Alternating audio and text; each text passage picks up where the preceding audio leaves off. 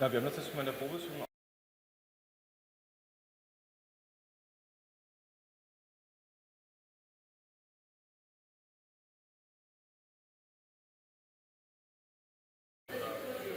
Ja, machen wir halt weiter.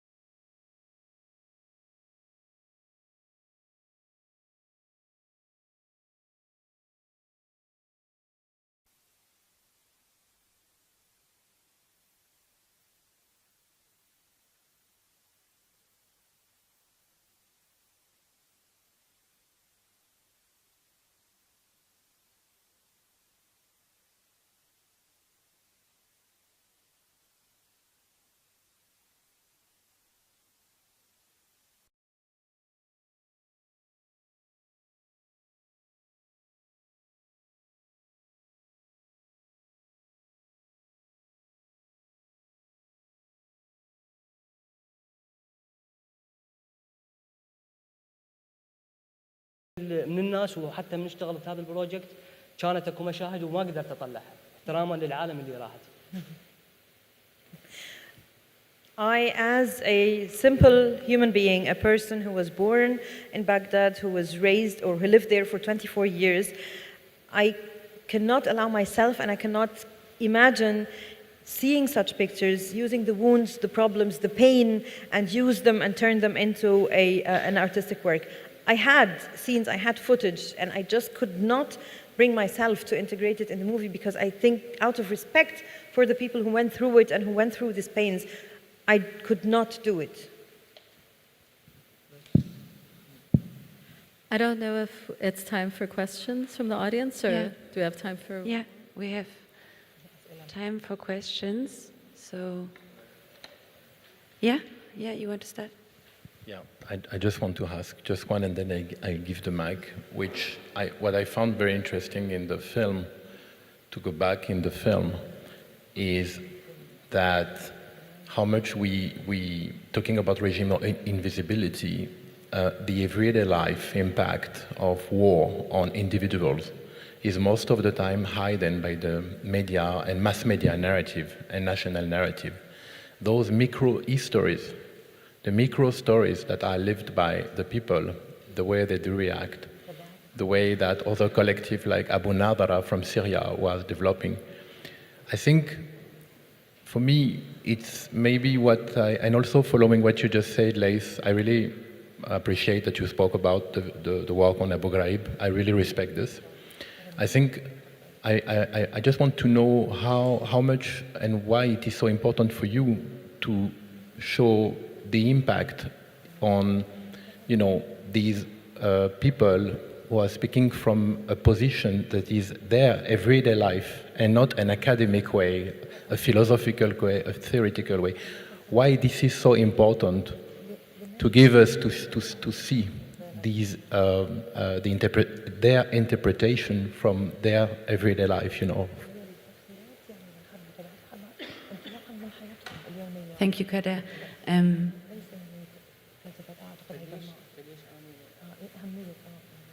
أهمية هذا لأن أنا واحد منهم. Laith, can I just? يعني عايش. Laith, can I just? I just wanted to say, so because of the translation, it's maybe better to go question by question. Okay, so. قدر هي الأهمية بالنسبة لي أنا واحد يعني من الناس يعني أنا انولدت قلت لك ببغداد وعشت ببغداد. فهو The question of importance, it's simply because I am one of those people, because I come from Baghdad, and this is why this is so important to me. Because he's one of them. That's also what he said. Yeah. Charlotte, can you hear someone?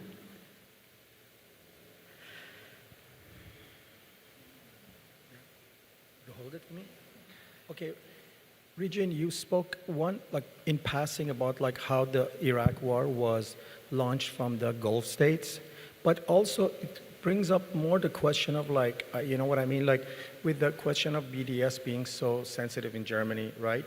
But we have people in the room who comfortably take their discourse to the religious fascist state of Iran. We have people from forensic architecture who comfortably travel to a religious apartheid like Iran and go there and take their work there, and without thinking about all of us if I travel to Iran, I get executed for what I've done outside. We have Germans here in the room, who go to Saudi biennales, you know what I mean, celebrate how these, you know what I mean, the problem is more than just the Gulf state and the Saudis who launched these wars, who were part of this. There's also Iran. There's, you know what I mean? And the focus is always on BDS and Israel, where nobody questioned those who go to Iran. Nobody questioned people here who went and celebrated the Biennale of blah, blah, blah in Riyadh and posted pictures on Facebook, whereas I think one have to have a consistent ethics. If you're gonna boycott Israel, if you're gonna boycott receiving award from a German government, you have to also not go to Dubai, not go to Art Dubai, not go to Iran. Iran is a religious apartheid regime that we've been trying to fight and change it. So, you know what I mean? So please maybe just talk about that part about how Gulf state is implicated. And maybe ask the artist, what does he think about this geopolitical dimension of the work, basically, if we can make it into a question for the artist. Okay, thanks Mo. Let's leave you answering. Who was it? But the last part, can you repeat it?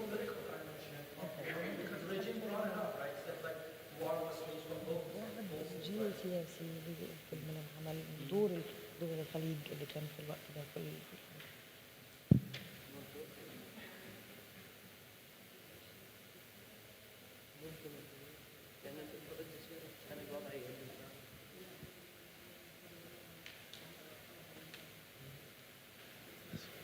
Is there any other questions from the audience? Yeah? Okay.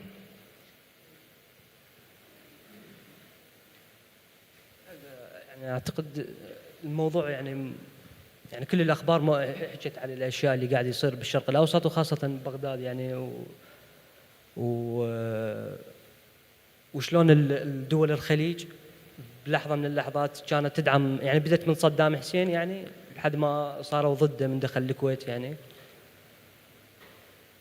كان بعد طائفي موجود أكثر لأن شلون التغيير الديموغرافي يردون يدخلون أكثر من خلال إيران والسعودية اللي تمثل الخليج.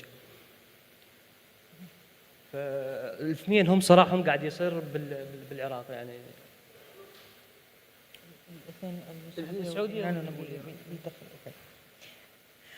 Well, I think following the news, or the news per se, cover the ongoings in the Middle East, and what I can say is that the Gulf states were supporting Saddam Hussein back then until they turned upon him after the invasion of Kuwait.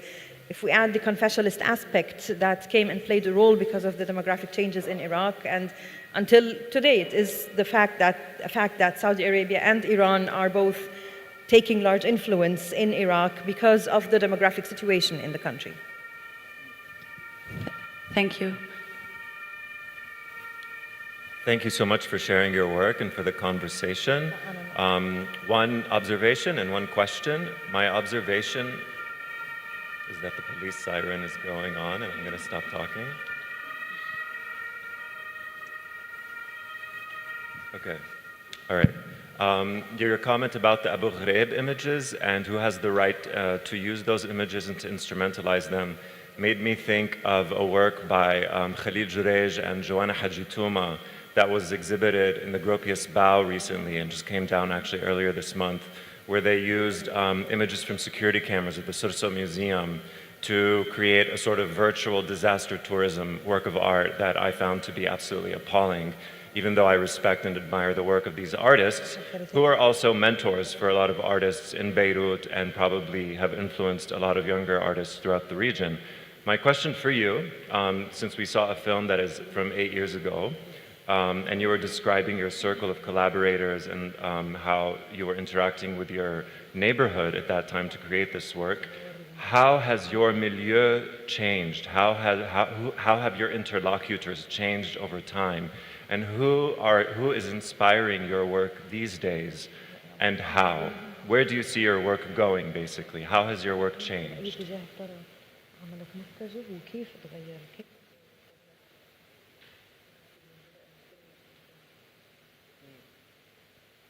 يعني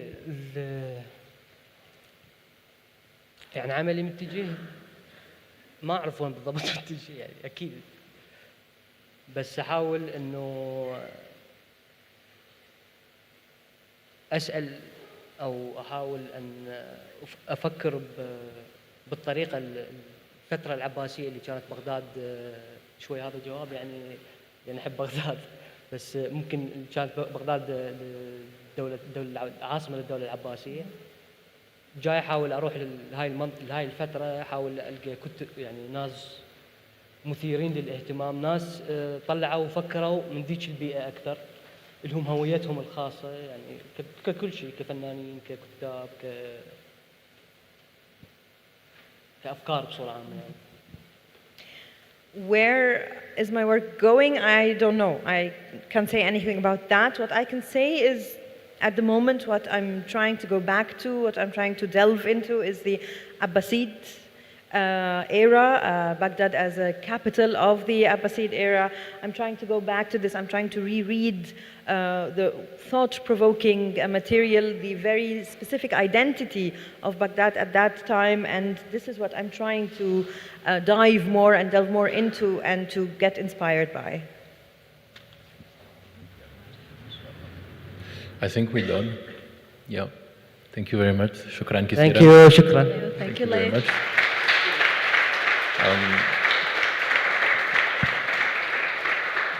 I'm sure there are many more questions.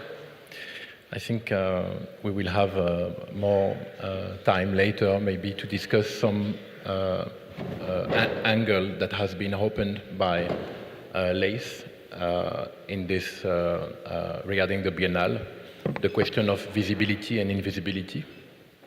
I have to say that myself, with my history from Algeria, if the torture in Algeria would have never become public, I think maybe Algeria today will be still a French colony. So it's because people like Henri Allegre, who was tortured and jailed and died in jail, but his book, La Question, has been published after, and the work of many, many other people, like Jean-Jacques Lebel, the artist who present the work on Abu Ghraib that Lace was referring, who was also condemned to death by France because he deserted the French army and signed the manifesto of the 121. I mean, it's a long story, but I really appreciate that Leigh spoke about this because I think it's for all of us here and those who are online, the question of visibility and invisibility is not only a metaphor, it should be an action sometimes. As a curator, I take the risk to show the crime.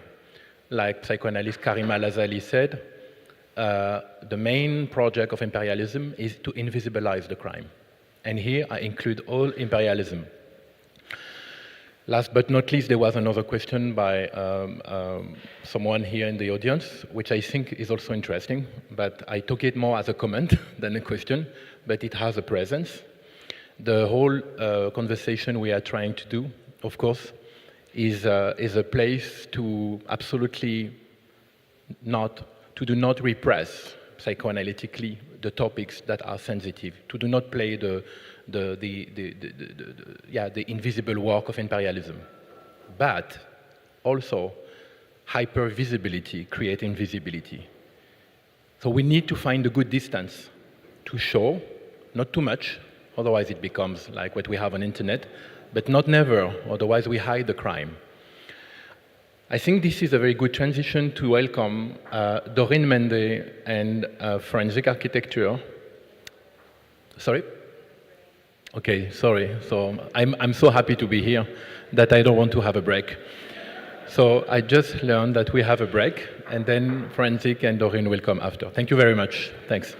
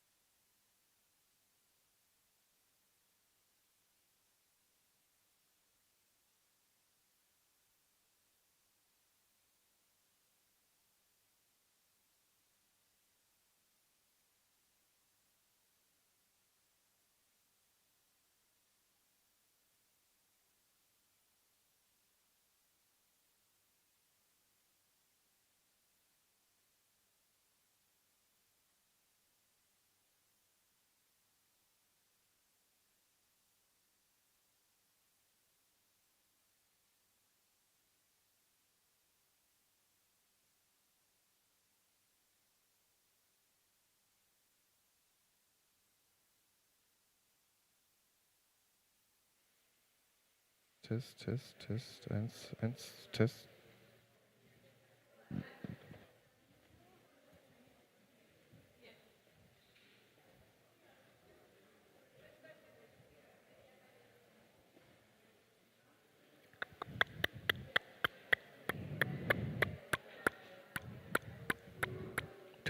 Test.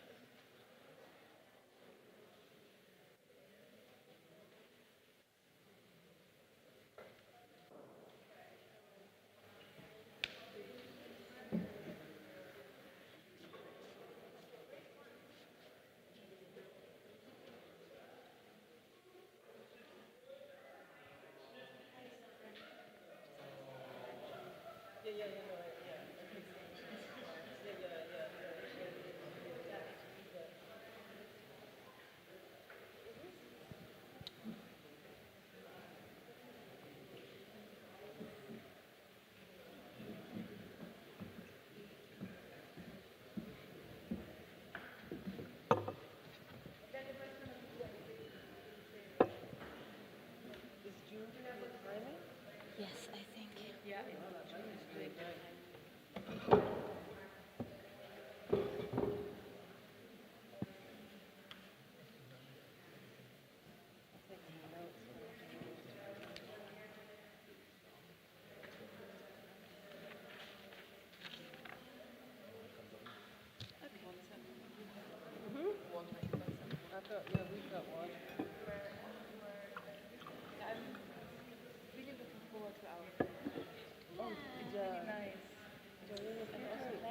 I think this is important too.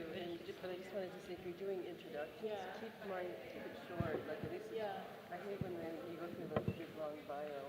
It's nice and simple.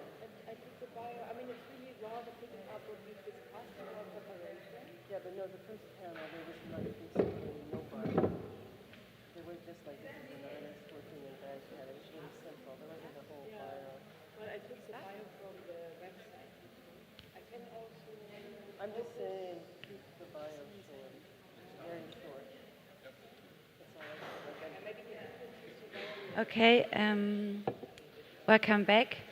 I want to welcome you now to the next panel, Weaponized Environments, together with Sammy Moafi and Susan Schuppli, and moderated by Doreen Mende. Doreen Mende, I just introduced you briefly because you have planned to introduce the other speakers. So Doreen is head of research of Staatliche Kunstmuseen Dresden and professor of curatorial and politics at CCC and head of Genève. So I'm really looking forward, and yeah, I give it over to you. Hello, good afternoon. It's a great pleasure to be here. Thank you so much, June, for the introduction. Thank you so much, Kader, and the team of the Berlin Biennial edition number 12 for conceiving this framework and that space and a series of conversations I'm very glad and honored to be part of, specifically with Sammy Moafi and Susan Schuppli, and also joined later by Ayal Weizman. And this conference framework on Imperial ecologies, we are going to deepen an inquiry and a set of methodologies regarding the weaponization of environment in very specific case studies, case study-based investigations, developing specific methodologies to develop a certain set of aesthetics and that respond to the kind of condition we are living through, the planetary crisis that I'm going to elaborate in a second. Susan Schuppli's multi-part research project called Cases is installed here at the Berlin Biennial in 3 venues. So Susan Schuppli is an independent artist and researcher participating here at the Berlin Biennial. You can see Susan Schuppli's work at the Stasi-Zentrale Campus für Demokratie, the Akademie der Künste, and also at the Kunstwerke. It's greatly installed, and it's an ongoing investigation into the politics of cold. And her talk is called Cold Matters. I think the title has changed to Cold Matters. I called the talk Cold Matters. But in the exhibition of the biennial, you can see various iterations of the ongoing research of Susan Schuppli called Cases that also exist in form of a website and in research videos that you can see in the exhibition. Forensic architecture that is today here present with Sammy Moafi on this conversation is present here at the Berlin Biennial as well, with an ongoing research of cloud studies that is developed through 11 different investigations on and around the world and on display at the Akademie der Künste in the Hanseatenweg and in the Hamburger Bahnhof. And Sammy is going to elaborate on 2 specific investigations.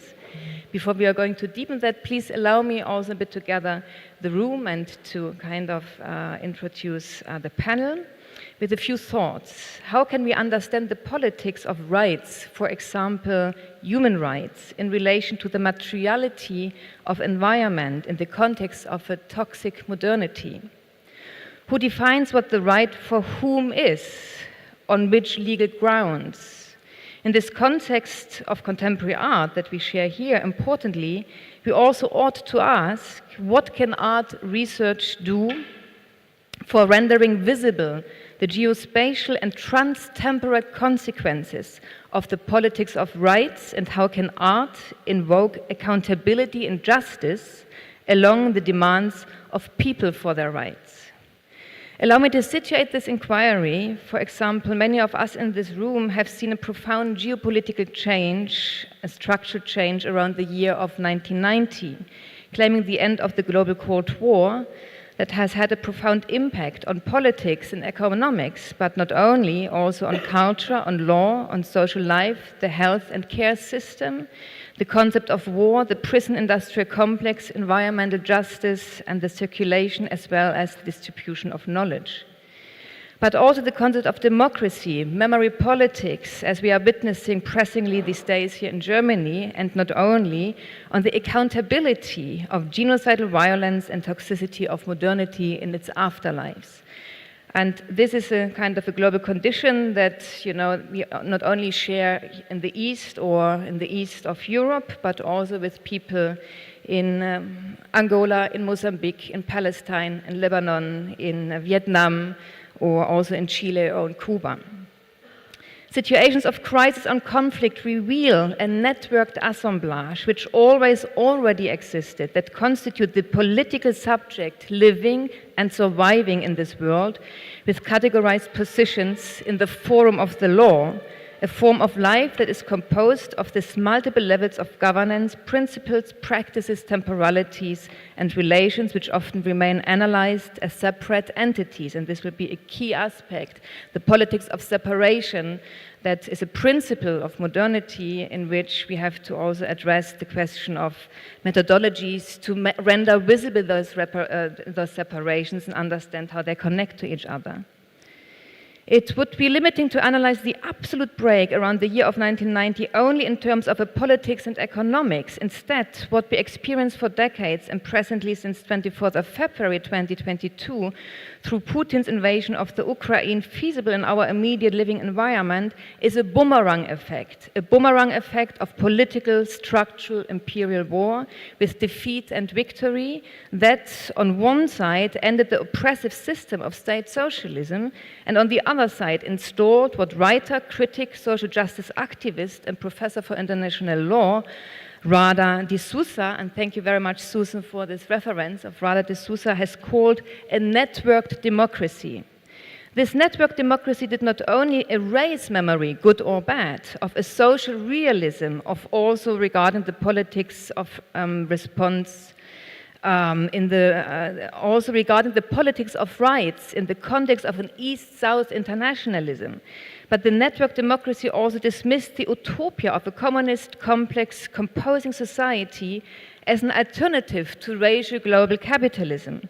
The principle of replacement operates through a democracy promotion, this is what Radha D'Souza calls that, from the so-called global north or west to the so-called global east and to the south. And this is not only in 1990, this kind of democracy promotion is an ongoing process throughout the short century of the 20th century.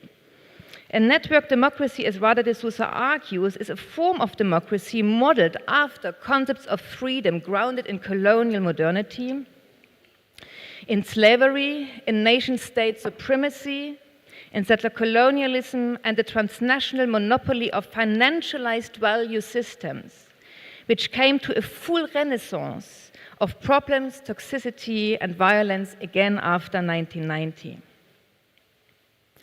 There is an inability to see the connections between rights and markets, this is what de Souza argues, or law and economics, or the connection between a network democracy and the climate disaster, or the connection between the prison industrial complex and climatology and the politics of cold, or the connection between European modernity and the chemical warfare in Syria, which is meant to remain invisible and separated by victorious power.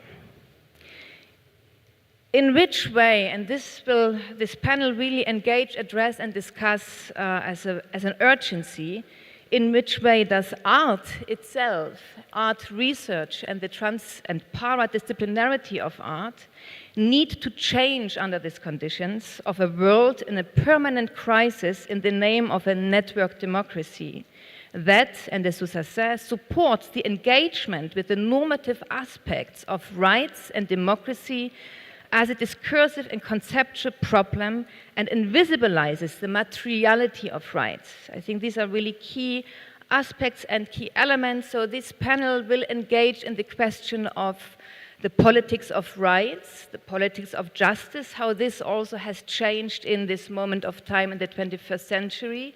And I would like to indicate a profound shift of conditions around the year of 1990, that we are still living the consequences throughout of the political depression, of the political failure, and this kind of democracy promotion, as it's been called by de Souza. But also the question of accountability. We as artists, as researchers, as curators, as theorists, as thinkers, as human beings in relation to one and another and the practices, environments we are in, and our accountability regarding the environments we are operating, let it be institutions, and shifting, I think, forensic architecture's approaches and the work over the last 10 years, and Susan Schubli's kind of very important investigations that, for example, has become apparent in her book of Material Witness, a profound change in an understanding of art, to situate art in the urgency to think what can art do for us today, will be part of our panel.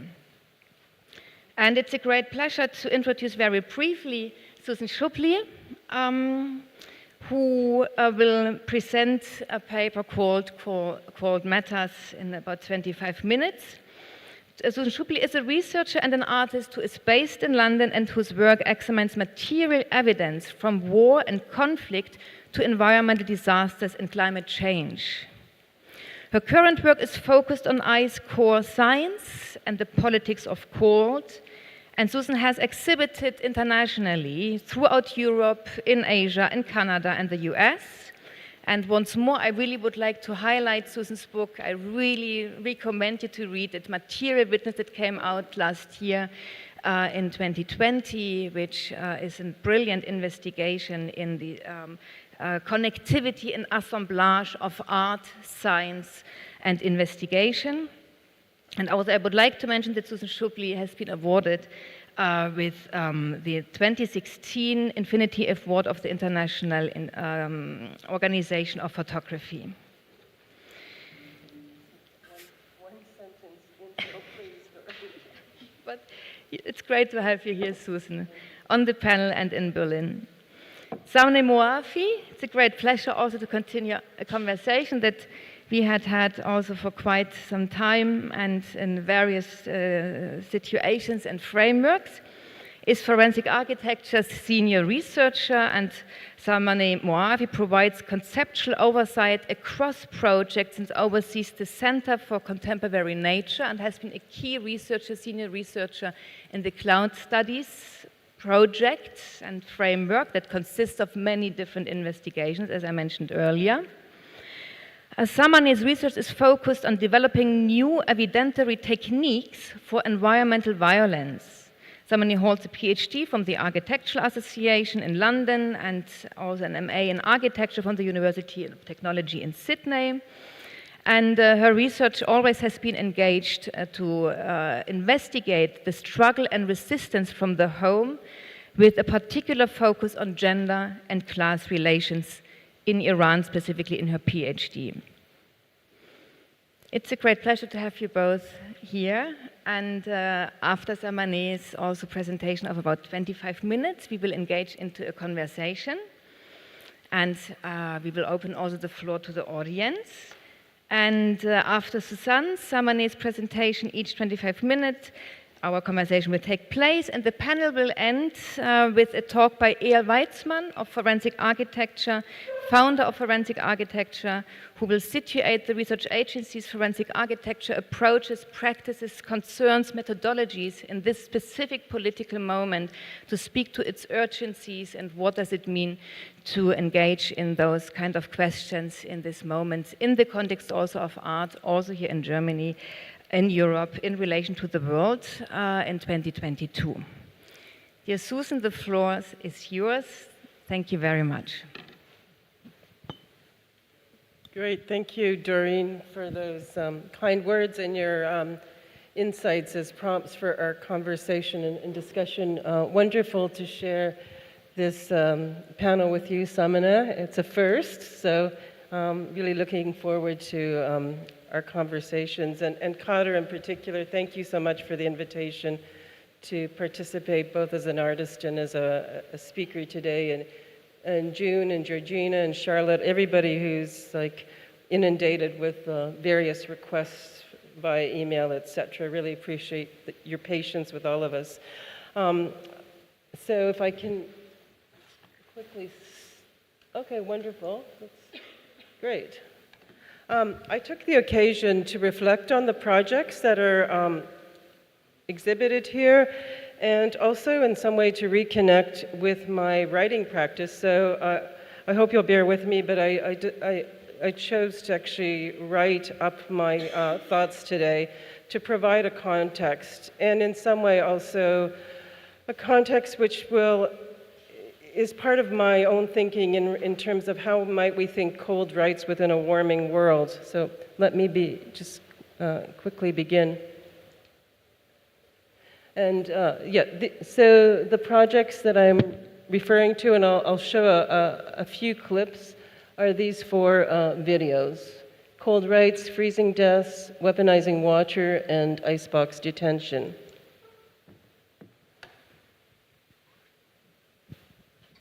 If they talked too loudly, or if children were crying, the guards would threaten to turn the temperature down further.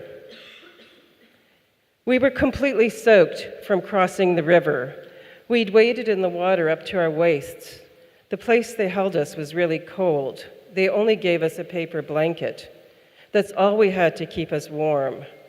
We were sitting on the cement floor, completely freezing. In the end, I had to sleep seated upright with my son in my lap because I couldn't let him lay down on the cement floor. He would have been much too cold.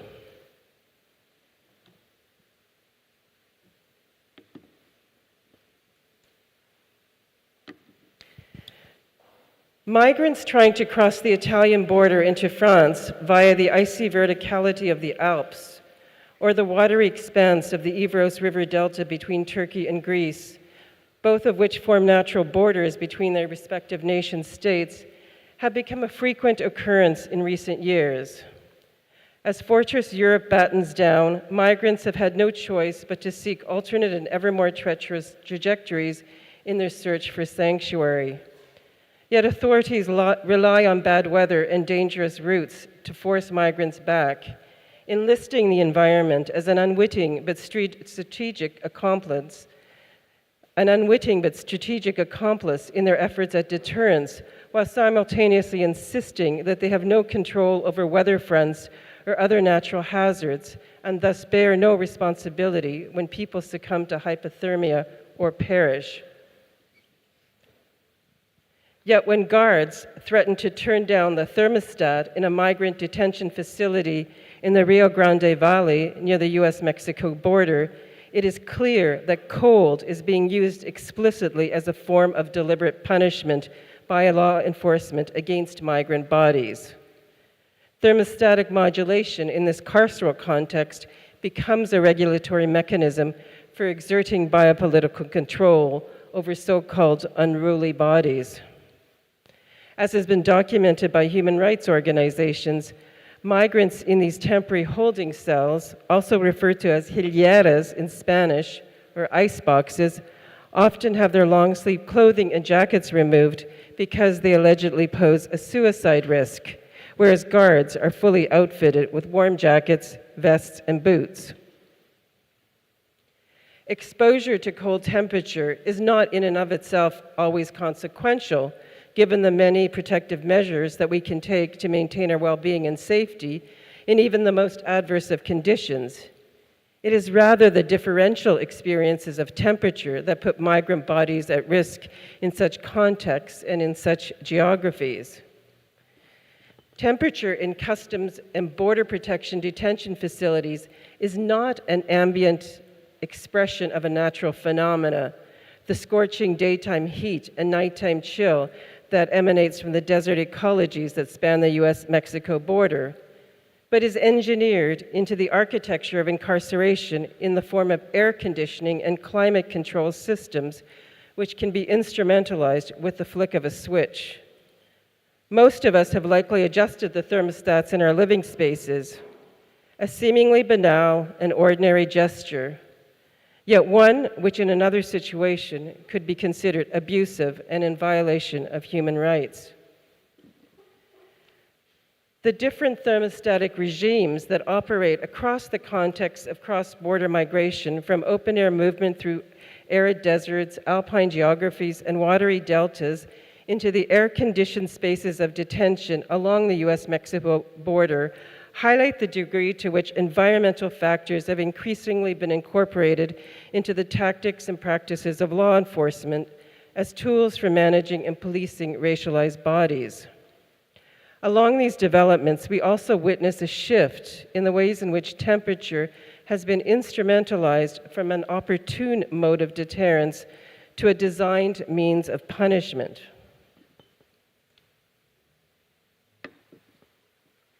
Today, the consequences of changing temperature are, of course, central to the climate crisis. So it may seem somewhat surprising that little public attention has been paid to the ways in which temperature has been used to inflict harm in other circumstances. Cold, in particular, rarely features in discussions of climate change, nor in debates around civilian policing. Yet even when media forums focus on the cryosphere, or frozen geographies of our planet, the emphasis is primarily on warming resulting from greenhouse gas emissions. These are discussions in which anthropogenic activities are demonstrably causal with respect to how rising temperatures are responsible for glacial recession, sea ice retreat, and the fracturing of the polar ice sheets.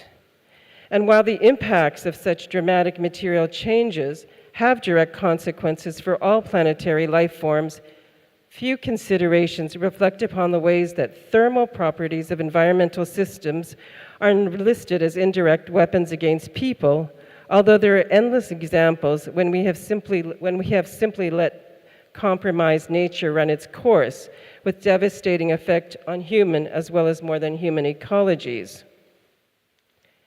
When the changing material conditions of cold, expressed by permafrost, thaw, sea ice retreat, glacial recession, and the collapse of the Antarctic ice shelves does enter into the political sphere, it is often deliberated within the framework of sovereignty disputes and security concerns that threaten to reorganize territorial relations between states. This has been the case in the circumpolar region for decades.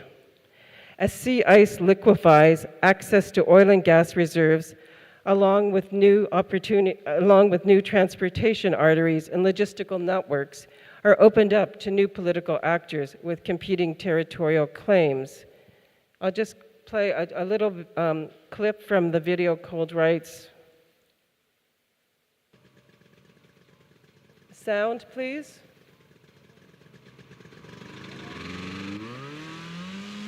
I don't see any patrol from the States. I don't see any patrol from other countries here. So it's no doubt in my mind, this is us. But to make sure that people understand this is Canadian land, you have to patrol it. Not only by air, but you have to patrol it by land and to occupy the ground. At the same time that terrestrial borders are shrinking, new territorial claims are being advanced deep under the sea, aided by developments in oceanic sensing.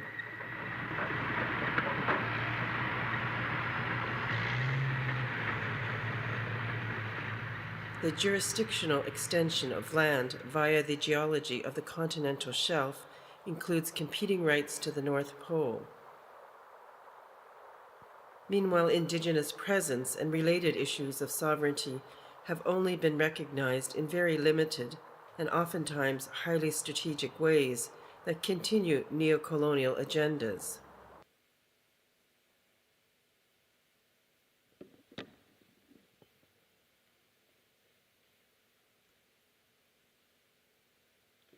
Yet for affected communities in the North who have been dealing with the ravages of global warming, especially indigenous people, the right to be cold has become a potent political demand that underscores our very inseparability from the environments in which we are all enfolded.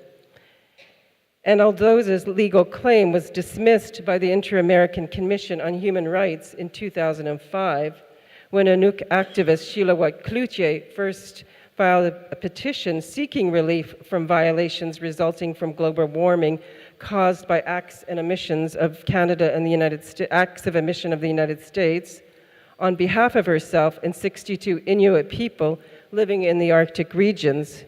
The transformation of a thermostatic condition into an ethical claim for cold rights has never been more urgent. Cold politics demands an engagement with a climactic sense of justice, rather than a partitioning of rights to states and treaty signatories. The right to be cold is not a call to be subject to harsh or inhospitable conditions, but is a provocation which recognizes that the material integrity of environments upon which cryospheric communities depend are thermostatically interdependent. It is thus a plea for an ethics of temperature that is relational and committed to life's flourishing. The right to exist within a stable temperature regime that sustains rather than destroys life worlds. Although temperature is defined quantitatively by a series of gradient degrees that are indicative of thermal intensity, the actual lived experience of temperature is always qualitative and dependent upon a wide range of input variables that combine to produce a feeling of either cold or heat. Each person experiences the same thermal conditions differently, depending on their gender, body type, health, fitness, clothing, etc. Likewise, all building materials have a thermal mass, which refers to their ability to absorb, store, and release heat. The rate at which materials discharge absorbed heat is known as thermal lag. Poured concrete flooring, the kind found in CBP detention facilities, has a high thermal mass and a long thermal lag, meaning its capacity to release its stored heat is slow, which is why concrete floors feel very cold to bare feet, and why so many detainees spoke of their extreme cold when forced to sit and sleep on the floor for days and even weeks, despite the illegality of such extended detention in what is supposed to be a temporary holding and processing facility only. Consequently, the experiential impacts of temperature can never be reduced to an isolated property of a complex system, but are aggregate immutable, expressing themselves differently across contexts and bodies.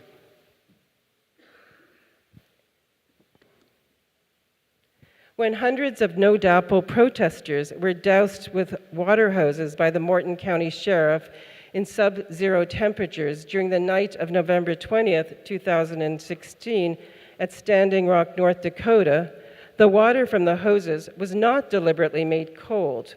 It was rather the combination of air temperature interacting with bodies whose clothing was completely soaked that exacerbated heat loss and intensified the experiences of cold, a situation which resulted in over 300 reported cases of hypothermia.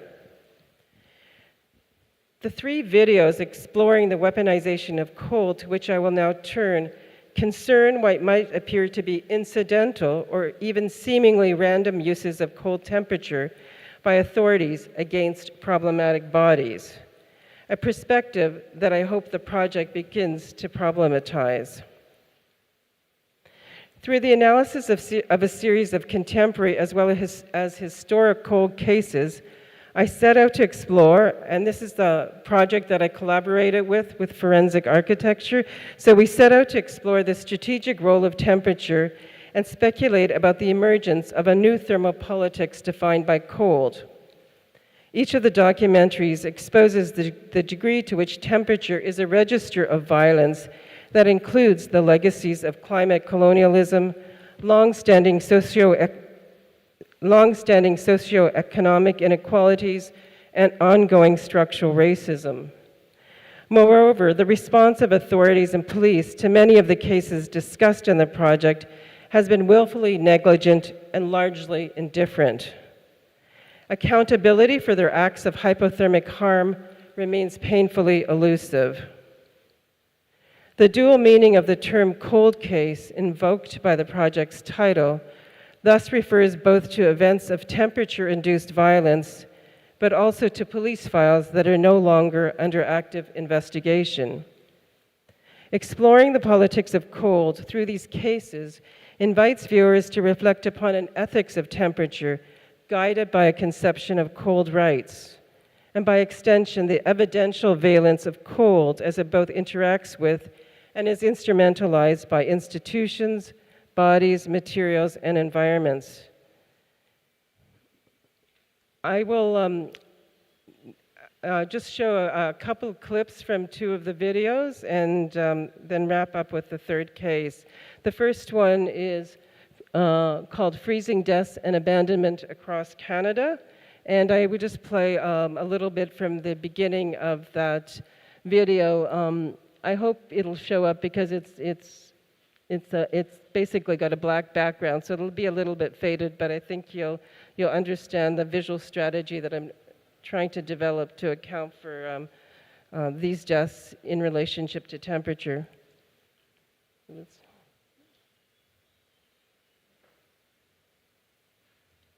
In June 2003, Russell Sabo, chief of the Saskatoon Police Service, admits that an officer was disciplined in 1976 for abandoning a woman who was 8 months pregnant on the outskirts of the city.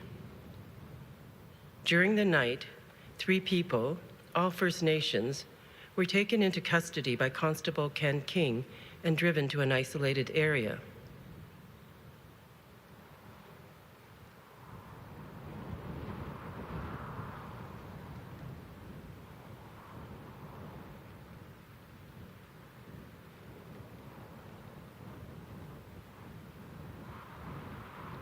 There they were dropped off and forced to walk back in cold nighttime temperatures. King reportedly drove them outside the city limits as punishment for having liquor in a place other than a dwelling, rather than late charges. Paperwork would have necessitated bringing the 3 people into police facilities where they would have spent the remainder of the night. King was eventually charged with discreditable conduct and neglect of duty, charges he repudiated. On October 15th, Constable King was fined $200. This clandestine practice is known as taking someone on a starlight tour, a shadow system of racist policing in Canada aimed at evading the justice system, one that would repeat itself over decades to come.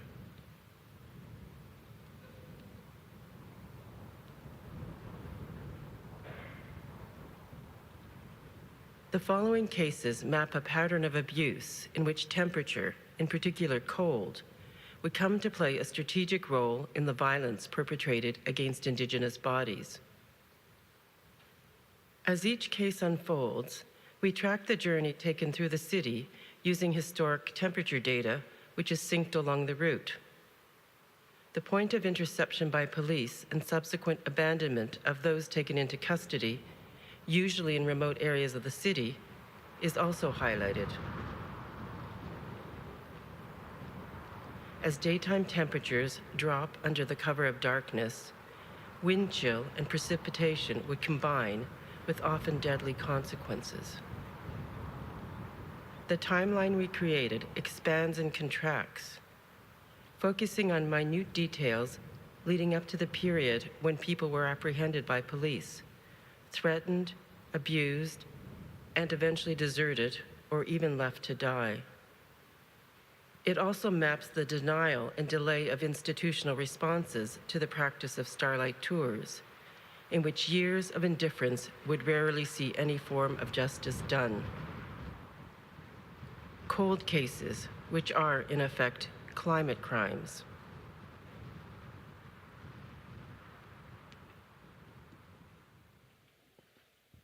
When racialized people, especially First Nations, come into the custodial care of authorities, police, prisons, and schools, harm, abuse, and violence is a frequent outcome. Admission to freezing deaths and abandonment as an informal operation of policing has been vigorously denied, and disciplinary action and accountability remains infrequent and is at best significantly delayed. Yet the pattern and practice of starlight tours has unfolded across cities and rural communities in Canada for decades. When authorities were forced to confront the outcomes of inquiries and commissions, denial and indifference on the part of those implicated was the norm. Dropping temperatures and environmental conditions became lethal weapons and tools of force for managing and abusing racialized people. Yet findings of exposure and hypothermia in autopsy reports could not prove that the weather was used deliberately on the part of those authorities who took people into their custody, nor indeed would any coroner's inquest establish the actual cause of death, namely structural racism and settler colonialism. No death certificate will ever disclose the real reasons that Neil Stonechild, Frank Joseph Paul, Lloyd Joseph Dusty Horn, Rodney Nastus, and Lawrence King Wegner perished, nor the hundreds of others who have disappeared or died through willful neglect and abandonment. The second case deals with the use of the water cannon or water hoses against water protectors at Standing Rock. On the 27th of October 2016, hundreds of law enforcement officers descended upon the Ocheri-Chacon 1851 treaty camp just north of the Standing Rock Sioux Reservation to disband its Indigenous activists, international observers, and allies.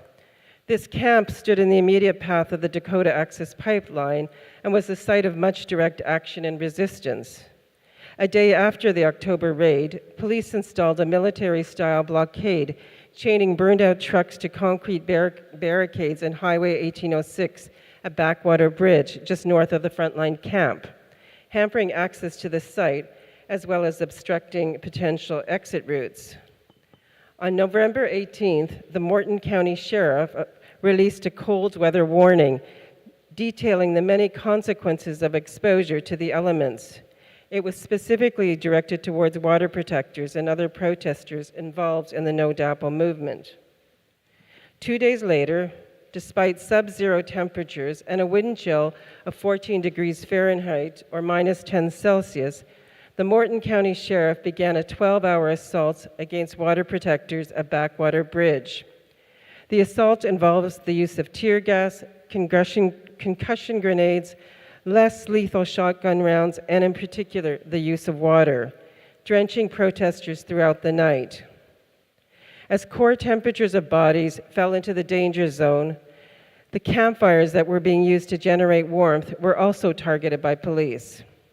Over 200 peaceful protesters were injured that night, 26 needing immediate hospitalization.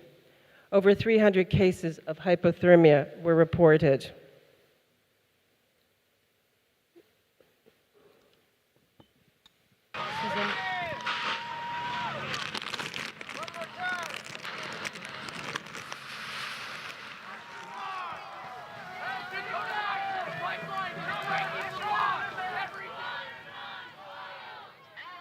Using photogrammetry software, we were able to calibrate the drone footage obtained by Unicorn Riot. This allowed us to build a precise model of the area around the blockade and locate people, vehicles, and objects within the site.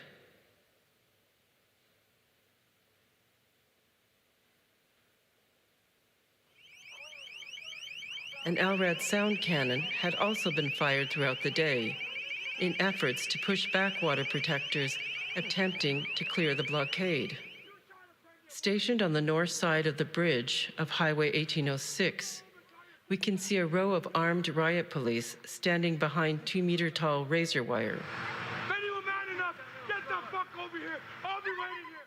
Positioned among them are 4 military tactical vehicles, 1 armored police car, a Lenco Bearcat, and 1 mine-resistant ambush-protected vehicle, or MRAP.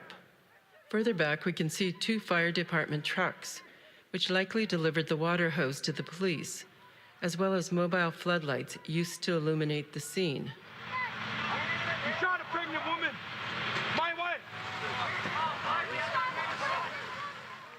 The position of the MRAP and floodlights allowed us to photo match and situate numerous videos captured from the ground and air.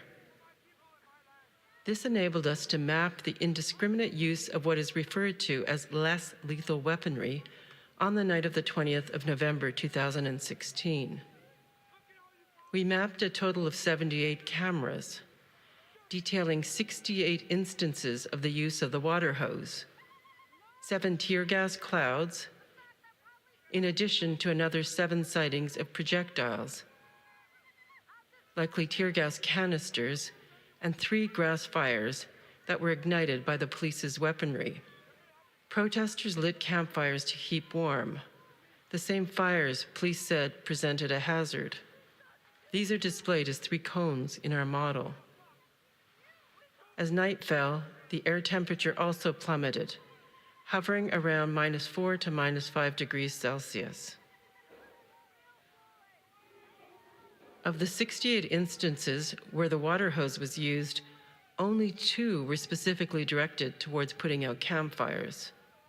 All other instances clearly depict deliberate efforts to drench protesters with water that immediately turned icy cold in such frigid winter conditions.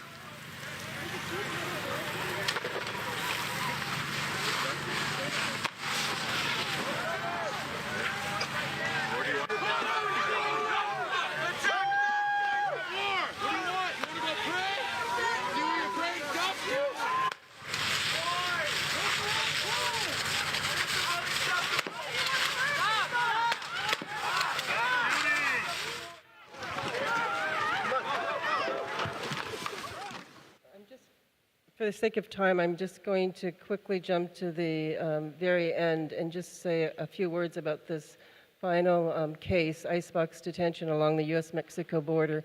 Let's just go to...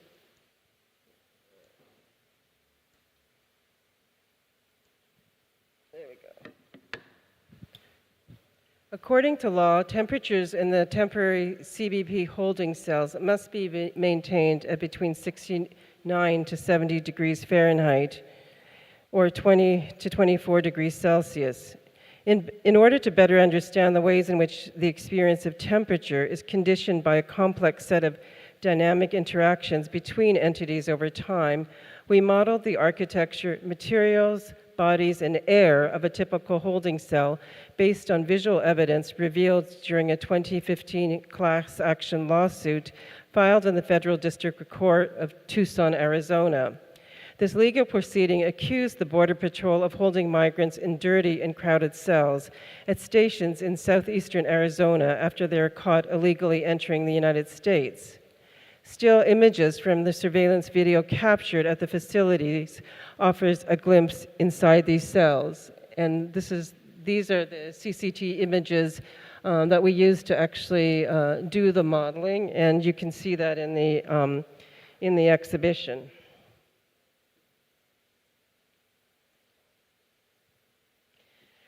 While plausible deniability, we didn't realize it would get so cold, or we have no control over the weather, featured in many of the responses to allegations around the lethal consequences of temperature in the clandestine practice of starlight tours, or likewise when confronted with a hypothermic chill that resulted when winter weather compounded the violent impacts of water hoses directed towards water protectors at Standing Rock.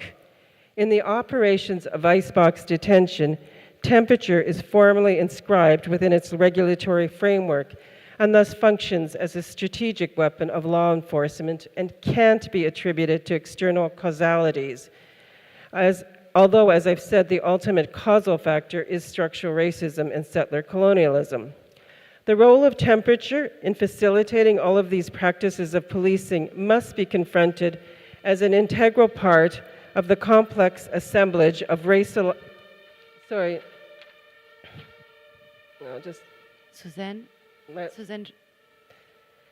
The role of temperature in facilitating all of these practices of policing must be confronted as an integral part of the complex assemblage of racialized violence inflicted directly upon bodies and cannot be dismissed as an incidental feature of such activities. Together, these videos make the case that the use and abuse of temperature is itself a part of this enduring colonial legacy and that it is ultimately also part of the crime. And I'm just going to wrap up there and welcome Samana. So thank you very much.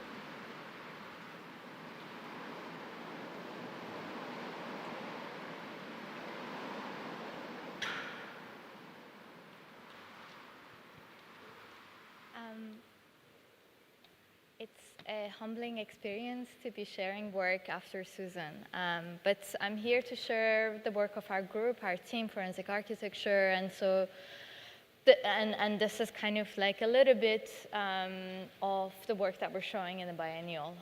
It's a work that is called Cloud Studies. I think a lot of the questions you'll find that we're pursuing in Cloud Studies around toxic clouds are also share similarities with the kinds of questions Susan is asking around the cold. Okay, so I want to start with this image. This is Selak, a chart that is local to Palestine, to Gaza to be more specific. It has a mild taste, mild and sweet, maybe earthly even. Selak is edible. There is a beautiful stew that you can cook with it. You can wrap rice in it as you would do with wine leaves. You cook salak, basically. Well, not this one. The markings that you see on this leaf are signs of exposure to herbicide, i.e., the leaf is exposed to herbicide the same way a film is exposed to light. Each marking holds the memory of a herbicidal spraying. This leaf, its image was given to us by a Gazan field worker along with other damaged herbs. Zucchini, for example, basil, or pea, spinach. Palestinian crops along the eastern border of Gaza were dying en masse 2 times a year, in January and in April, right before their harvest time. We were asked to investigate.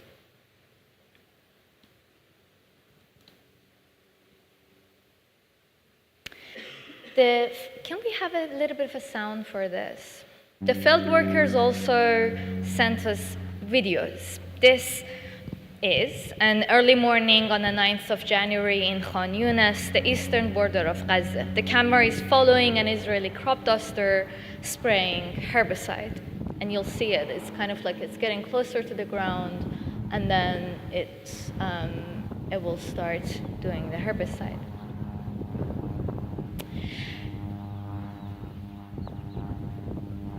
If you listen carefully, you can hear the wind. It is for this wind and its weaponization that today I want to foreground the necessity for developing new investigative methods for mapping toxic clouds, clouds that escape the lens of the camera and drift before depositing on the ground, clouds that are enmeshed in colonial and military forms of violence, and so it is important to bring accountability to them. This is another incident of aerial spraying. Early morning on April 5th, same place. The GPS location of the field worker confirms the site, but I'm sure you also recognize the spatial features, like for example, the watchtower, which you also saw in the previous video. We reconstructed the camera cone of vision by cross-referencing measurements of objects. Around the camera, we built the 3D model of the landscape, the plane, and most importantly, its path as it was doing the herbicidal spraying. We studied the crop duster, the duration of each spraying, for example, how close to the ground it was flying. You will see kind of like it flies up and then it gets closer to the ground, it dips down, and then it starts doing the herbicide. We studied the time between each act of spraying. It would be a few seconds. And the direction of the flights also. So what we learned was that the plane would go up and then it would kind of like do a turnaround and come back and repeat doing the kind of like the spraying. I'm sure you're hearing the wind. But hear the cameraman too. He sees the plane and knows that his crops are about to be killed. And that all that he can do is pointing his camera and filming it, with the hope that an investigation will open, that will bring accountability to it, that will stop it.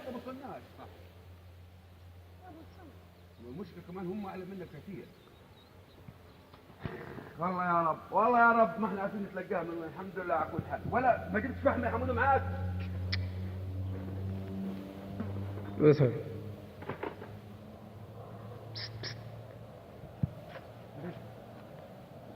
So now it's done the U-turn and it's coming back.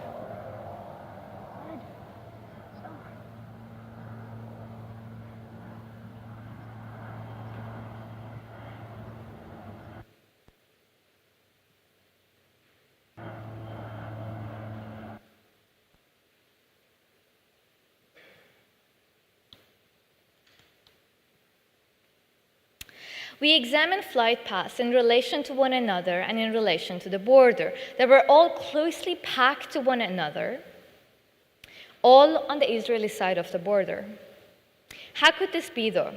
How could it be that the source of the spraying is on one side, but it's the Gazan crops that are being killed? We realized that our 3D model, our 3D reconstruction, was missing an important actor, the wind. We worked with a scientist from the Imperial College, Dr. Salvador Navarro Martinez, to reconstruct the wind in our model. We asked him to base it on the exact meteorological conditions of this early morning hour in Khan Yunis. For example, humidity, wind direction, its speed, the temperature. And we asked him to simulate the movement of the particles in time and in space. So the kind of like the particles that you see with blue color, they are as they're moving with the wind, and what you see on the ground, the yellow and the red bits, are the depositions of these particles on the ground. So the red is showing the higher concentrations, and kind of like gradually the blue and the green are showing lower concentrations. Our analysis showed that toxic herbicide was traveling up to 350 meters deep into Gaza.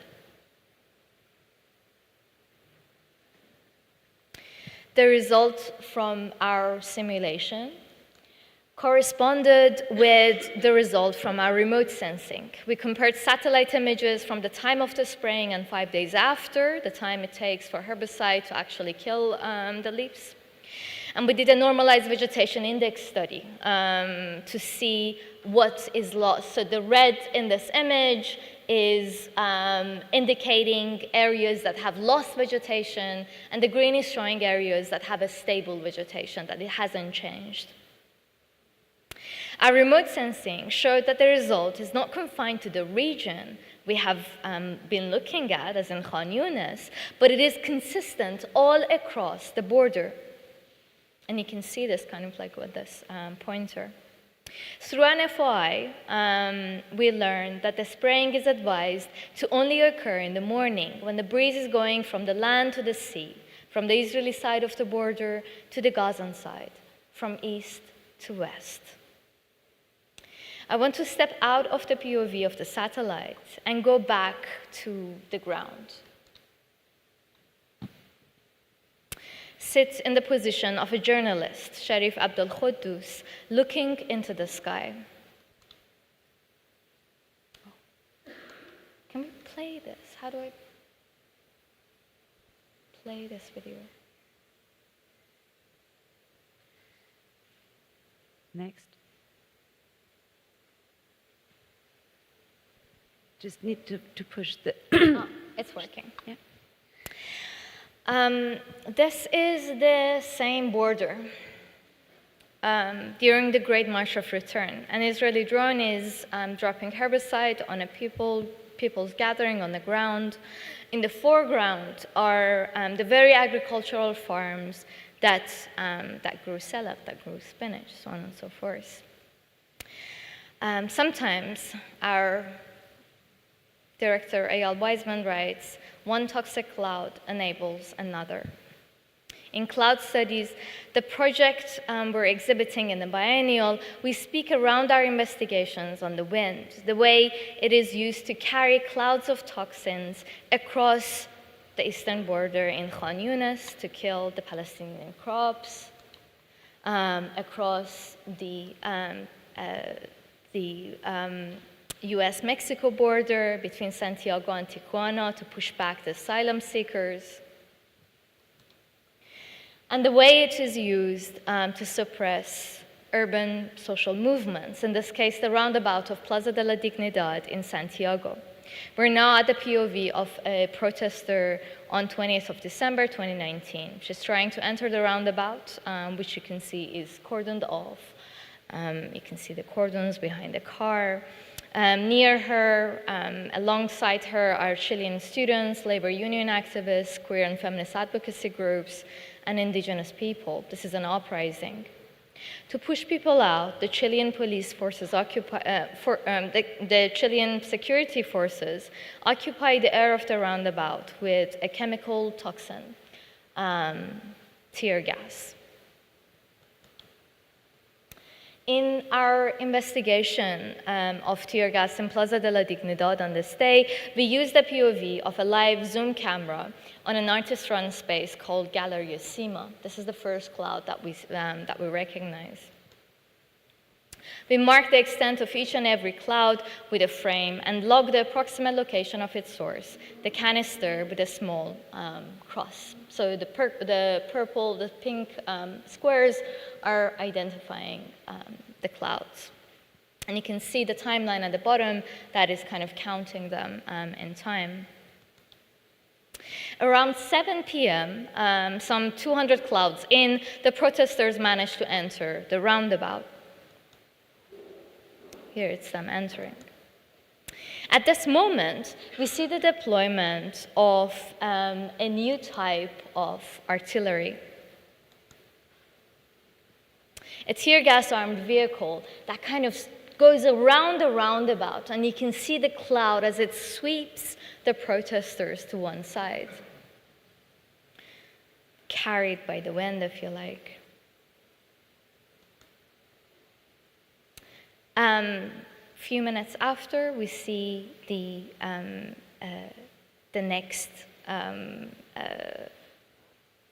next vehicle following the act of the first vehicle, taking advantage of the same wind to push the protesters from one side.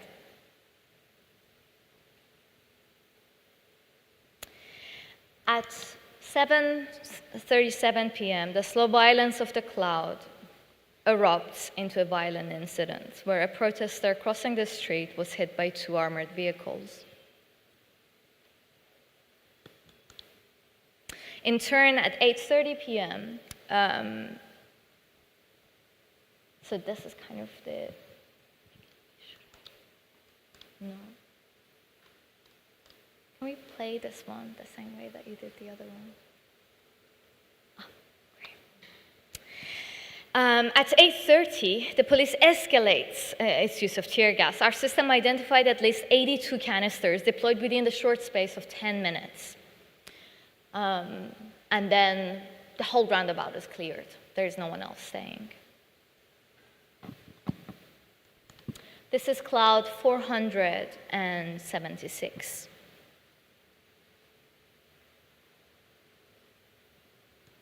This is cloud 486.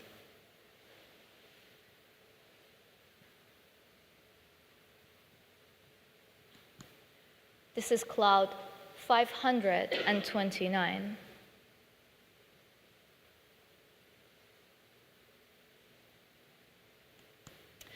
With the location of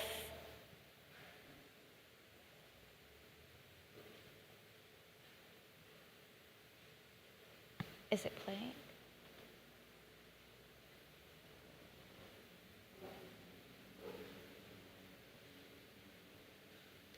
Perfect. With the location of the 594 tear gas canisters accurately mapped within the 3D model, we worked with our collaborator in the Imperial College to reconstruct the wind as it billowed through the roundabout, i.e. its turbulence, and simulated the movement of the airborne toxins as they were kind of being carried by this turbulence.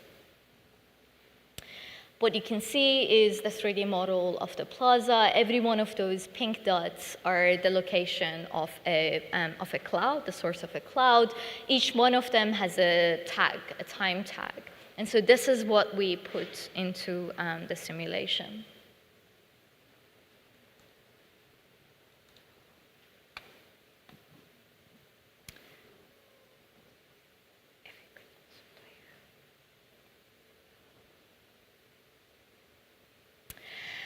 We showed that the surrounding buildings generated irregular turbulences that carried airborne toxins into the larger neighborhood. They then carried the toxics from the southwest to the northeast across the roundabout, ultimately depositing them on the ground. Not only the ground, but in fact the canal. So what you see again, similar to the previous case, are the blue are the particles of tear gas, and on the ground you can see the concentration of the deposits on the ground.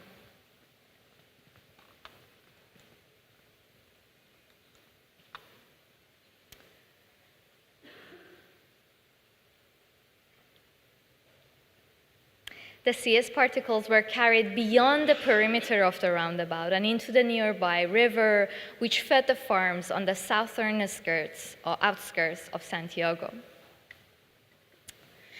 And I'll close here. I shared with you one of the techniques that you see in cloud studies and the way that we used it in a border in Khan Yunis.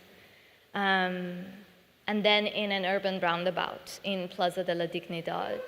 In both cases, to bring accountability, right? To be able to map something that is not visible to the camera, that is not visible to the eye, but is present. And I'll I'll end with a positive. With something that with something that came after we published the Chile investigation. Within a couple of weeks after, a neighborhood community that was kind of like that, opened a court case against the police, taking them into account that they have destroyed the flora and the fauna of their neighborhood because of their use of tear gas. And it's a beginning, right, to put a ban on tear gas, period, globally.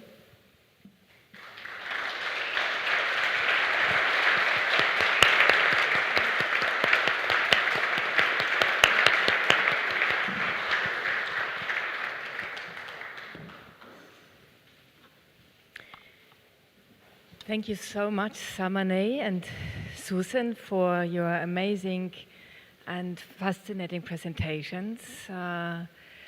It's very pertinent and very kind of really precise and situated, and I very much appreciate also the care for the detail that you are sharing here to present with us. And I would like to start with a set of questions and then also open up to the audience.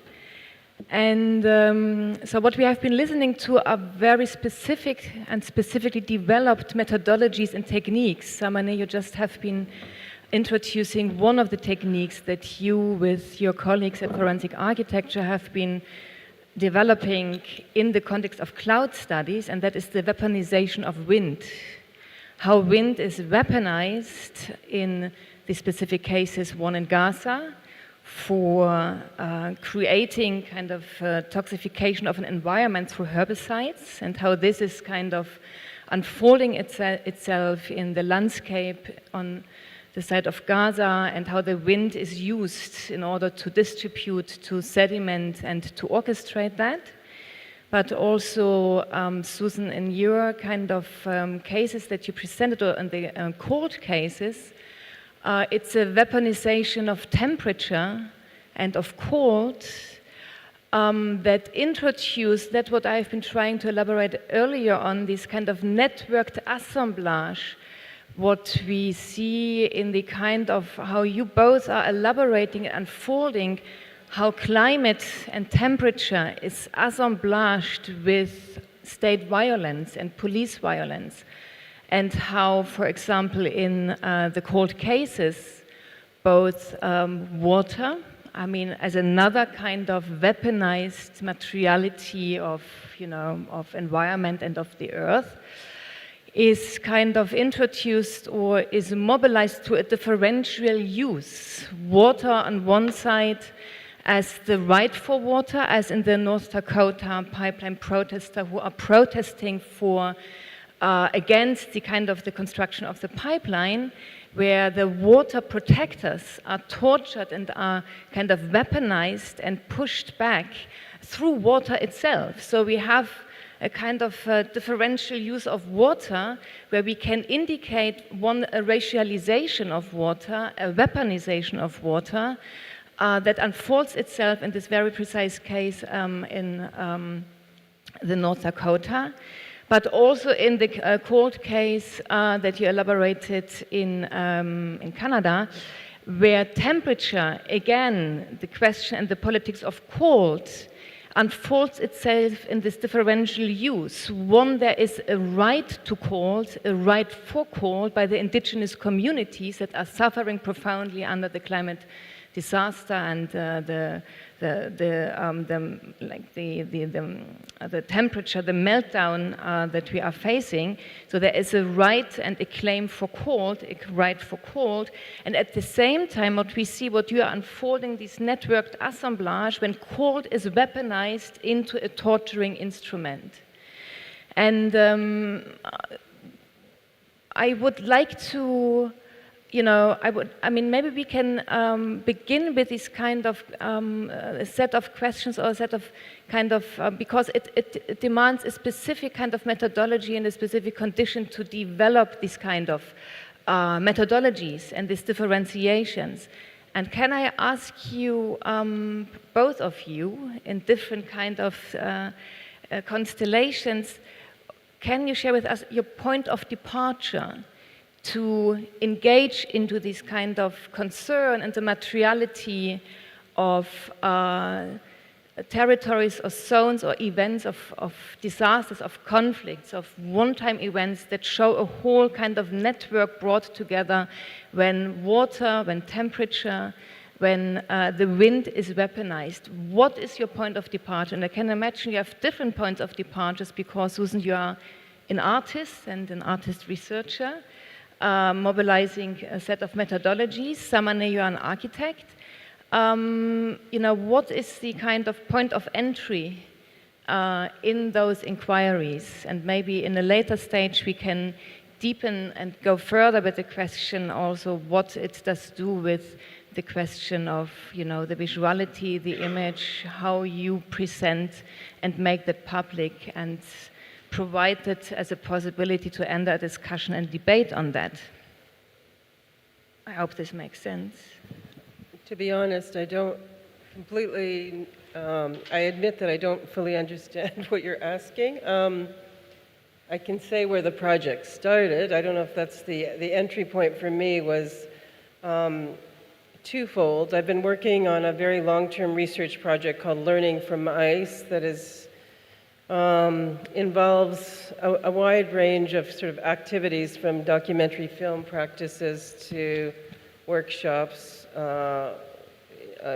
with, say, grassroots organizations in India, for example. But in the very first documentary I produced called Ice Cores, one of the things, which is, ice cores are, are extracted from the ice sheets, notably Antarctica, Greenland, but I was focusing very specifically on the Canadian context and the Canadian Ice Core Archive and spent time there documenting the labor practices of the glaciologists and the scientists who work on ice, some of whom actually characterize what they do as sort of like living on ice. But suffice to say, one of the things that really struck me when I was filming in the Ice Core Archive and spending time there was the ways in which these material samples, which are the most important samples, if you will, in terms of building the argument around the greenhouse gas emissions. Ice cores produce the highest resolution data set of climatic histories because every layer of snowfall is archived. So you might have hundreds of data points in a given year. But so this very kind of precarious archive of ice requires a very intensive infrastructure of cooling, compressors, fans, et cetera, So there's a kind of internal contradiction, as there are in most situations in which there's a kind of energy infrastructure. And it was at that point that I really started to think about the production of artificial cold in relationship to these sort of material samples. And over the years of working on the project Learning from Ice, which is really a project focused around knowledge practices. What are the different knowledge practices, from techno-scientific to very kind of local knowledges, folk understandings, even what are the different knowledge practices that are mediated by something in some way that's very ordinary, ice, but also quite an extraordinary material. And so I felt also I really wanted to deal with very specifically, not with knowledge practices. That's one aspect of my work. I wanted to focus very directly on temperature.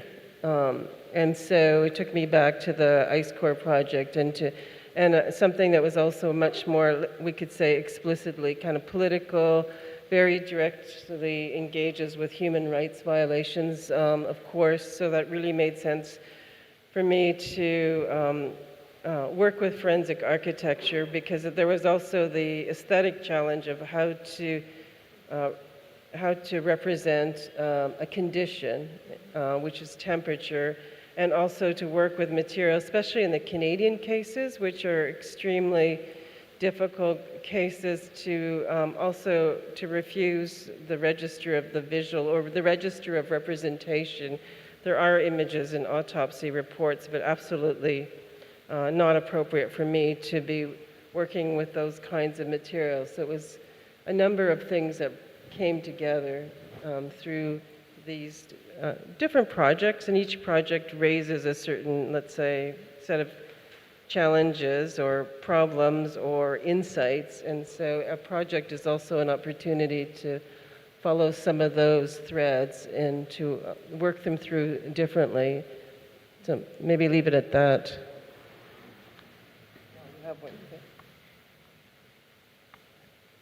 There is a bit in one of your videos, the one that is about the North Dakota protests. And what you have done in this video is that you've reconstructed that landscape, and we can see the drone, the kind of the position of the camera, as it's kind of like as it's done, and you go from one of the images to the next, right? And I think, in a way, like that's one of the kind of like anchors that keeps repeating in many of our investigations. That the position, like a video testimony, right? Be it from the air, be it from the ground, documenting an incident, and in a way, incidents are our way of talking about larger structural forms of violence that are in place. I think that's maybe I'll stay there. Thank you. Yeah, no, I mean, you both have been addressing this, a different also approach to the question of visuality and the image, and this is also where a network of practices come together in terms of an experimentation, but also questioning the image's kind of capacity of representation, the video as a testimony, but also the image itself as a research instrument, so as a research tool. So how can you evidence, how can you render visible? I think the previous panel has been talking a lot about visibility and invisibility. How can you render visible kind of a very specific event of violence that is, its aim is to individualize, to separate, and this is in the cold cases, I think this became very pertinent that the state or the police violence is meant to leave those people, racialized indigenous populations, by themselves out in the cold. And I think there is a visuality here at stake and invented that tries to use the image capacity. This brings us close to the operational image that Harun Farocki has been thinking about, but also to use the image itself as a form of visual research for investigating, developing a methodology to sense the kind of event of violence that is a composite and an assemblage of different kind of positions and actors, of which racialization, of which climate, of which police, of which state plays a critical role. And maybe, because Susan, I know that you have been working on that a lot, and also for forensic architecture, this has been a critical question, and I just also would like to, these questions of aesthetics, of investigative aesthetics, it's also a book to be recommended that just came out by Ayal Weizman and Matthew Fuller, the Investigative Aesthetics on Conflicts and Comments in the Politics of Truth, where, and this is something, Susan, for your work has been really pertinent for many, many years, these questions of an expanded aesthetics or a ramified aesthetics or a chronopoliticized aesthetics. I think in all of what you have been showing, also we see a chronopolitics of the moving image, the image that is used in order to indicate the scalability of time and the visualization of time. And since, the cases you presented, there are many, many similarities, but I think also your positionings are different. Could you perhaps elaborate a little bit on that kind of your use, your approach, and your invention of a visuality that for me is very pertinent in terms of a profound change also of the function of the image and the function of art and research, like in these situations, in these kind of conditions of conflict, situations of conflict and disaster. That, as you, Sammy, were saying, are far larger than, you know, maybe a human could understand and imagine, or that would fit into an image frame. So how do you deal with these kind of infrastructures that have different kind of angles, components, and positions that are, you know, coming together there? And where you, I mean, your work with the visual practice, like coming close and developing an aesthetics that is much wider than the aesthetics we have learned under conditions of European Enlightenment, I guess. I hope this makes sense. I hope it's not too long to elaborate, but I hope I can create a bit of a ground and I can say something space. quite simple. I mean, you know, like my background is architecture. I'm trained to look at an image and immediately understand what the size of the space is, how far things are from one another. I'm trained to be able to understand the kind of like build a 3D model out of that image, or turn a 3D model into an image, right? And vice versa. This is kind of my background, right? And when it comes to, for example, in both of these cases, we're dealing with clouds that shift and change. They only stay in air for, you know, they're only visible to the eye for a short few seconds. You can see them at their source, but that's it. Like with tear gas, for example, we know exactly that.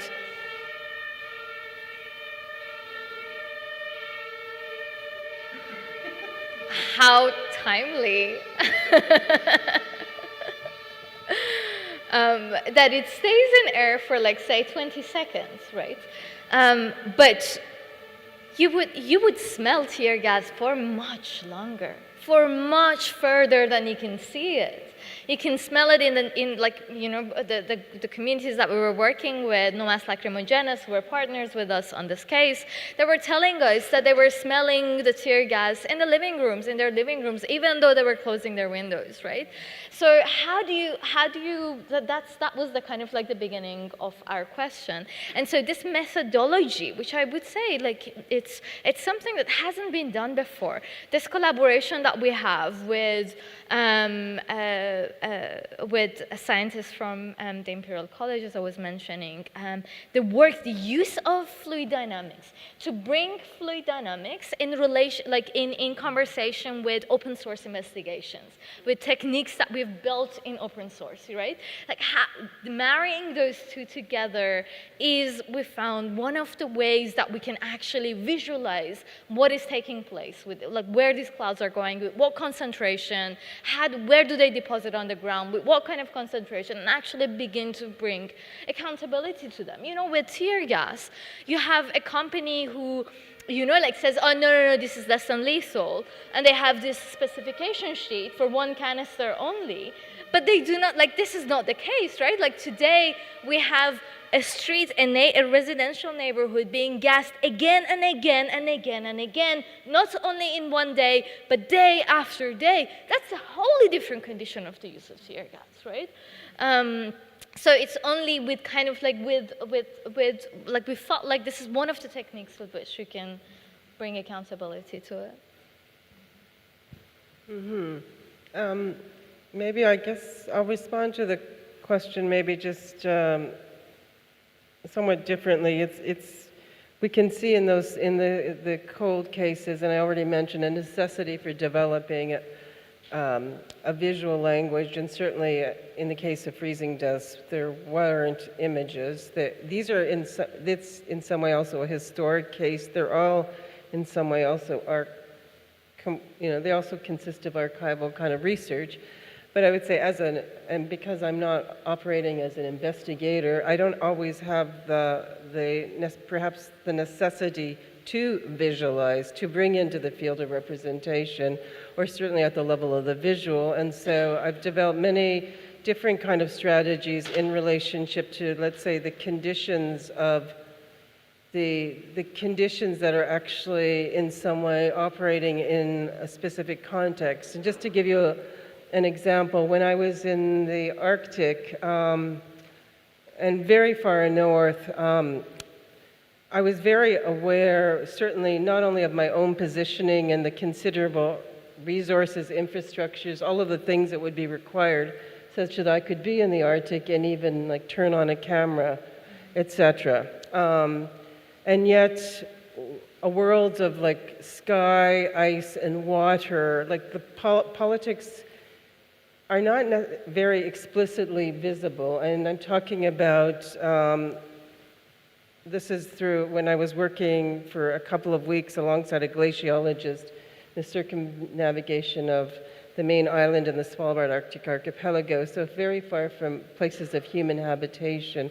So the project that emerges, I thought, well, does it make sense to narrate, to talk about the ways in which that space is completely saturated with politics, you know, military intelligence gathering, the nuclear, the Russian and UK fleets that are patrolling the Arctic under the sea ice, etc., the histories of the colonial imaginary that organized a certain notion of whiteness within the context of the North, etc., etc. All of these things are operating in that space and are a consequence of the kinds of activities and histories attached to that space.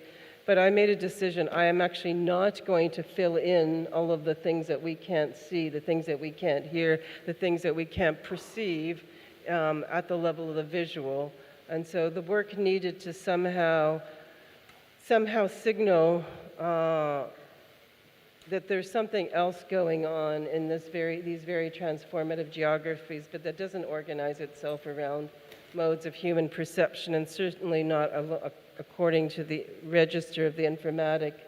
So in that case, I actually worked very closely with sound, and I had to develop sonic strategies that could somehow start to register some of the sort of politics that were operating in that space. So in some way it was like a refusal to focus on the visual, in part because that wasn't my experience, and to not focus on narration, which I've often used, but to see if I could sort of activate another kind of sensorial kind of register to denaturalize these kind of images. So I think different projects really ask, as an artist, they ask us to think about, to develop different kinds of strategies in relationship to the aesthetic, in relationship to questions of representation, because if the political condition is organized around the axis of representation, as an artist, one really needs to think seriously about how one is going to respond to that condition, where representation is the problem, where representation is what is might be occluding or the political or opening it up, etc., etc. I think so. I've tried to develop different strategies in relationship to different projects. I guess that would be the simplest way to say that.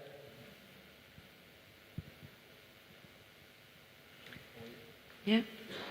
Should we open it up to the audience, maybe? Okay. Yes, please. Thank you so much, Susan and Sammy. And I think we're open now to the audience. Are there questions, remarks, or there is a question? Yes, thank you. Just 1 second. I think the mic is coming. Oh, thank you. So my question is about how accessible do you think forensic architecture is currently, and do you think it's a problem that the people that you're mapping and the people that you're investigating aren't necessarily connected to the mapping process and the visualization process?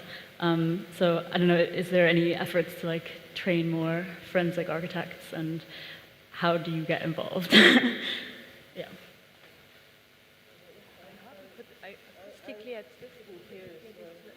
Could you please repeat the question, maybe also a bit closer with the microphone, because I couldn't. Yeah, my question is, how accessible do you currently think forensic architecture is as a methodology for countering state violence, and how do you get more people trained and involved?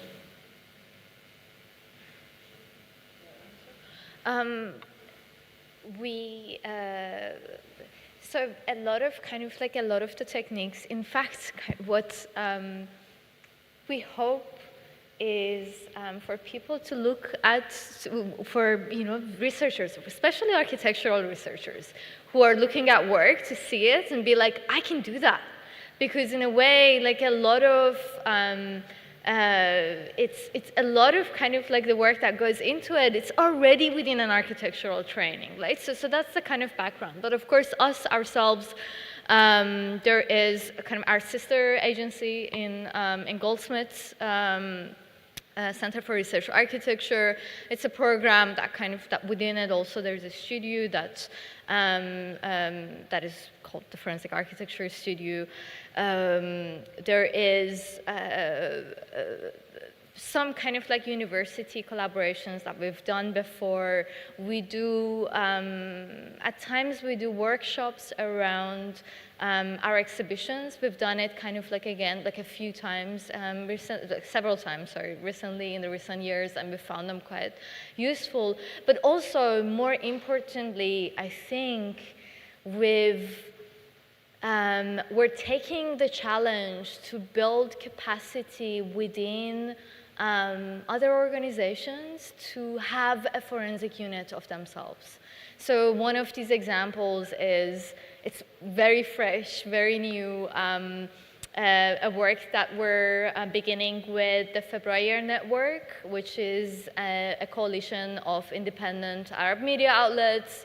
It's a a composition of Madame Nasser in Egypt, Megaphone in Lebanon, Al Jamhuriya, Cyber, Ma'azef, and so the project is to build, train architects within a a forensic architecture unit so that they can work with journalists, right? And so this capacity building is something that we're actively trying to pursue and partner and make that happen.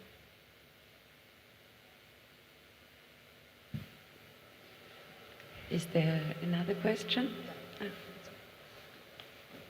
Okay. Hello. Thank you very much for both presentations. My name is Sophia, and I think I have two questions, but I will start with the one which I feel more passionate about, and this is one for Susan.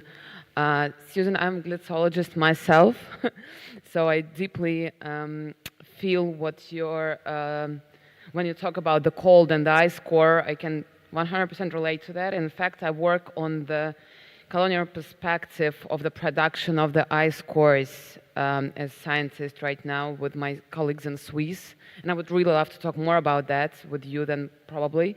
But right now I have I want to know your perspective on the politics and labor production of the ice core, how it is different or how is it similar to the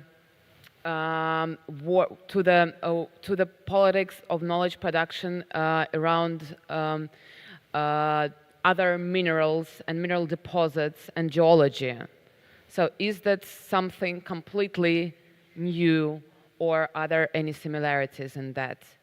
And my second question, if I may, it's very short, and maybe if it's not relevant, please just ignore it.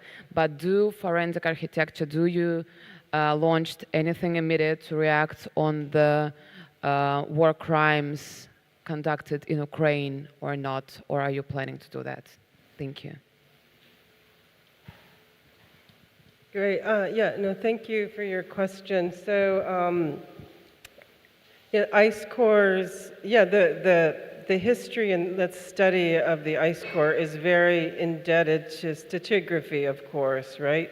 Annual layers so that we can read the climate histories of the planet. So that stratigraphy being the foundational, I guess, conceit of certainly of geology. Water is basically.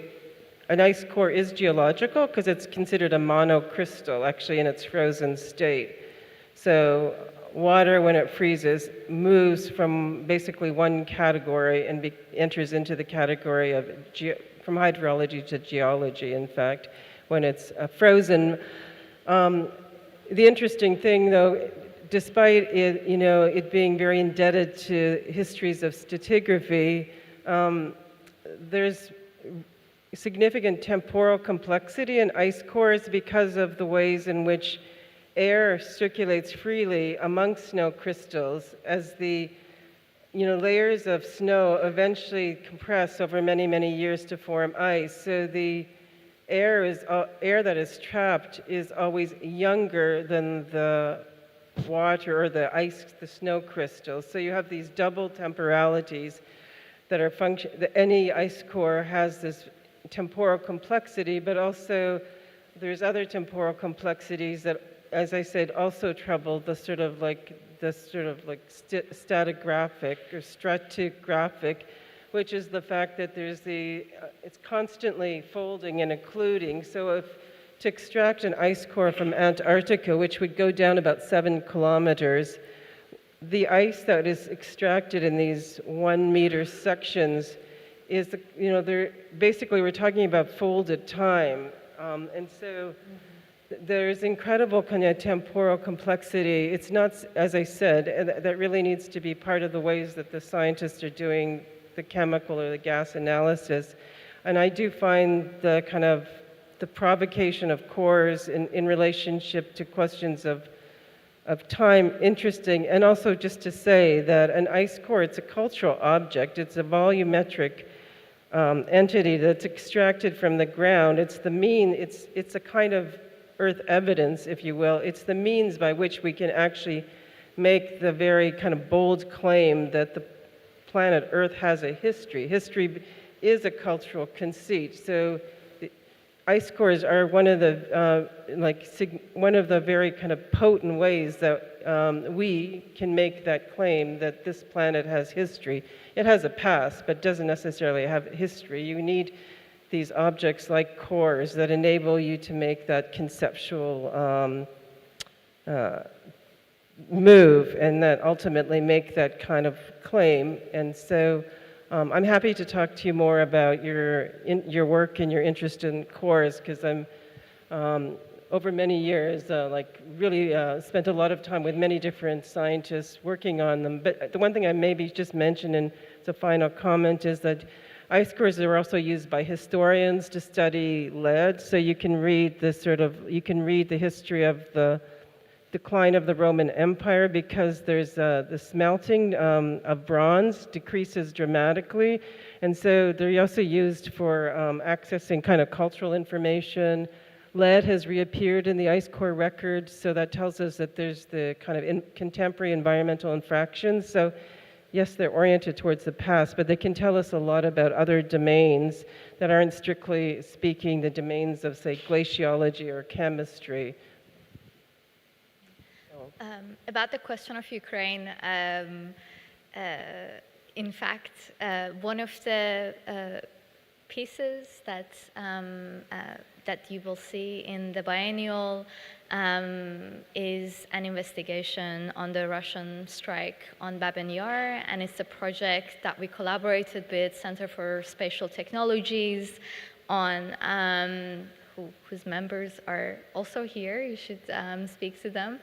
A brilliant group of researchers, Ukrainian. We worked with them on this investigation, and it's something that goes. It's a very in-depth research that starts from the strike and actually interrogates the deep history of Babin Yar. I do invite you to see it, and I do invite to speak to, keep an eye on Center for Spatial Technologies. They're a brilliant group. We have time for one last little question.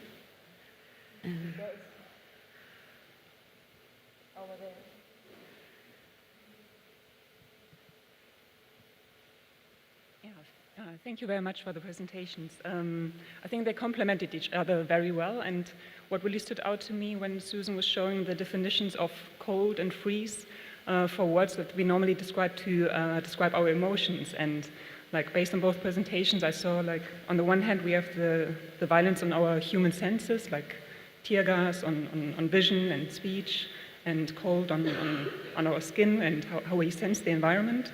And I wonder if you have any examples, or are there any ways to even visualize or investigate our human emotional responses to violence? Because what there I see the relation is then also that the inhuman emotional responses to the violence of people that create it. So as you say, there's indifference, denial, and I wonder how that really relates to kind of the fight, flight, freeze, and fawn responses that we have to respond to external stress. And yeah, if there's any consideration so far in your work, or if you see there's actually great potential to take in this layer of aesthetics that is also very much invisible. So, yeah, I think I heard everything. I have a bit of a problem hearing sometimes. So, as I understand it, you're talking about like the kind of like the sort of more phenomenological experiences that we have in relationship to environmental conditions. I'm trying to think back, like, I mean, in some way, the cold cases, I suppose, are a little different in the sense, for me, in the sense that I've often tried to look at the ways in which materials register, like, and perceive and register external kind of phenomena. I haven't worked so much on purely the kind of like the experience of, so let's say environmental conditions, or if I am, I'm always trying to understand more the sort of context, like how certain experiences come to be, and in some way and I think I'm trying to think, I don't know if there's, I'm trying to think of, I might not have a kind of example at the ready. The only thing that I could say is when I was working with a group of researchers in a Drengdrung Glacier in the Zanskar region of Ladakh, and one of the things that we were really trying to do with the workshops that we were running, maybe it's a bit of a tangential answer to your question, is to say like the model, the typical model of the sort of NGO community there in relation, the people that are working around on climate change issues, which are oftentimes focused on water scarcity, would be to tell people about this is what we're doing, this is why we're doing it. It was very kind of like communicative, and so like the strategies that we were developing was we ran like deep listening workshops and a variety of activities on the glacier using many different kinds, like geophone sensors, hydrophone sensing, also just like human experiences of the body, the ear, etc. And kind of in that case, it was really, struck me that was a very kind of different approach, was like, what would it mean to create a kind of an experience in some way that could bring also local communities into the practices of the science that was happening there, rather than just this is what we're doing and this is why it's important, etc. And I found that like that strategy was really effective in that kind of context, to think about science more as how can like a scientific aspect, or how could research produce certain conditions of hospitality and invite and welcome people in who may or clearly have stakes. I mean, in fact, their life is at stake, but where it's a process of listening and responding and experiencing rather than being talked at. And I think maybe that's the kind of best way to answer your question for the moment. Yeah.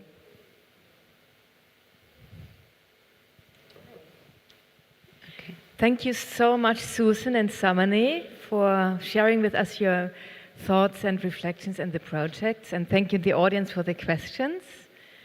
And great. Yes, so we continue. Thank you very much.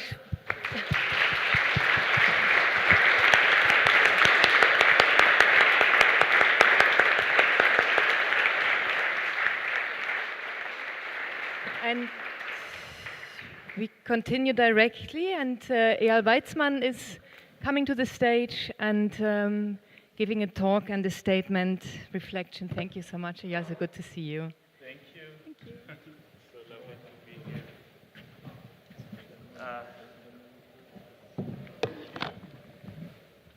Thanks, Doreen. Thanks to everyone.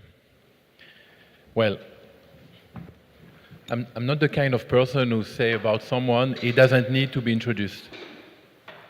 But I have to say that I'm very happy to receive Ayal Weizman here, a friend, intellectually and personally.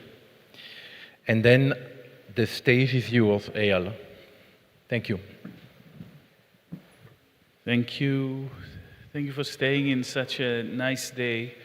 I have about 15 minutes to do something I really wanted to do because we've been very active in Germany recently, forensic architecture, and kind of like chaotically bouncing between different registers and kind of touching upon different institutions, from undertaking investigation into racist policing to working closely with the German media to starting an investigation about the German genocide in Namibia and other things. And these weeks have been incredibly chaotic and confusing, and I just want to make an order somehow in my head in kind of thinking with you through those.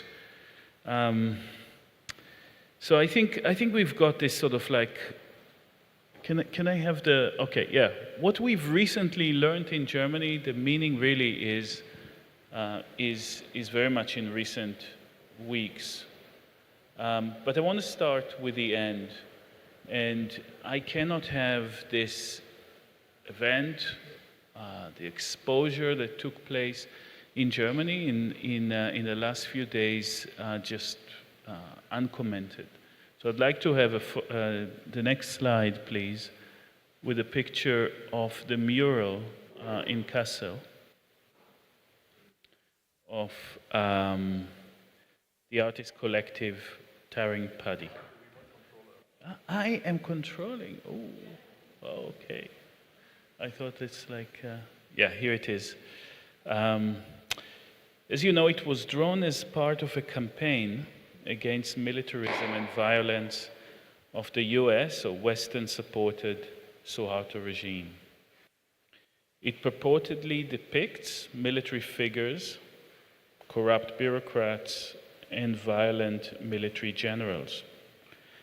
But it also has two figures, those that I've extracted and then masked in this presentation. The one on the left is a pig wearing a Star of David, and the one on the right is an Orthodox Jew depicted as a demon. Of course, to see Jews as devils leading the forces of evil is offensive to me personally, but I think it also points to a deeper failure, and it is these failures I'd like to speak about. That such images went on circulating like memes and conspiracy theories in a wider world, and whatever trajectory they've taken from and through the world in order to return here to Germany, requires us to pause and think for a second about what may exist within an anti-imperialist, anti-capitalist kind of circles, the circles that I think, broadly speaking, many of us are identifying with, and this kind of proximities. And I think beyond the offense and beyond the sense of betrayal that myself and many other people in the human rights community, people that in the last 6 to 8 months were working relentlessly to defend Documenta against precisely these accusations. Beyond that sense of betrayal and offense, I think it points to certain epistemic failure I think that it points to a certain inability, and whether it is in the art and cultural sector, it doesn't matter, because whenever one engages history or politics or activism, one needs to undertake an analysis. One needs to undertake an analysis that rests on differentiation and on distinctions. And I think that those type of representations of Jews appear precisely when abstract, immaterial processes can't be grasped. When we fail to understand the ghost of that anti-Semitic image of a Jew starts to crystallize. And it's always there. It appears, sometimes invisible, sometimes it gains flesh, appearing and disappearing, and directly related to the inability, to the unwillingness to undertake political analysis within activism. And that's what results. I think that anti-Semitism is an attempt to give shape and personify the mysterious, the intangible, the abstract, the universal, to give a shape, to fetishize in an image that which is too complex to understand and describe. And the refusal to engage in economic and political analysis requires and brings that fetish again and again and again. So perhaps a response is a careful reading and a careful understanding and the making of distinction whenever we, in fields like here, are engaging in political art and political activism through the aesthetic domain.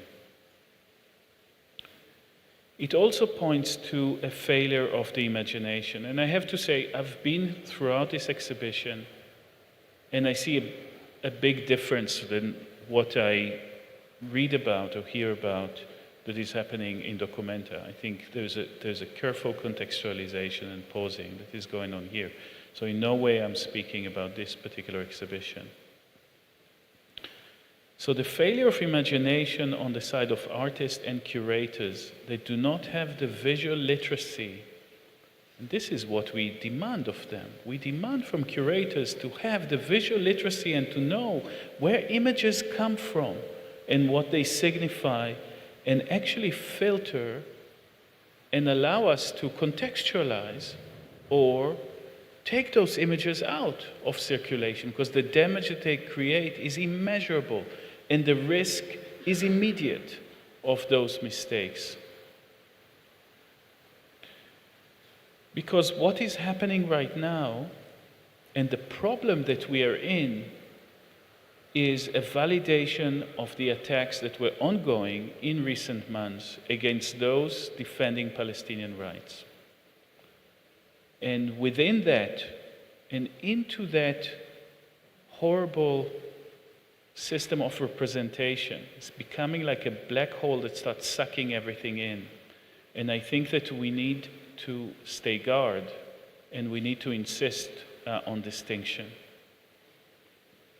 There's been discursive and physical attacks, there have been death threats, there's been physical vandalism resulting from those verbal attacks in the media on the spaces where our colleagues, where our friends, where people that we in forensic architecture work very closely with, where these people are exhibiting.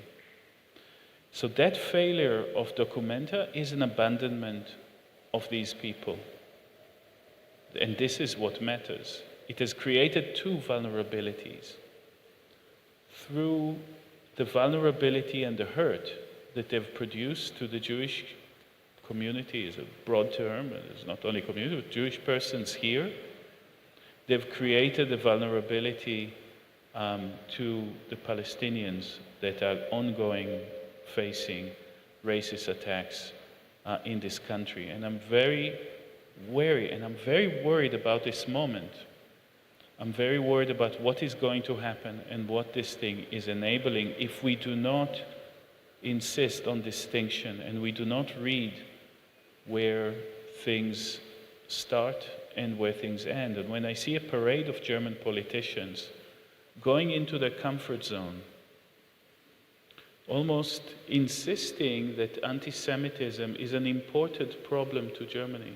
No, it's something that comes from the outside. Of course, as a boomerang, it was sent out, circulating, and now kind of landing back here.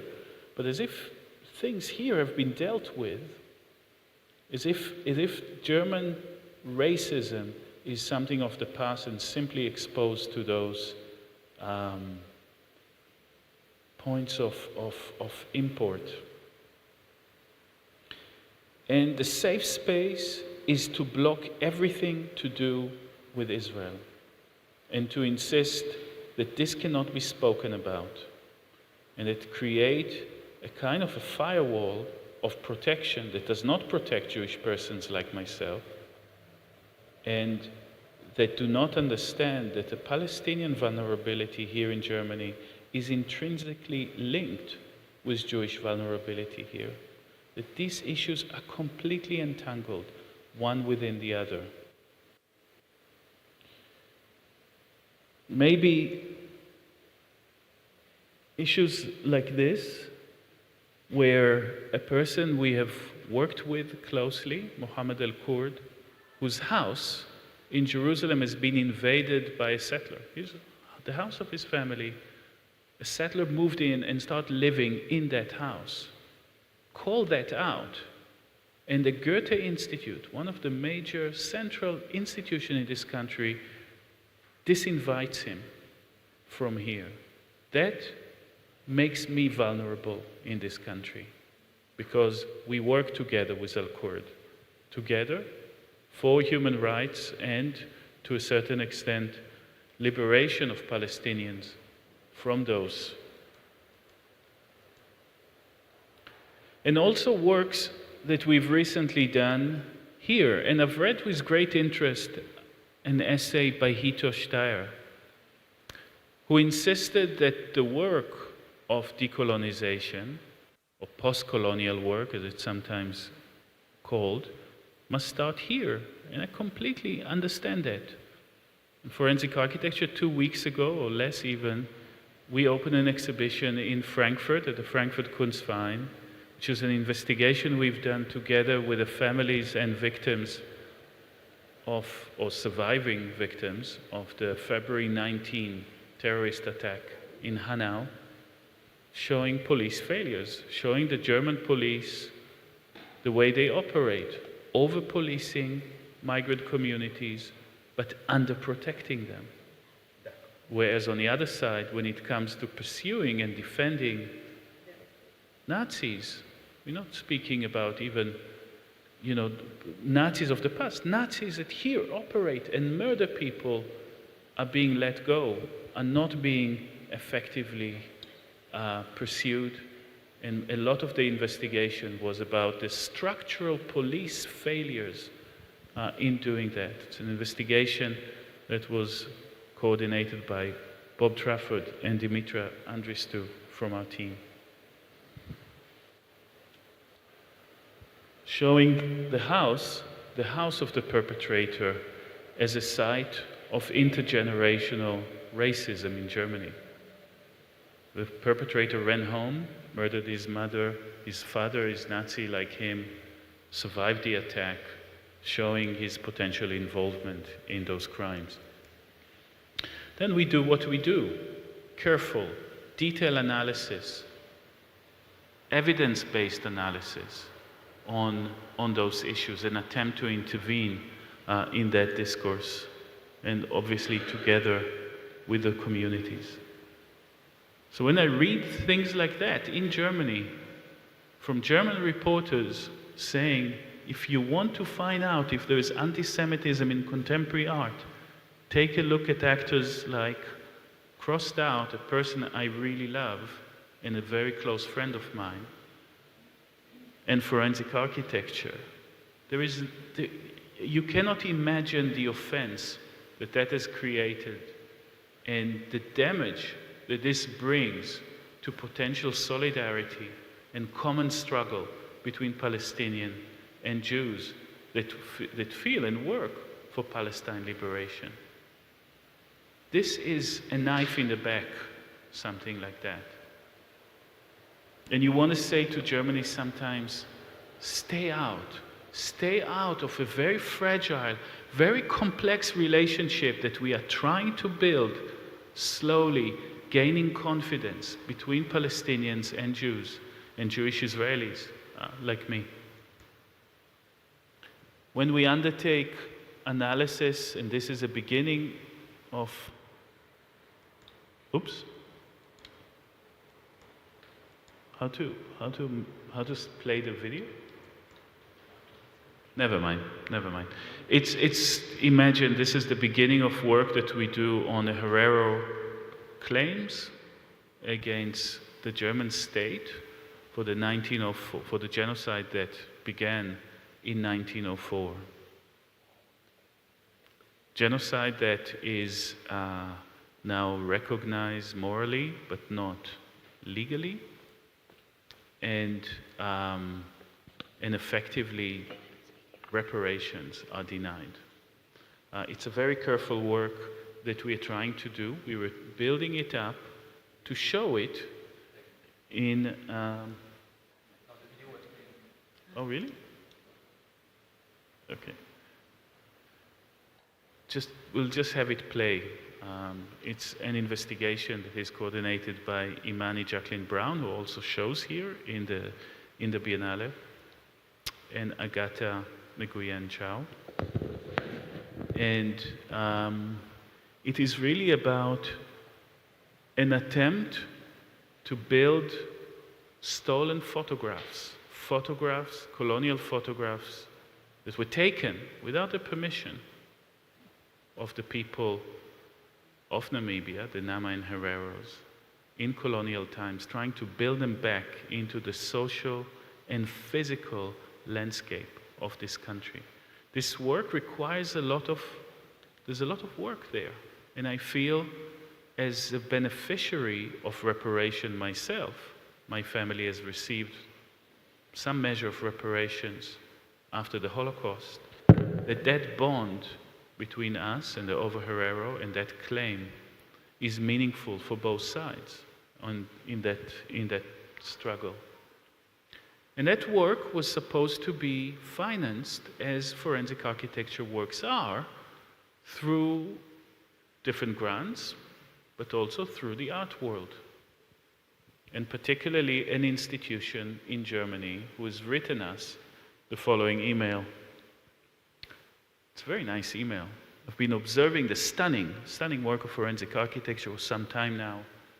This was in 21st of June last year.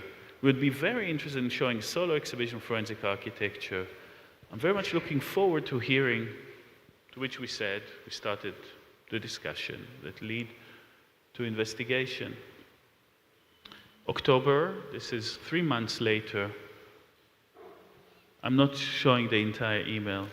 As we know now, the situation regarding BDS, I'm a BDS supporter. I accept that BDS is a framework for a joint struggle. And I abide by that. I do not participate with Israeli state institutions because there is no way for us to build solidarity with Palestinians while working with Israeli institutions. And that is something that is... Sorry, do you want me to finish? You have 2 minutes left. Okay. All right. But we've been advised against it for security reasons. So they would like to postpone the exhibit, to which I responded, security reason? I'm working here, I don't know. Can you tell me what is the security reason? We have office here, I have my family here in a city in Germany. And this is the response. Security reason is perhaps the wrong word. Massive guns would be brought up, which are directed against our well-being and person, and could ultimately cost me my job. We first must arm ourselves against it. So look at the threat, look at the imagery, that the fight against anti-Semitism, what they imagine that would happen to them if they, the kind of the power that is conjured in that image, the threat and the fear of a museum director in Germany, of what would happen to them, I feel that to write something like that, and to say that you're fighting anti-Semitism, where this email is completely saturated by all those fears, is exactly that kind of dead-end point that we are in. I will have to end now, though Yes. I have some more, but I could continue that later. Thank you very much.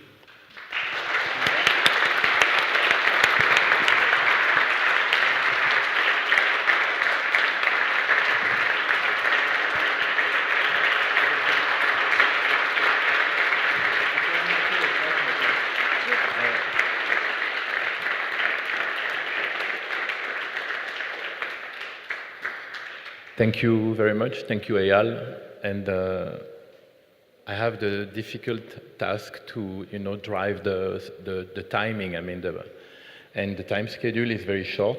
So if you have questions, please ask them directly to Ayal during the break. We're going to have a break now, and then we come back in 20 minutes. Thank you very much.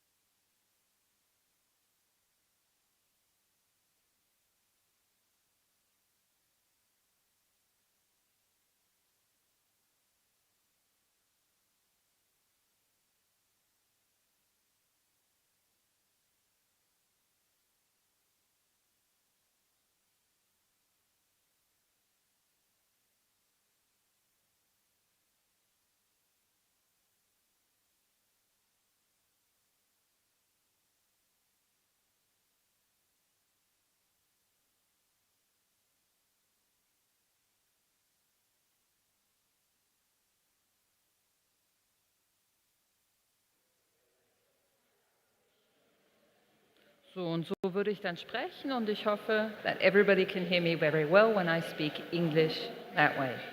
Okay, good? All right. Yeah? Okay, super. Und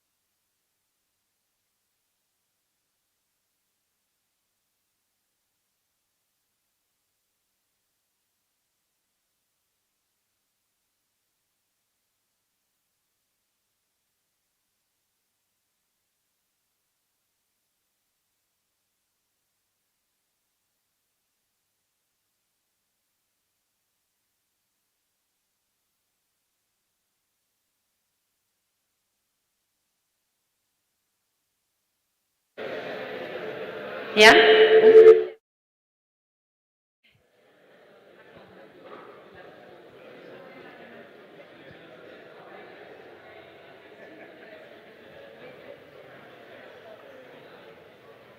Okay, we will continue now. I'm now really much looking forward to our next panel. Hence, we dreams in capitalist societies. We start with a conversation between Stefania Pandolfo, a writer and anthropologist teaching at University of California in Berkeley, and with Joseph Tonda, writer and professor for sociology at the Université Omar Bongo in Libreville, Gabon, and together with Kader Attia, the curator of the 12th Berlin Biennale. Afterwards, it will be followed by a talk between Stefania and Itinosa Yvonne, one participating artist at the exhibition. So I kindly ask you to come to the stage. And yeah. Ici. Okay. Joseph, ici, et puis... You have your microphone behind your back.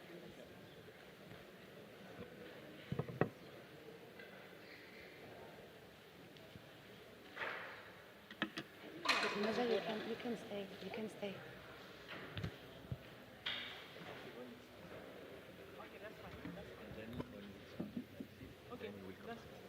Okay. Hi, everyone.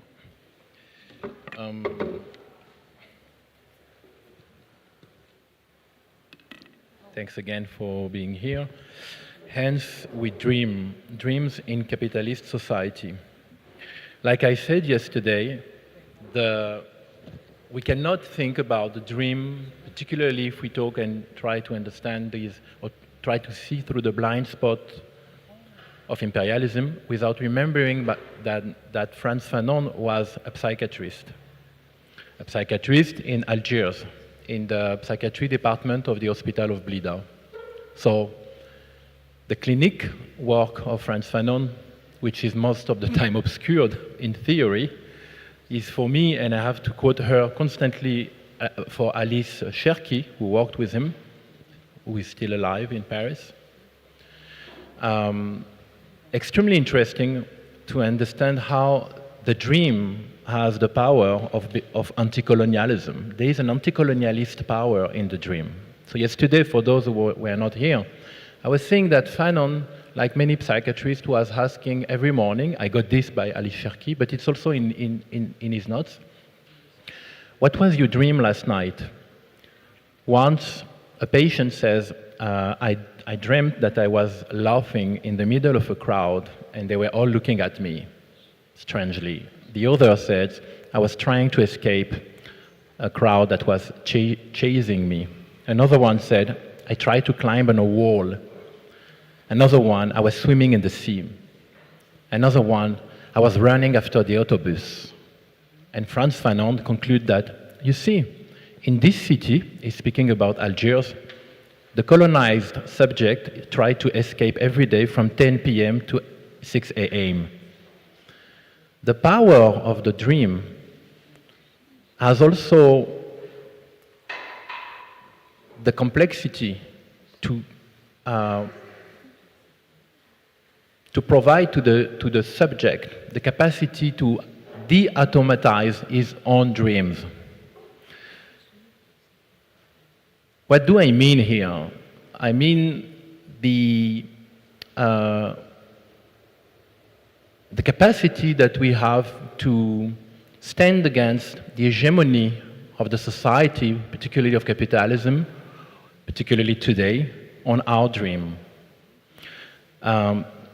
Most of the time defined by Bernard Stiegler in his Automat Society, and referring to Jonathan Crary on 24/7 Capitalism, we live in a world where our capacity to dream, to produce pretensions, so anticipating memories, is constantly bypassed by algorithmic governance I mean, digging data in data mining economy at an impulsive level, something we are not aware of.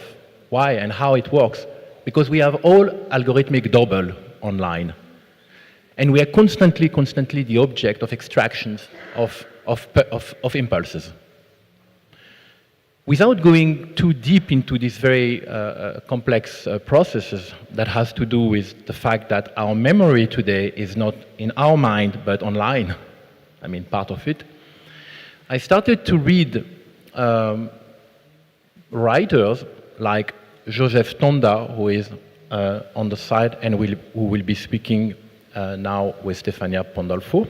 Joseph Tonda, who is professor at the University of Libreville in Gabon, has developed an interesting mirror of imperialism, claiming that if imperialism and capitalism dream has an unconsciousness, we are therefore the living images of this dream. His book, The Life in the Dream of Another, starts by a reference to the Gabonese president Léomba, for whom, he says, I'm quoting him, he's living the colonial dream. I remember as a teenager, and still today, going down from the top of the street of Algiers to the beach, because Algiers is a hill city. You most of the time take the street of Didouche Mourad, and walking slowly, what all Algerians do every day, on this street, I really clearly understand what Joseph Tonda means when he says, we live in the dream of another, in a dream that do not belong to us. What I found interesting with Joseph Tonda is that he's speaking from his book. In his book, he says, I'm quoting him again, I'm speaking from the continent, I'm speaking about the African subject. But actually, in a global world, in a global society we live in, imperialism is producing living images that we are all, the incarnation. The reason I invited Stefania Pandolfo, anthropologist, France first, but anthropologist at the University of Berkeley, is that for many years we've been working also on another aspect of the dream. An aspect that has taught me, I have to say, that there is not only the Marxian way to read the dream. And the question would be, could it be possible to read the impact of colonization on the imaginary of the society that have been occupied? What I was explaining before as, you know, the production of dreams, the imposition of dreams of the colonizer on the colonized. So, is there another way to speak about this process by referring to thinkers that are not European thinkers, particularly as Marx? You will understand after why I'm referring to Marx. Like Ibn Arabi, or maybe Khatibi, we never spoke about this in this question, but from other perspectives. So today, I would like before I start this conversation, I would also want to present the artist Etinosa Yvonne, who is on my right side, who will not be part of this conversation, but after in a conversation with Stefania. But I have to tell you also, Yvonne, that for me, when I saw your work for the first time, I really found that the way that Fanon was explaining that the dream has the power to be anti-colonialist,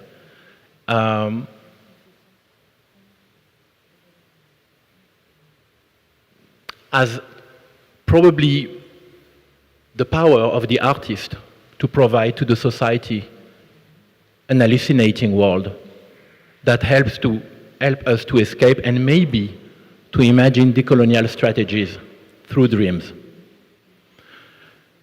You will be talking with Stefania after about this, but I think it's extremely important to understand that with the complexity and the polysemous aspect of this question that is the dreams, I really wanted first to bring it back to a political critique of imperialism.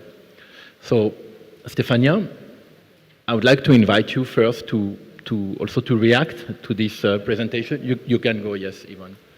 You will come back after for the discussion with Stefania. Stefania, you can now react to this question, maybe by referring to what I told you about, how we can read the colonization of the imaginary. Yes, I understand. We had a previous conversation, obviously.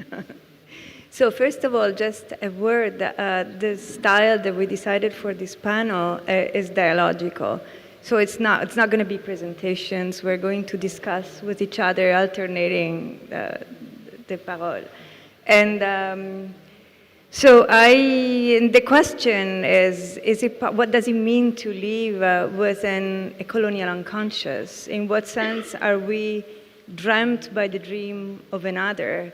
Isn't the dream always the speech of another anyway? Isn't the dream always born from what Freud called another scene, der andere Schauplatz, right, in interpretation of dreams? And in what sense that is an important thing to keep in mind. So there are many questions. I want to begin with a quote from a book of poetry prose by Etel Adnan, who is a Lebanese Syrian poet, painter, artist who just died last December, who in her book, Journey to Mount Tamalpais, that was published in 1989, wrote and kept writing about dreams and painting her dreams, in fact. So, quote, I always thought that dreaming was the honor of the human species. The logic of dreams is superior to the one we exercise while awake. In dreams, the mind at last finds its courage. It dares what we do not dare.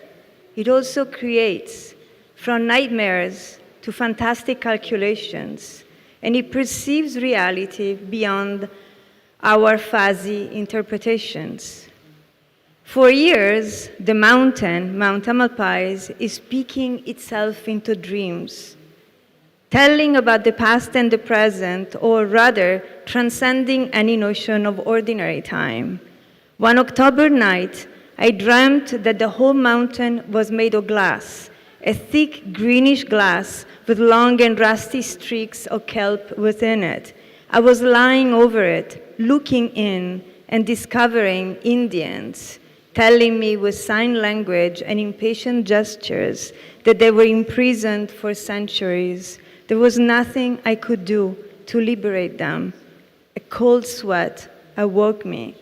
And in another passage, the Indians keep coming in a writing constantly as the genocidal remembrance that is brought back by dreams, this voice of another that lives in the place where one lives and that is speaking in that nightly space. There is a kind of witnessing that only the dream can bring about. In another dream that she discusses, she talks about the artistic process as a back and forth between hell and paradise, where the artist is actually diving countercurrent into hell to be able to bring images.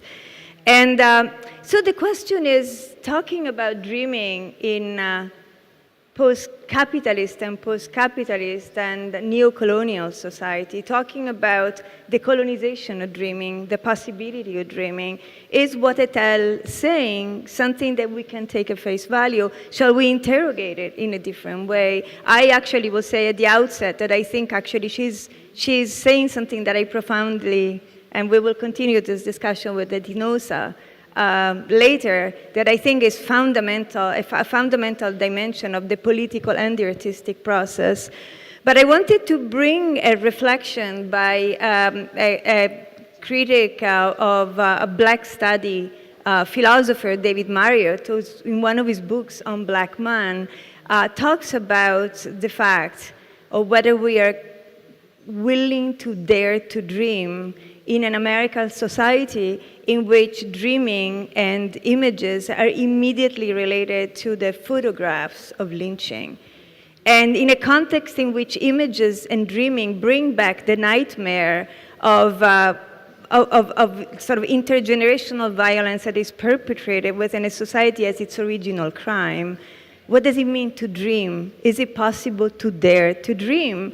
And both David Marriott, myself, and many others, and Kader and many of us, arrived to this question through the relationship of dreaming and politics in the strong sense of the term. So I want briefly to give two theoretical references, and then we will discuss more in more concrete terms.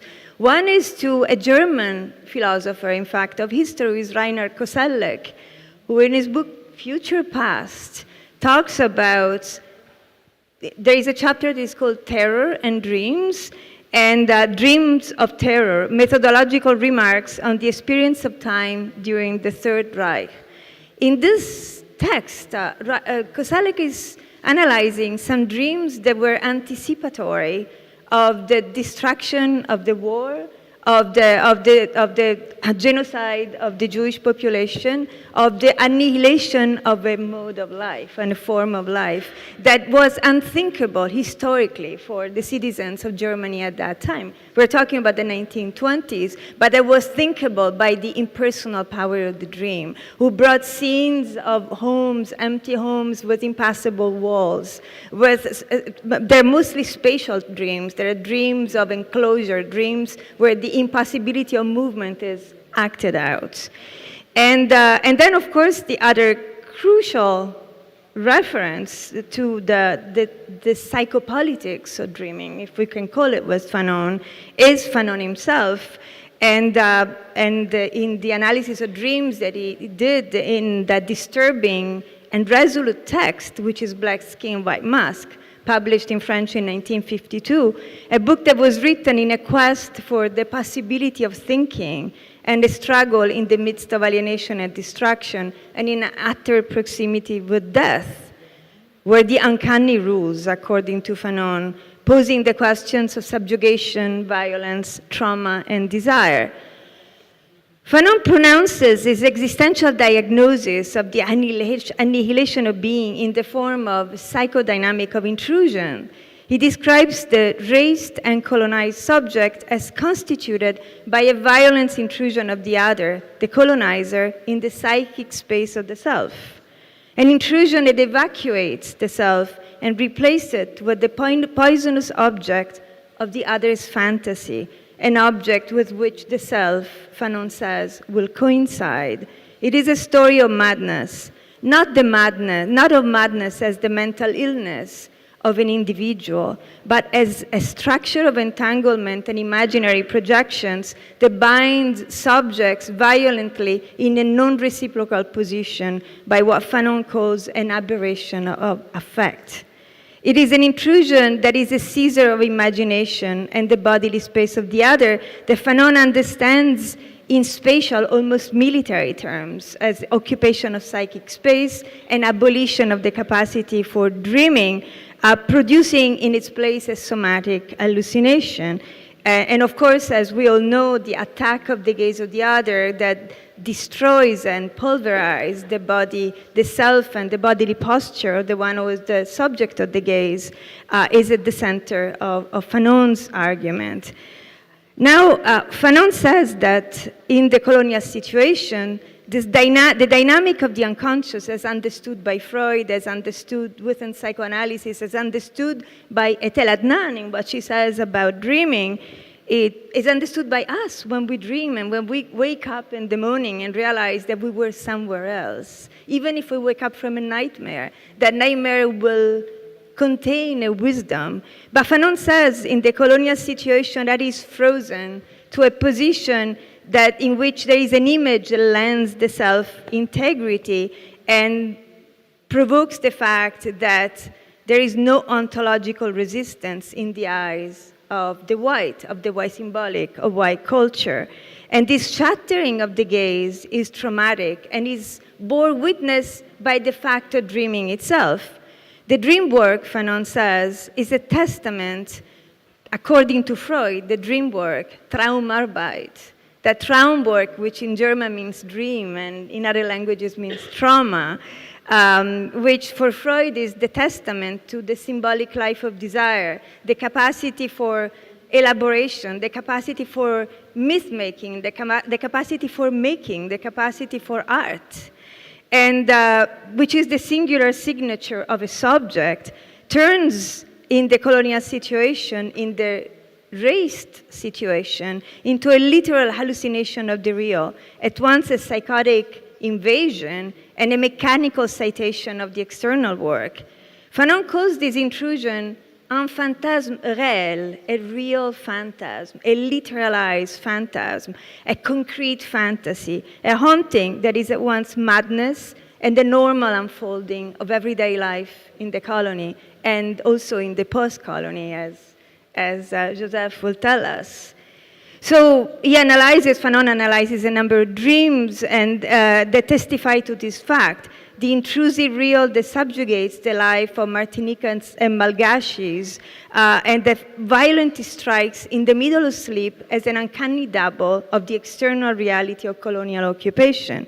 Terrifying apparitions of Senegalese tirailleurs and black balls devouring one's bowels. These dreams, Fanon writes, are not symbolic, and they must not be interpreted symbolically. Freud was wrong, Fanon says. To this situation, the interpretation of dream cannot be applied.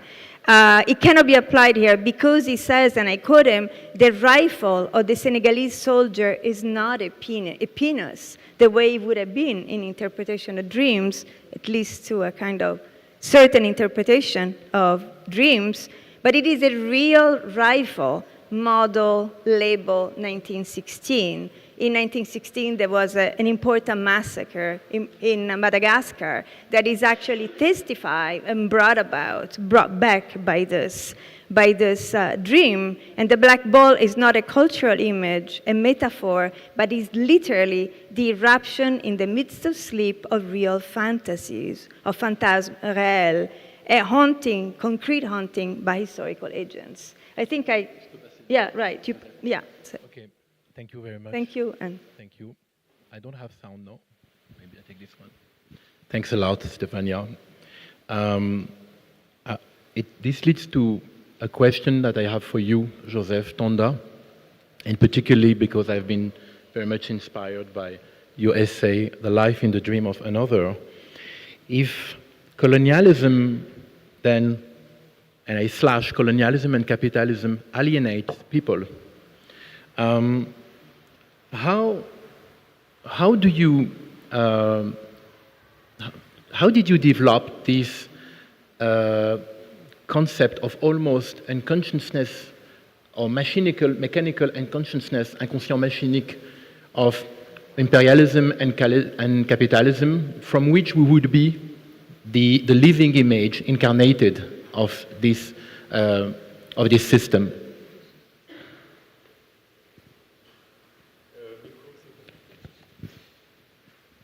Merci beaucoup, Kader, d'abord de l'invitation.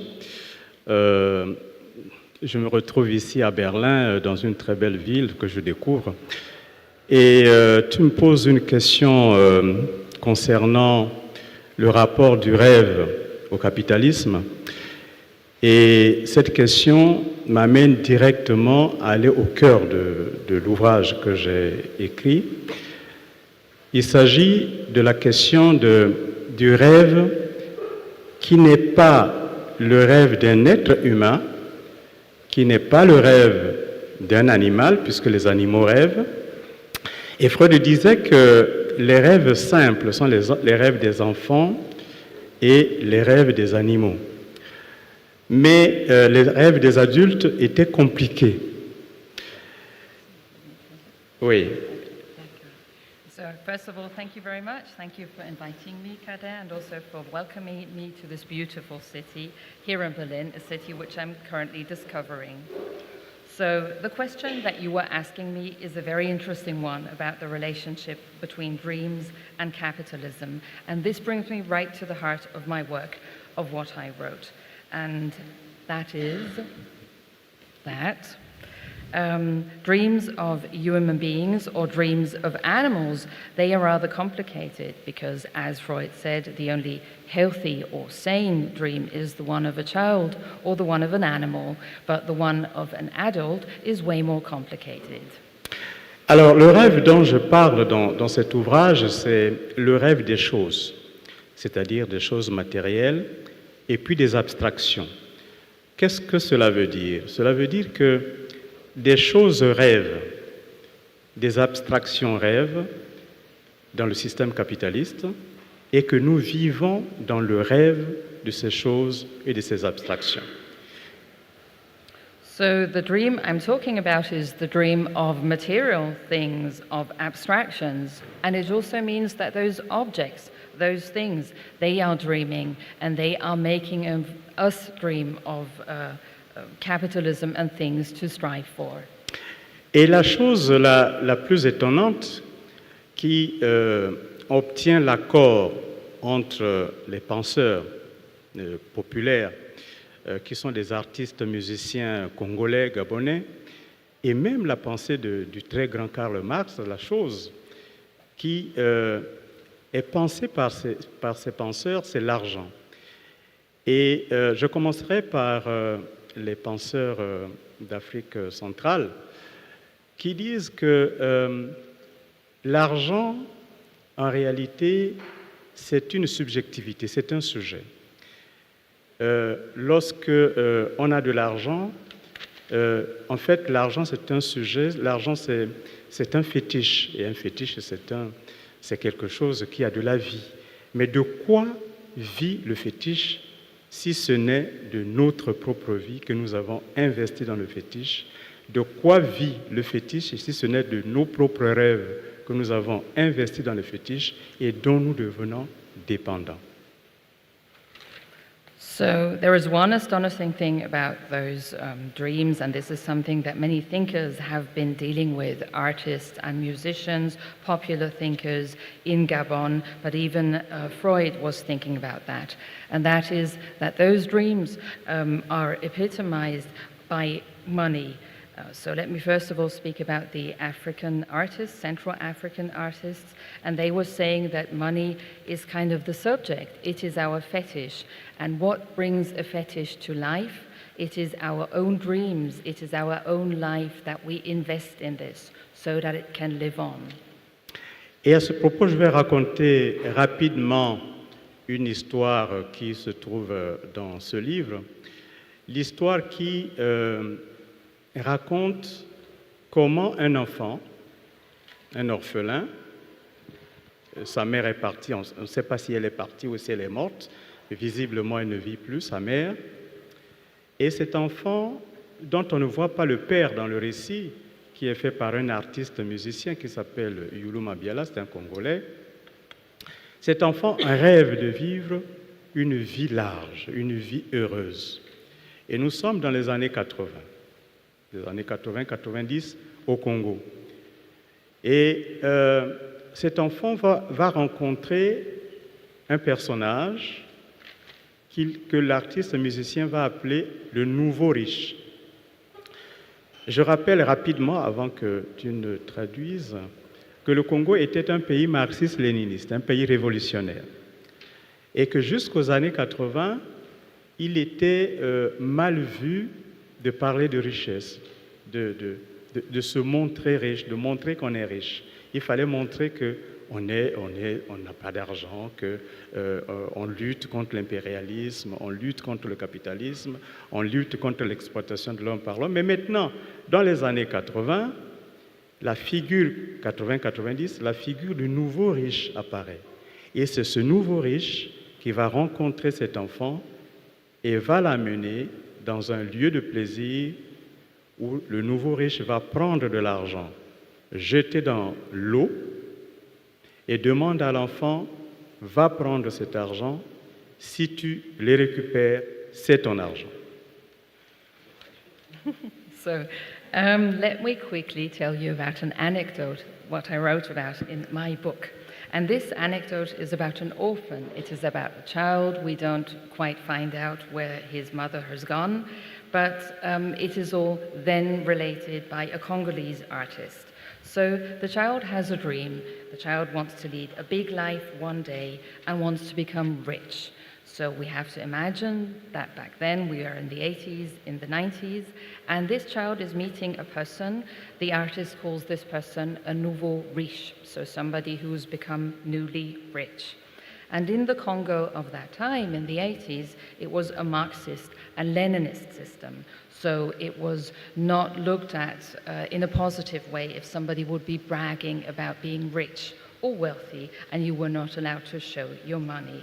So it was all about fighting imperialism, fighting capitalism. But then in the 80s and 90s, there was this new development, and some people at least, were turning into those nouveau riches.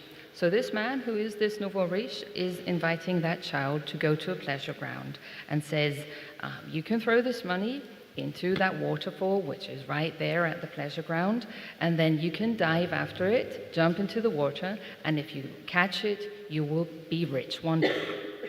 L'enfant plonge dans l'eau. Évidemment, il ne revient pas en surface. L'enfant disparaît. Et le chanteur dit que du fond de l'eau, l'enfant se met à rêver. Il avait déjà commencé à rêver d'être riche, de mener une vie de riche, une vie de nouveau riche. Maintenant qu'il est dans la mort, il continue à rêver. Mais en réalité, dit le chanteur, l'enfant a été sacrifié et dans la mort, il travaille pour le nouveau riche, pour le rendre encore plus riche.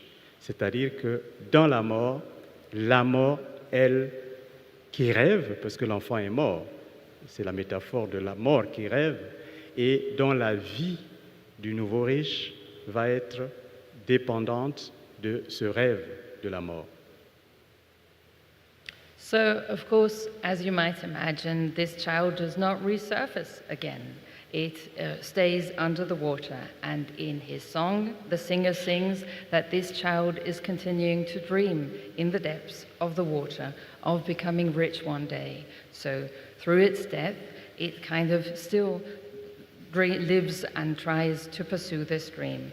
But the singer then goes on and sings, well, this child was only a sacrifice made so that this nouveau riche can become even richer. And that is the metaphor, that the life and the richness of this person depends on the death of another. Donc, le rêve de la mort, le rêve de l'argent devient le lieu de vie du nouveau riche. So that dream of death and also that dream of money is becoming the source of life of that nouveau riche. Et quand je me tourne maintenant du côté de Karl Marx, je retiens 3 expressions. La première, il dit que l'argent, c'est un autre homme. L'argent, l'autre homme. So when I now come to Karl Marx, I'm thinking of 3 particular concepts. First concept, that money, this is another man, another person. Deuxième chose qu'il dit, il dit que l'argent, c'est la divinité visible. And the second concept is that money is the visible divinity. La troisième chose enfin, il dit que l'argent, c'est la communauté humaine devenue chose. And the third concept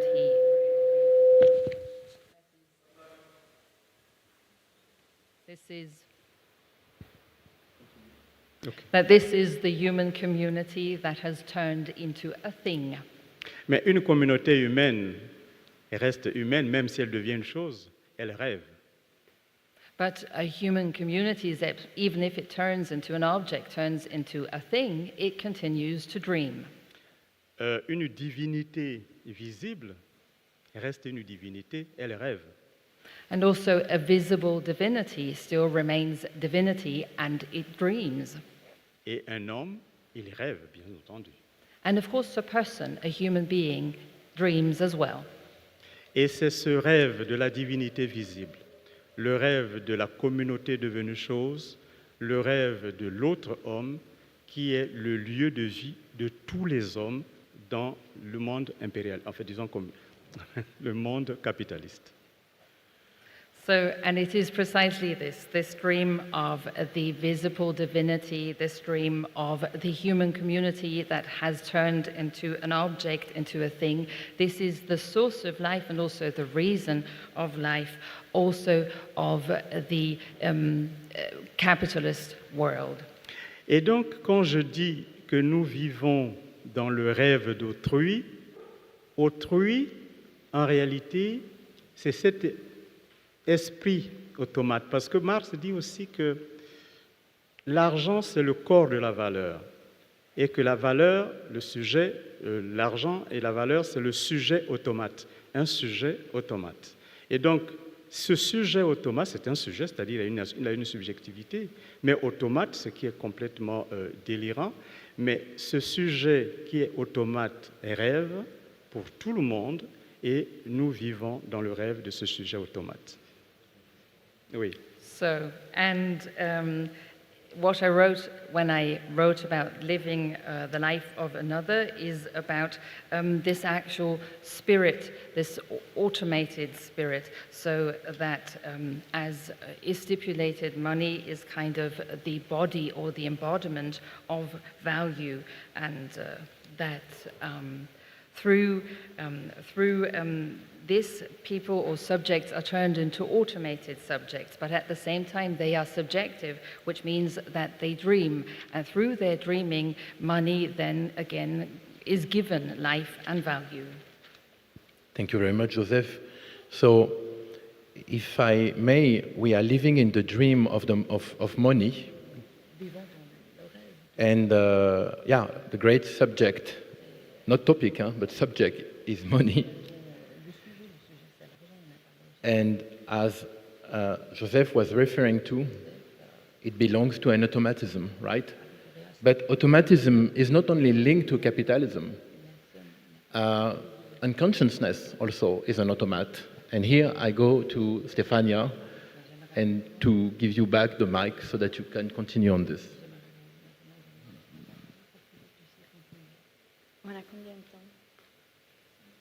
Okay. C'est une grosse question. Mais sorry, this is, yeah, it's a big question. But actually, can I move the question for a second? Because there is something, because how much time do we have? There is something that yeah, so there is something important that we need. So to answer your question really quickly, yes, we had this discussion this morning when we were discussing Bernard Stiegler, and the question of reactivating the capacity for dreaming, as the capacity for dreaming has to do with coming into terms or relating to an alterity, to the possibility of having a discontinuity between myself and the world, and the possibility of recognizing my body as using a tool, for instance, or using writing, right, or inscription. And I was pointing out that, in fact, the unconscious itself as the theory of the unconscious, which was developed within the history of psychoanalysis in Europe, first from Freud and others, and even in psychophysics in the 1920s. It's actually always posing a cybernetic question in relation to the unconscious, and the fact that if the unconscious exists as something that thinks by itself, it has some likeness of a machine. So how do we discern the machine? And from the discussion this morning that I think we don't have the time because it's real rethinking of this, I can just point out one move that I make in my own work in relation to this by showing an alternative genealogy to the problem of the unconscious as it is exposed in European and American psychoanalysis, particularly European psychoanalysis, which is a genealogy that in fact goes back to early Aristotelian ideas, like Stiegler does, and in their Arabic translation, and in actually Sufi and even just classical Islamic literature about the nature of the soul. And the soul that is capable, that is formed by memory traces, of sensory traces, but is also capable of a sort of an ecstatic experience of other worlds. And this is so this would need a lot of discussion to develop, but I wanted to connect to something that Joseph just said, right? That, and bring back the possibility of building other genealogies of dreaming, but also other genealogies of thinking that are not necessarily completely opposed, but actually speak of another life of the concepts that we use in German, in English, in French, in Italian, right? And they may have had an earlier or different life in Arabic or Chinese or in Wolof. So, for instance, in what Joseph was just saying, between the reading of the story of the child underwater who dreams to produce more sort of speculative wealth, and the reading of Marx, there is an intermediary step, which is engagement with the African theory of witchcraft. Witchcraft as emptying life and sucking life out of being and producing a world of zombies, a world that then needs to be representified in some form, right? There must be some liturgical or ritual intervention, maybe at a collective and global level, right, that might unbewitched us from the point of view of what he's saying. And in terms of what I was saying, and in relation to my own work, in my own work, and I'm an anthropologist, so I write ethnographies, I work in contexts that are concrete contexts, even, and my work has been particularly in the Maghreb, and that's partly how we know each other. Algeria and Morocco, and the common colonial history, and also a history of a Berber and an Islamic past and present, and vocabularies that are Arabic and Berber vocabularies that are not always and easily translated. And in the encounters that I make in my own work, I have encountered the problematic that Fanon is talking about the suffocation of being in the colonial encounter or in the racist encounter, and through a vocabulary which is spoken in Morocco with my interlocutor as the vocabulary of diq nafs, the choking of the soul, the suffocation of the soul, which is understood in medical and spiritual terms as a distraction of the soul that is related to money, is related to capitalism, to a colonization of imagination, but it is also confronted on a kind of struggle, posing the possibility of a battlefield of the soul, as I discuss in my work, in Arabic terms, and borrowing or sort of drawing ideas from an archive, which is a different archive, an archive according to which, and is the last thing I say, images are not representations, but are actually realities in what in Arabic is called alam al-khayal, the world of imagination, which is a transmutation of being at another level of reality, in a cosmic system in which image and body image, idea, concept can actually move back and forth into each other. And the question I would ask, as a question and not as an answer, is what would it mean to take that kind of thought into account, to attempt to understand what automatism is, what cosmology is, what a capitalist, but also maybe a completely radically different way of understanding that capitalist cosmology, and would that allow us the possibility of reappropriating dream in the way in which Adnan is talking about as the source of a knowledge, which is another worldly knowledge. Yeah. Thank you very much. Dear Stefania, just to let you know, we have like 15 minutes left to open it up to the public. And yeah, I think I will ask a question to Joseph, and then we will open to the public. Perfect. And continuing to what Stefania just said, I think bringing back the investigation you did for your book, Joseph, I was wondering how much, because you also involved the witchcraft theory in your La sorcellerie du capitalisme, en fait, how much you do connect the perception of capitalism from the colonized subject, from Algeria, from Gabon, in terms of this sort of, I would say even de-automatization, because the world of witchcraft. It's absolutely not automatic, but unpredictable. Alors, je vais donner un exemple très simple qui est un exemple de terrain, puisque ma collègue est anthropologue comme moi, nous sommes des personnes qui apprenons du travail de recherche que nous faisons sur le terrain.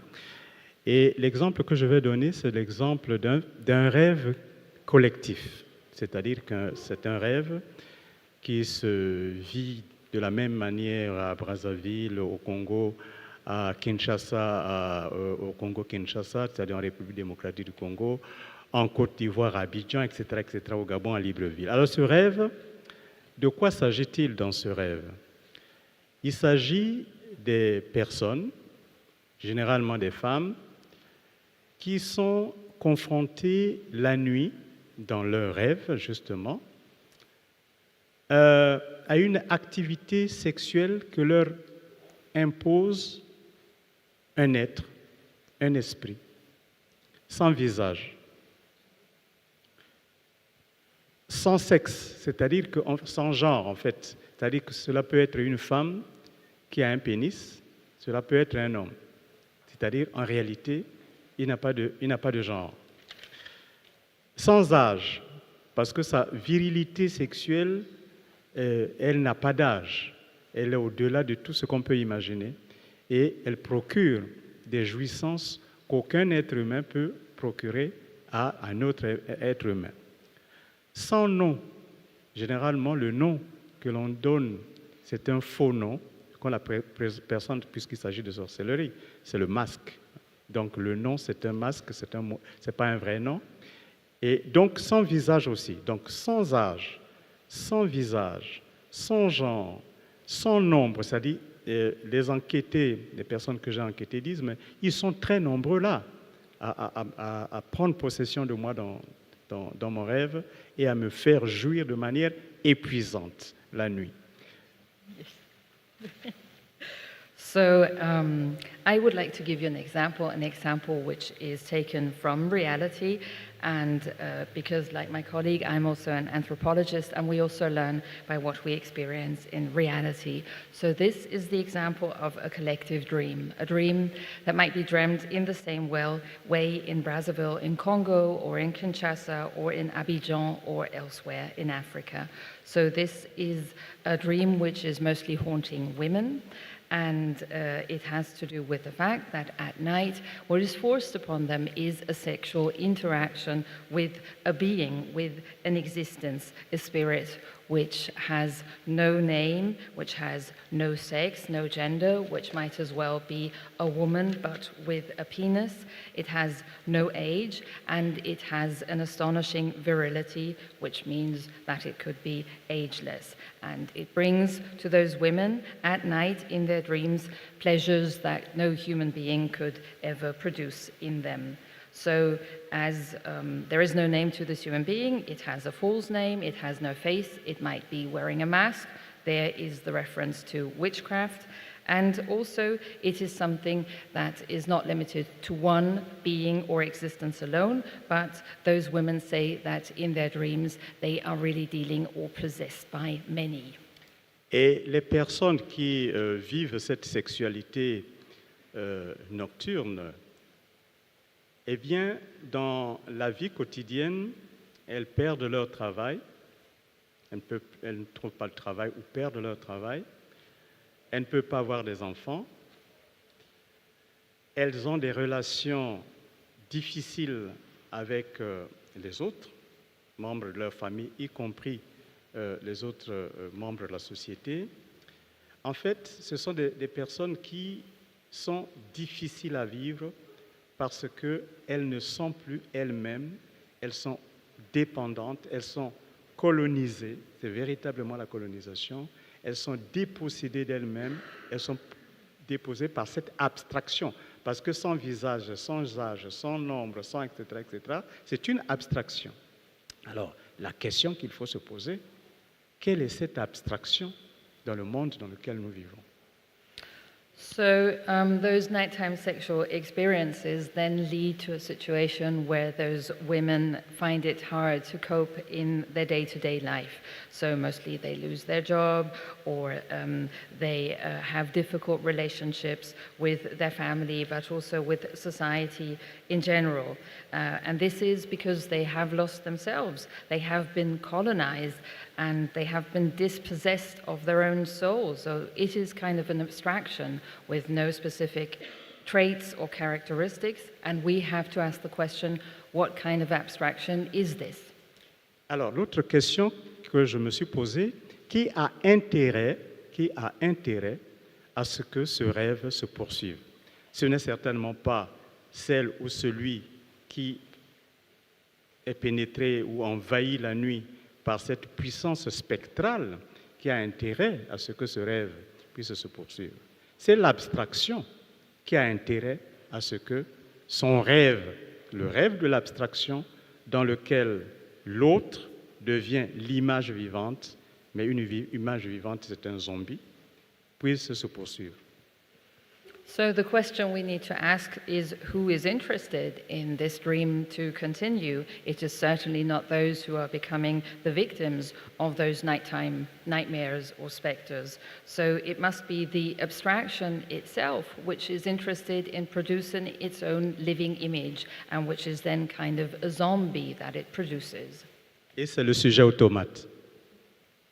And that would be the sujet automate, the automated subject. Kader, if you... I'm going to switch a little bit now on this word of the automate subject, because we have two possibilities. My collaborator, June, is telling me we don't have that much of time, and I would love to also attend the conversation between Etinosa, Yvonne, and Stefania Pandolfo. So if there are some questions, we can take maybe one or two, but no more, right? Yeah. Okay. It's better to take them now. So, are there some questions? Don't be shy. Fantastic. So now we please, Yvonne, come. And thank you very much, Joseph. And thank you to you too for the translation. And Stefania, I leave you.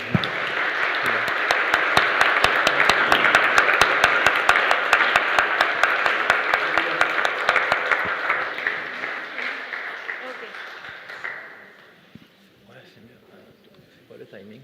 Ils ont encore une demi-heure et après il y a encore. D'accord. Ils ont une demi-heure. Une demi-heure tous les deux. Est-ce qu'on est... Laisse-moi regarder le temps. Yes, help me pass the... Ils ont une demi-heure jusqu'à quelle heure? Jusqu'à 7h15. Attends. Je pensais que tu veux peut-être poser encore une question, mais tu pourras la poser plus tard. Oui, moi c'est pas un problème. Okay. It's off already. Yeah, leave it there. Okay. Okay. So this is actually the logical continuation of that conversation, because the question is how to interrupt the automatic dream. The question is, what does it mean to use Fanon's words in Black Skin, White Mask to think that the real question is to think the possibility of a leap, which is the invention of existence. What does it mean to be able to invent existence in different languages, in a foreign language, or in relation to a history of violence, which is, in the case of this work, a history of colonial violence, a history of communal violence, of religious violence, of domestic violence, a history of different kinds of violences that seem to pose the possibility of no exit. But then the question of art has been looming in our work, in our thinking about the possibility of dreaming, because after all, the relationship, that's why I have begun with Tal Adnan, our conversation. And the question of dreaming is looming in the work of the artist. And in what we will try to do now is to go through some of Etinosa's works that are exposed, that Kunstwerke, what the main exhibition of the Biennales. And there is a room with her exhibition that is called "It's All in My Head," and so just to introduce this for a second, and then we will go through some of the images together. We have been working and reflecting together since March, I think, right? We had many conversations, first to Zoom, and then yesterday, finally, we had an amazing session in front of the images, and we were able to understand many more things. And so there is a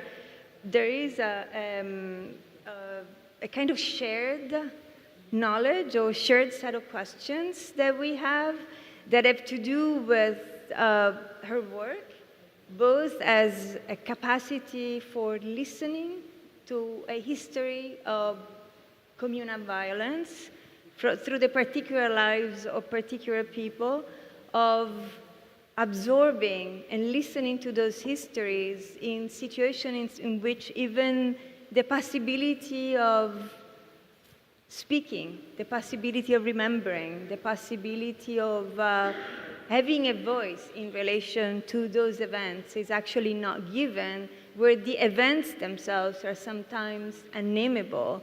And when she's sort of posing herself, at first unwittingly, right, and then more, but much more aware as far as the work goes on, as an intermediary, as a receptive listener, as almost a medium, I would suggest, for the transformation of a pain which is both subjective and collective, political and intimate, and returning a gift, which is an artwork, which actually Etinos herself sometimes is reluctant to call artwork because she considers those works actually an attempt to bear witness to history of others. So, and this works. Sorry,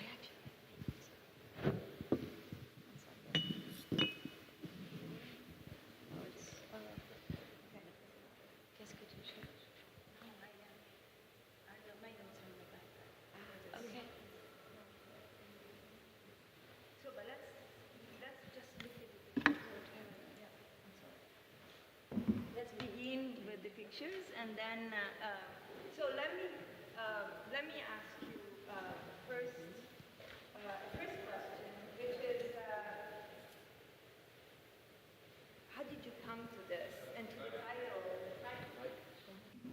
First question, which is, how did you come to this? And to the title of this installation that is called "It's All in My Mind." My head, yes, it's all in my head. I'm sorry. All right, thank you. Thank you very much for the introduction, and thank you to everyone, and to everyone that has made it possible for me to be here. It's All in My Head is a project that I began in 2018.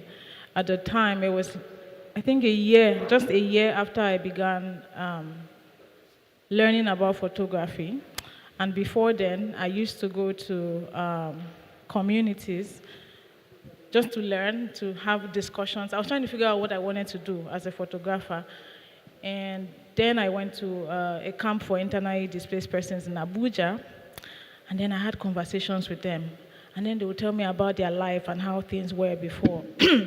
And in fact, it was at that moment I realized, especially for me as a Nigerian, this ideology that people who don't live in big cities or rural spaces are not poor, because I met people who were actually very wealthy, and because of different atrocities, they found themselves living in these camps. And so I did watch a documentary about a young Syrian refugee who was living in Jordan, who didn't want to go to school, and after some inquiry, they found out that it was because he was traumatized by the things he had seen in Syria. And that sort of took my mind to my conversations with some of these displaced persons, and how, I wanted to understand, really wealthy, who were able to provide for their family, but now they're living at the mercies of non-governmental organizations and individuals who will come and drop food for them or relief materials for them. And I started to wonder, what does that do to their psyche? The reality of going from being up there and now living at the mercy of people. And that's when I said to myself, I remember I always have a jotter and a biro, and I brought out my jotter and my biro and I wrote, it's all in my head, exploring the coping mechanisms of survivors of atrocities. And it was at that point then I began to start to think about the project. And I know the idea of the project, but how do I want to show it? How do I want to say it? How do I get into their state of mind? What is their coping mechanism? How have they moved past the traumas they witnessed? Have they moved past these atrocities? Is there something they do, or are they stuck with those thoughts of what the experiences they had? And yes, that's how I began the project. So you told me that you did not want to make a portrait of suffering. Mm-hmm. Yes, when I conceived the idea for the project, because of course I started to learn about documentary photography at the time, and most times, especially being in Nigeria and as an African, when you talk about situated, it's just addressing the obvious, the places where they have been displaced, the communities where the violence took place, showing the people in their, their little settlements here and there.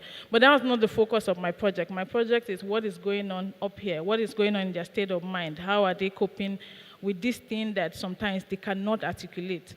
And so for me, it was like, how do I, show the work? How do I present it? What are the things that it's also because you don't want to make it an image fetish. No. Right, so you want to, that the purpose is completely different, and we're going to go through the process of creation that actually but there is the encounter with a technique that is important for you, right? Which is, maybe we can show a few images so that the technique becomes more visible.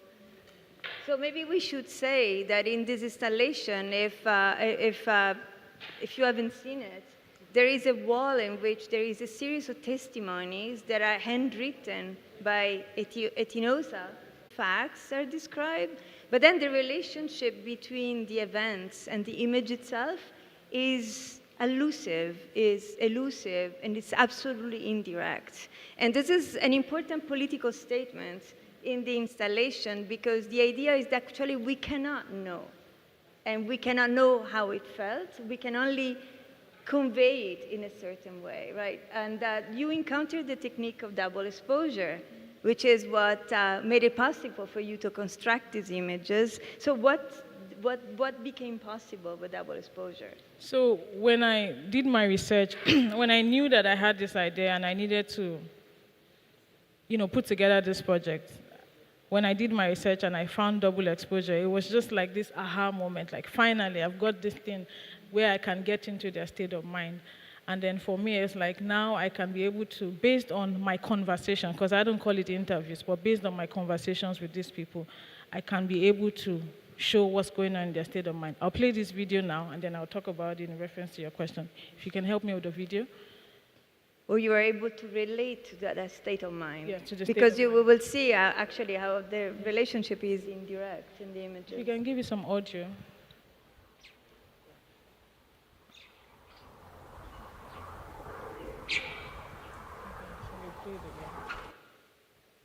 Can you please play it again? Sorry.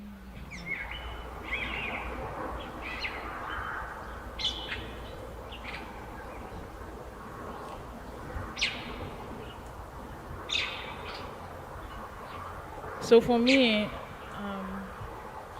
double exposure sort of gave me this access to be able to hear from them, and then based on my conversations with them, have that visual interpretations of what they have said to me. And even if I started with pictures, at some point I had to go past from pictures, to doing videos. I know we're going to talk about that, but that's what double exposure was able to give me this access to sort of mirror, because for me, the focus of the project is actually to get people, because what I found out, especially coming as a Nigerian, in my society, what I found out is we have become desensitized to a lot of trauma that happens, because it happens, the media reports it, you don't see the people, you just hear about them as statistics, 10 people died here, 15 victims of gender-based. It's just with statistics. There is no, that thing of giving these people that dignity that they deserve as people who have gone through something. It's not there. And so for me, it was, how do I show this thing? And then how do I get people to see that when things like this happen, when atrocities happen, this is the aftermath of these things. These are the things that we don't talk about as a society, but it's there. It's there, and it stays with them. And that's why, for me, the double exposure technique just worked perfectly. Let's move the, why don't you move it? So we show some of the other images. So let's talk about listening. You can also leave maybe, no, just leave this, and we will talk about this image. Yeah, but listening. What has been listening to those stories for you? And then we will talk about the creative project, so the creative process. What happens when you take an image, you take a photograph, and then you create this? So when it comes to listening, this project is very collaborative because a lot of these places where I've worked in are not where I stay. I have to travel within Nigeria, go to different parts of the country. And so for me, the first step is to ensure that I get access. When I say access, I don't mean by just getting permission from someone who heads all of them and says, this is this person, you have to talk to her. It means that the people trust me enough to speak to me. And then when that happens, you start the discussions. And then one of the things I found out, which is always very beautiful, is that when you start to talk to one person, other people come around. And then before you know it, it becomes like a communal dialogue where all of us sit together and different people are talking and sharing their experiences and saying, this is what I went through, this is what I went through, this is what I went through. And you take the photograph. Yes, of course. And then you were talking you were talking to me about allowing for pain to be felt by you? Yes. I mean, different things happen. The thing about this project is it's not a one-size-fits-all when it comes to the discussions. There are times when, I think the woman's story is not here, but there have been people where I'm talking to, and then they stop and they start to cry, you know, and then, you know, I say to them, it's okay to cry. Allow them to feel what they are feeling. Because one of the things I would say is that for the most part of this project, a lot of these people I have been in talks with have never really talked about their experiences. So it's always like the first time when they sit and they have to articulate what they have been through and how that has affected them. Because sometimes I have also been, you know, in the space where some of them didn't even realize how badly it affected them till we're having that discussion. So it's also this kind of place where it's not, I mean, I don't consider myself a therapist, but it's just an opportunity for them to talk, just to talk, because you know how the society expects that you go through atrocities and you move on, but this is the first time that a lot of them just get to speak and just to say how it happened, how the experience transformed them or how the experience affected them, and then they just talk. And sometimes it's very emotional. You know, I've seen men sometimes really break down, and which is for a society where men are not expected to break down, but they are able to break down and not feel sad about breaking down. It's also good. But then you make those images. Yes. So it's not that we're listening to their voices. Mm-hmm. There is a long process of a creation that then is returned to the community. Mm-hmm. So tell us about that. So when I am done with my research, because I call it like field work, when I do my field work, a lot of times the things that you hear from these people is, I have to visually interpret it. Because you see, this work is heavily connected to emotions. So in the context of, I'll use her to talk about her story now. She was married at a very young age. She had 9 kids at the time that I met her. Her husband would never provide for her, and then she had to send her kids to beg and all of that. And then at the time that I met her, she said to me that she's just waiting. The husband was sick at the time, and she's waiting for him to get better, and she's going to leave the kids with him and then move on with life. And then how do I interpret that thing that she has said? So for me, whenever I need to work on this project, I need to, first of all, isolate myself, because I really need to go through my book, where I take down these conversations. I need to sit and put myself back in that moment, that space, based on our conversation. What were the things they said? How did they express the things that they were going through? And then it's from there that I can now say, okay, what does this mean? How does she feel? And for me, for example, interpreting a story meant like she felt broken, because that's what I could see. Looking, it's not just listening to them, it's also observing them in their environment and the way. I remember her own, my conversation with her, you could see this desperation of, I need to be out of this place, but I'm stuck and I'm devastated, and all of this is too much for me. So how do I put this together? I have to think about it. I have to, stay alone. This is not a project I do in a hurry. I like to take my time on it, but I stay away from everyone. I think it through, and then when I can interpret it, come up with something that is close to what they have said, then I layer it with their portrait. I want to read a paragraph that I wrote about this, staying with the images. So in this second step, happened after an interval. She tells me that she has to be by herself, allowing herself to be inhabited by those unclaimed stories, those gazes, that pain, which has now been deposited into her. In my own words, she now dreams those stories through her own body, in her imagination, through her head. She gives it back, returning them transformed, as her artwork, which is a transfiguration of these women and men's experiences, a transfiguration, also a visualization, as you call it, in another dimension, which is first and foremost for them.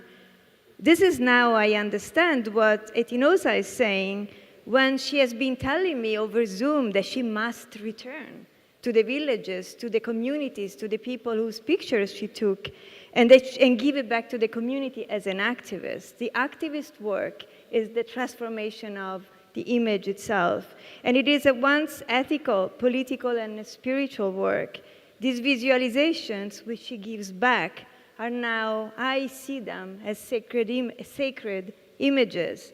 They're ritual images, intermediaries of a liturgy of transformation.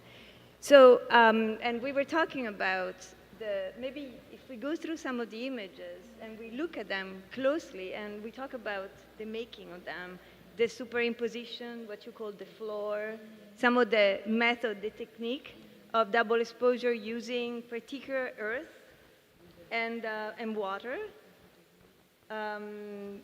When we were looking at the pictures together, the first reaction that I had is that they look like statues. They look like statues that have been made out of earth or water, sometimes rock. There is one that is actually superimposed with a big rock in a river. And as if life has been drawn out of them, as if they're empty. And then life has been they are reanimated. Life is given back to them through this work of listening that she's making and through the reconstruction of a different image, which is not the realistic portrait. So maybe let's talk about the artistic process, and then we see in what sense it might be seen as a work of healing, of a work of spiritual transformation. So yeah, for instance, the broken vase. Okay, so maybe I share her story. Her name is Halima. Halima was, so this is part of what is currently on view at KW. And just to mention, the work is in chapters, so I look at different types of atrocities. And this particular chapter that is presented at KW looks at women who have been survivors of gender-based violence. Now, Halima was forcefully married off when she was 14 years. In fact, her mom was with us during the discussion. At 14, she got pregnant and had what they call eclampsia. And because of eclampsia, she lost her speech and lost her sight, which eventually came back after 3 months. And then, just a few years after, Halima was raped and then also lost her baby.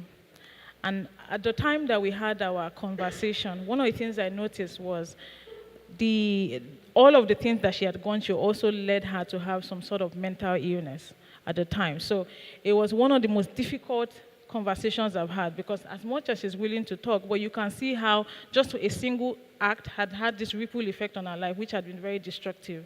And for my interpretation of everything that I'd gone through, based on our conversation, based on that moment of us being there and exchanging, I could tell that she was robbed of her childhood.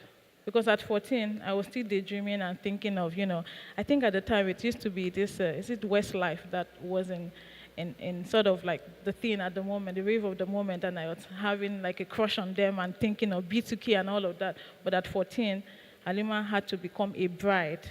And so that her entire childhood had just been erased. It had been stolen from her. So when I read through her story, and bear in mind, I have to go through these stories over and over again, because I need to think, how do you show all of these things in just a layer of an image? How do you show this experience of going through, being forcefully married off, giving birth at a young age, not having the opportunity to go to school, not having the opportunity to just be a child and be human, or to make a decision for herself. And I remember I said to myself, she does sound like she's broken. It's like something precious in her is gone. So what did I do? I got a verse. And also I got some trees which I left to dry, because the trees that, it's flowers. Flowers are something precious. You give flowers to people that you love or you admire or you respect. And I let the flowers, stay for a while, let them dry, and also in the vase. So a part of her, this precious thing, all of these dreams, all of this. So because we have very little time now. Okay. The allegories that you use, like those symbols. The symbols.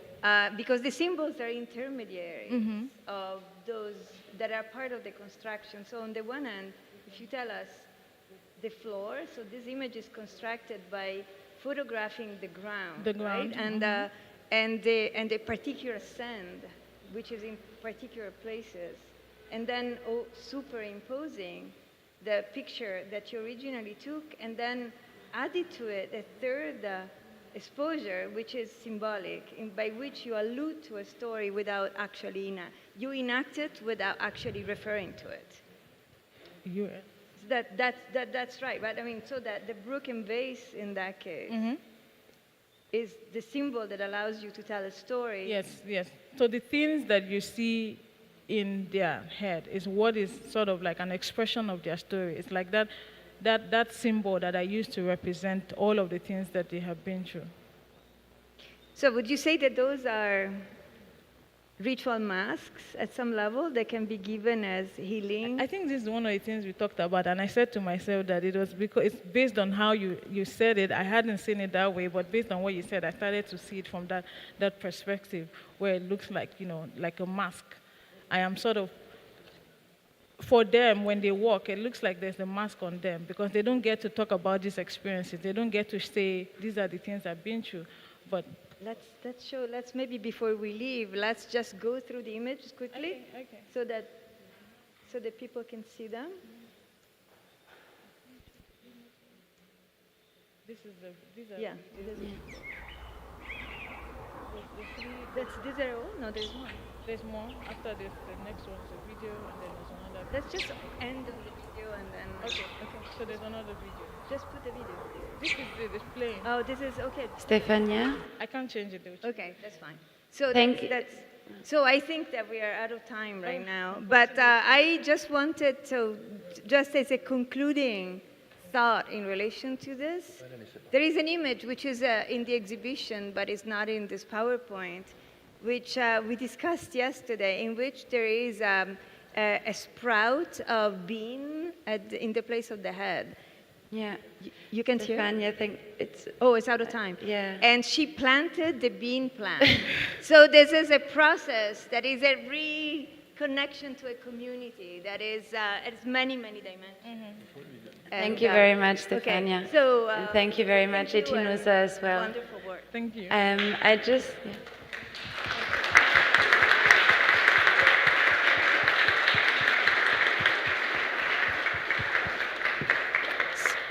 So if there's one question left in the audience, we can, we can read it out.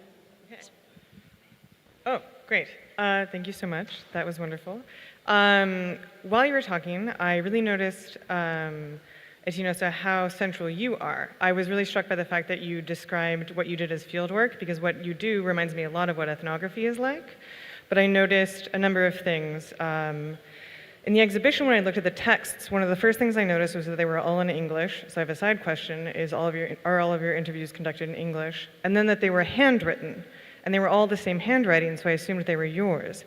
Handwriting, for me, makes everything feel more personal, and I was wondering why you chose to do handwriting and not typing. Second, with the double exposure, it seems to me that most of the images that show the internal thought process are of nature, and since ecology is in the title of this, I was wondering if you could say more about that. And then finally, you were talking a lot about double exposure, and myself as a visitor, I felt I was seeing a double exposure, because on the one hand, in the plan number 1, there's the stories of the women, there's their portraits, but then I realized the second exposure is your interpretation and how you're understanding everything. So I myself have a double exposure. Thank you. So these are 3 questions, but maybe Tinosa, you can okay, so choose the first one what you is want to regarding answer. the translation. So of course, I work in different parts of Nigeria. So not everyone is speaking English, so I always work with somebody from the communities or the places where I'm working in that would help translate to English. And the second one is about handwritten text. So the reason why first off, the handwritten texts are my handwriting, based off, if you look at the style, if you look at up and the text at the installation, you will see things like woman wearing red earring, has 15 kids or something of the sort. Wow, this sort of the style I use in my journal note, where I have all of these conversations written. And these are the little things that I use to remind me of that person. At that moment, because I don't just want to, apart from writing their stories, taking their pictures, I still want to remember very little details about them that can also help me when I'm, thinking about our conversation and trying to interpret what, put together a visual depiction of what they have told me. I don't remember the third question. Are they all nature? Are they all what? Check. Well, not all. This is just not all actually, but most of the times I draw a lot of what I found, and it was unconscious. But I've also found that a lot of the interpretation that I come up with, it relies on elements from nature, and that's why whenever I want to work on the project, I also like to stay in an environment where it's really like immersed. I'm immersed in nature, and I have access to objects or symbols that I can use to interpret their stories. And then the fourth one is about double exposure or something. Okay. Just I noticed it was like a double exposure, but other people can ask questions. The last exposure is for mediation. Okay, the last. Okay. Is it a question? Sorry, I didn't. Yeah. Okay. I don't understand. Okay. Can I go now? Are there some other questions?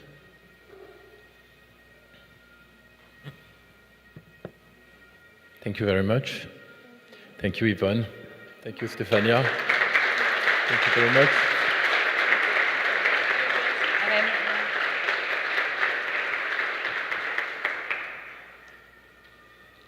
Are we now having a break, or are we ready with Professor Jürgen Zimmerer for the lecture? Jürgen Zimmerer is not online yet. Okay. So we do a short So, break. yeah, we're going to have a short break. Thank you, June. And then in 15 minutes, we will have our keynote lecture by Professor Jürgen Zimmerer. So have a water or whatever, and let's meet in 15 minutes. Thanks.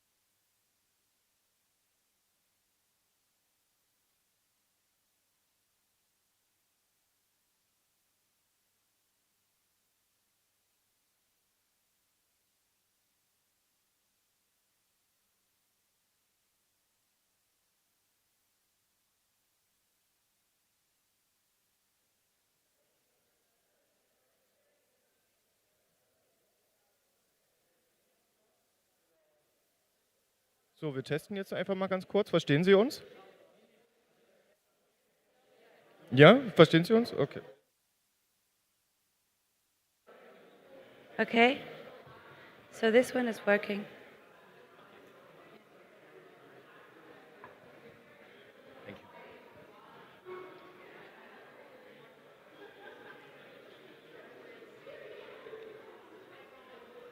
Hello, everyone. We're going to start the last lecture of the day.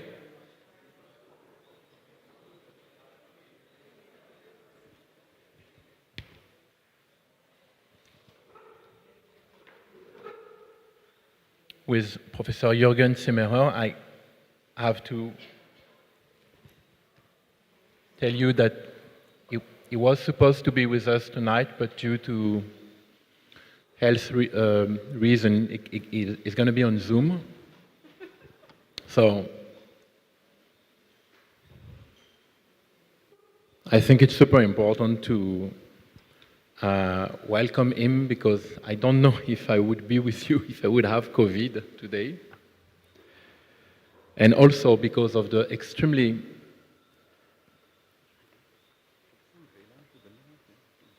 relevant point he has regarding the current situation we were also evoking recently with our friend Ayal Weizman, that you could see in the media.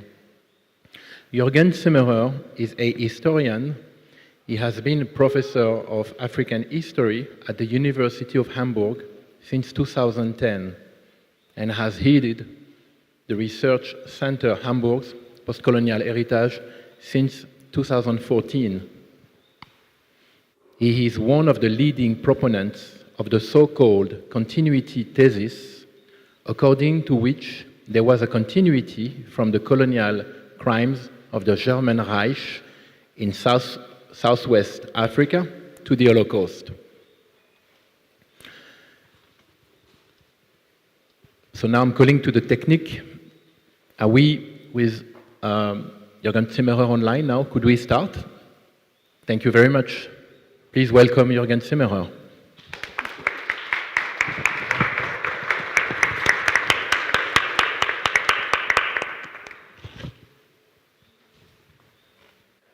Okay, good evening.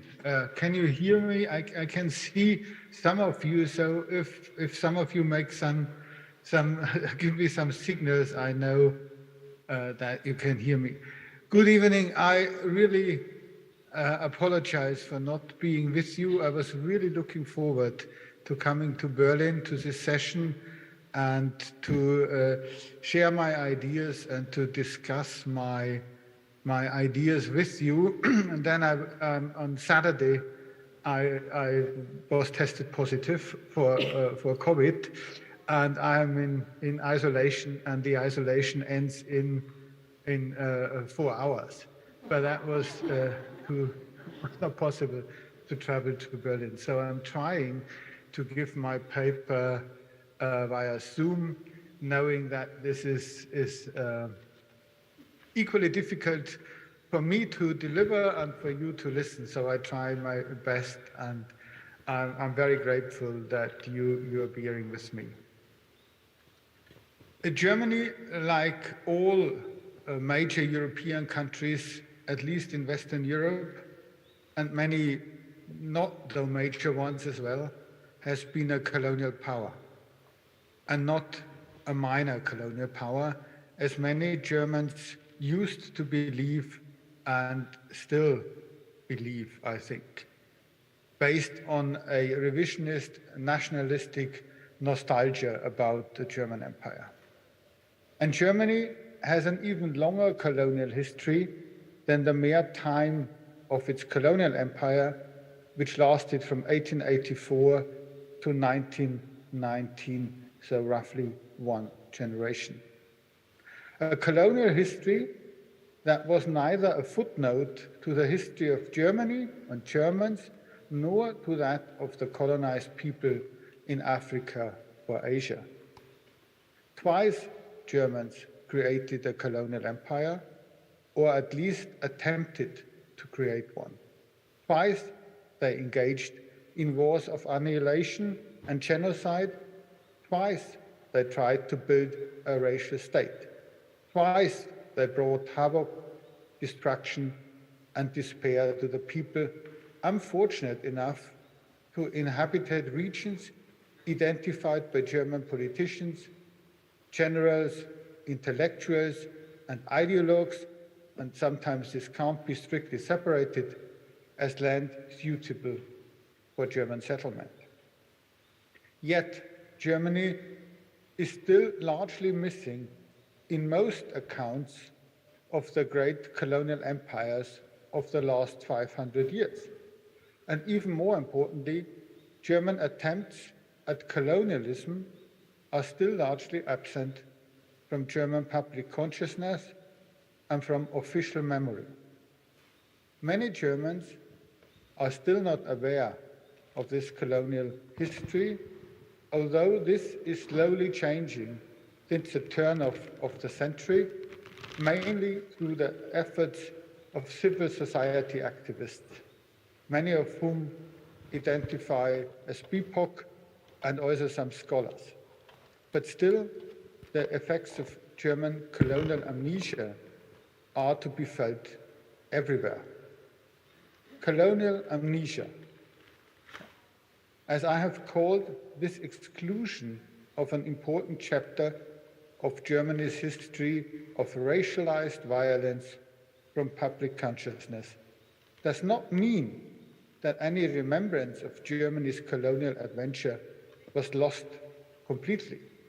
It means, however, that the structural racist and violent character of German colonialism was ignored, pushed aside, and that German history outside Central Europe was exoticized and marginalized, that the voices and perspectives of those colonized had been silenced. German colonialism is by a majority of the German population still seen as a sort of Boy Scout adventure or development aid in funny old uniforms. Tourism to Namibia, where German tourists can dwell in the good old imperial times, as the tour operators like to claim, belong to this. Also the emphasis on the trains, that were, the railways that were allegedly built, and the houses that were built, the wells that were dug, were praised. The punitive expeditions and the administrative massacres were ignored and still are ignored. The reasons why collective memory of colonialism was distorted and pushed aside and partially lost are manifold. I would say first, Germany lost its former colonial empire already in World War I and had to concede in the Versailles Peace Treaty that it was unfit for the task of colonization. In order to prove this, the victorious Allies collected evidence for German atrocities, including quite an accurate picture, one has to say, of the genocide of 1904 to 1908 against the Herero Nama nations in what is today Namibia. Second reason, Germany, who had engaged in formal colonialism, not least because it wanted to prove to the world that it was a superior colonizer, if not the best, was humiliated. The campaign against the colonial guilt lie, as it was called, became a rallying cry for the German Bürgertum, the bourgeoisie, and against the Versailles Peace Treaty, in the end supporting the rise of the far right. We all learned in school, or I learned in school, about the war guilt lie, the Kriegsschuldlüge, but there was also a colonial guilt lie, Kolonialschuldlüge, and people advocated against emphasizing a positive picture of German colonialism. At the same time, after 1919, colonial revisionism soared because Germans of all walks of life felt entitled to a colonial empire and wanted their colonies back. But when in the 1950s, after World War II, and 60s, other European nations were caught up in decolonization of their empire and all the problems associated with it, this was not a problem in Germany, or rather in both Germanys, as the colonies by then were already gone for a generation. And fourthly, add to this, at this time, the others debated the decolonization and colonial empires. The Germans were caught up in dealing with the war, World War II, and with the Third Reich, and with the Holocaust. So the German public was simply occupied with other things. And when critical engagement started with the Holocaust, quite understandably, colonial history seemed quite far away. The result of this, in my opinion, was quite a sanitized and nostalgic version of German colonialism, Boy Scout nostalgia, emphasizing the so-called civilizing mission. What was lost is, on the one hand, the understanding how deeply colonialism affected European societies, including the German one, and on the other hand, how deeply and catastrophically it affected the colonial societies. What was also lost was the understanding of World War II as a colonial war, at least with regards to the German war of conquest and annihilation in Eastern Europe against Poland and the Soviet Union. This colonial amnesia has far-reaching consequences for German society's understanding of the modern world and its own history. Because besides all the efforts in critically engaging with Germany's Nazi past and in trying to come to terms with it, both anti-Semitism and racism thrive in Germany, and so does xenophobia and Islamophobia.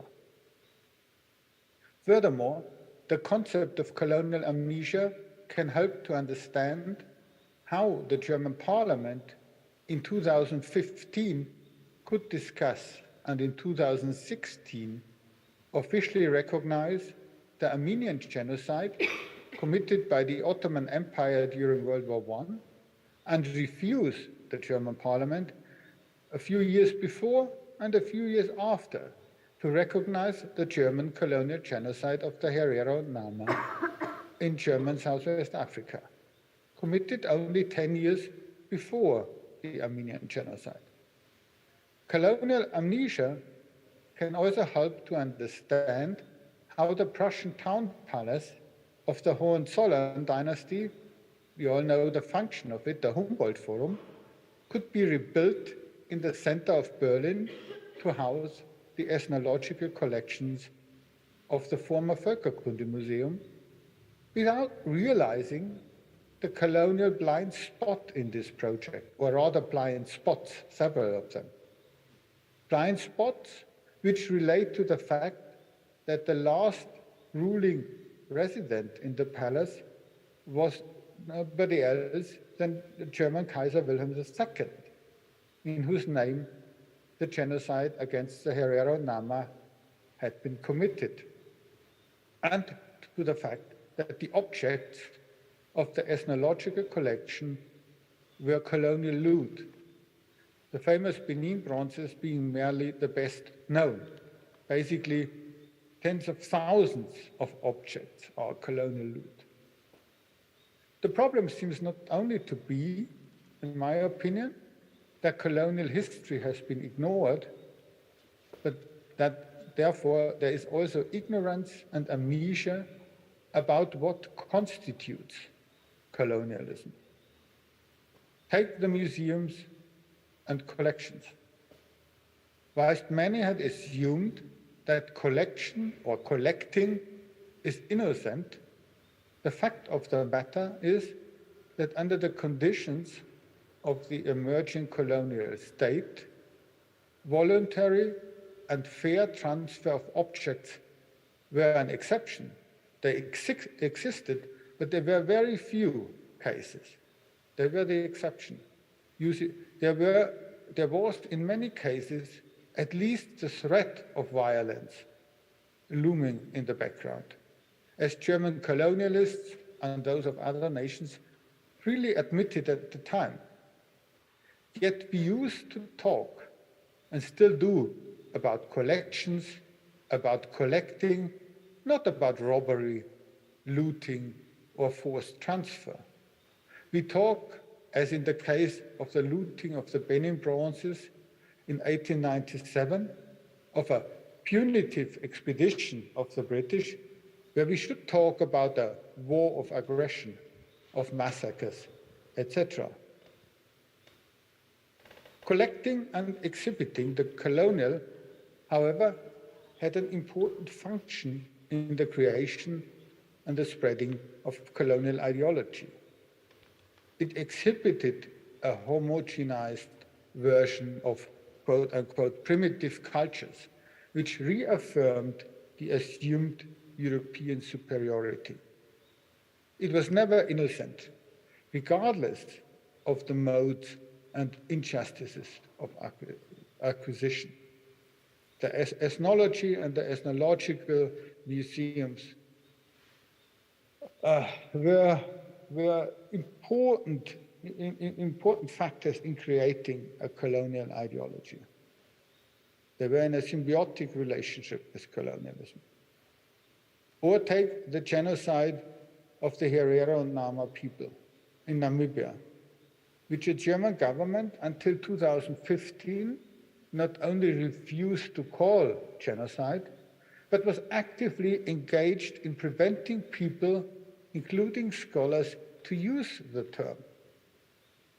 Under pressure by the Armenian genocide resolution, Germany began reluctantly to negotiate with the Namibian government about the recognition of the genocide and how to term it adequately. It took almost 7 years to come up with a lukewarm negotiated agreement saying that the events of the war of 1904 would nowadays be called genocide. What on the surface is a recognition is basically one without any legal consequences.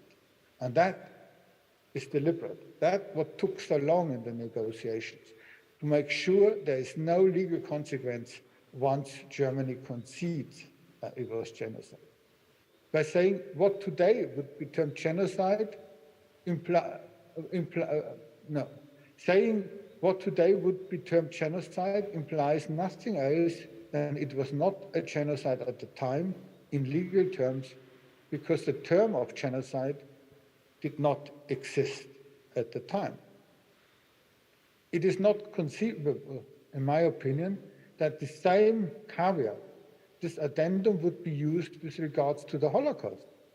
Although it shared with the Herero or Nama genocide the fact that they took place before the United Nations Genocide Convention was put in place in 1948, and genocide was made a crime according to established international law.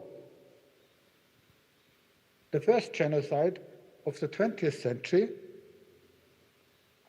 excuse me, but my voice is a bit weak at the moment.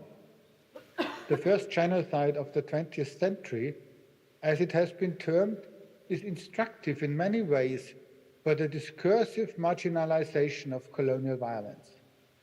So let me please briefly summarize what happened historically. Germany was a latecomer amongst the colonial power. Only after political unification in 1871, on the foundation of the German Kaiserreich in 1871, could German colonial activism hope for formalized politics of colonial empire. In 1884, Bismarck, who was personally skeptical of the benefits of colonial rule for Germany, gave in to public demands. Within only 2 years, Togo, Cameroon, German Southwest Africa, today's Namibia, and German East Africa, today Tanzania, Rwanda, and Burundi, and the German colonies in the South Pacific were declared former German colonial possessions, as were territories in Oceania. In order to secure this possession against other European colonial powers, Bismarck organized in 1884-85 the so-called Berlin Africa Conference, or the Congo Conference, as some know it, in which the European powers agreed on the mode of carving up Africa. So a colonial division of Africa was cemented in Berlin, a truly decisive moment for Africa, one which is almost ignored in Germany. German colonial conquest in Africa and Oceania was brutal and racist. Amongst the almost permanent violence unleashed, the case of the genocide of 1904 to 1908 still sticks out. After the Herero Nama were systematically disenfranchised, their land taken away, women raped, and men murdered by the colonial government, Herero took to organized resistance on January 12, 1904. They were so successful that for a few weeks, German colonial rule as such was on the brink. The German state reacted with sending out a huge expeditionary force under the command of the now infamous General Lothar von Trotha, who had been given a carte blanche by the Kaiser himself to crush the rebellion, as it was termed, by any means necessary. And so he did. Convinced of an ongoing race war between black and white, in which only one side would survive, he was willing to engage in terror, as he said, and he was willing to annihilate the Herero, quote, in streams of blood, end quote. Genocide was the consequence, in which up to 80% of the Herero were either murdered or killed through thirst in the Omaheke Desert. When this policy was eventually stopped by Berlin, all survivors, including women and children, were put into concentration camps and used for forced labor. The same applied to the Nama, who also resisted and were subjected to similar policies of annihilation. 50% of them perished. The land of the Herero Nama was confiscated, and the concentration camps were also used to teach them how to work, because that was their fate after the end of the war.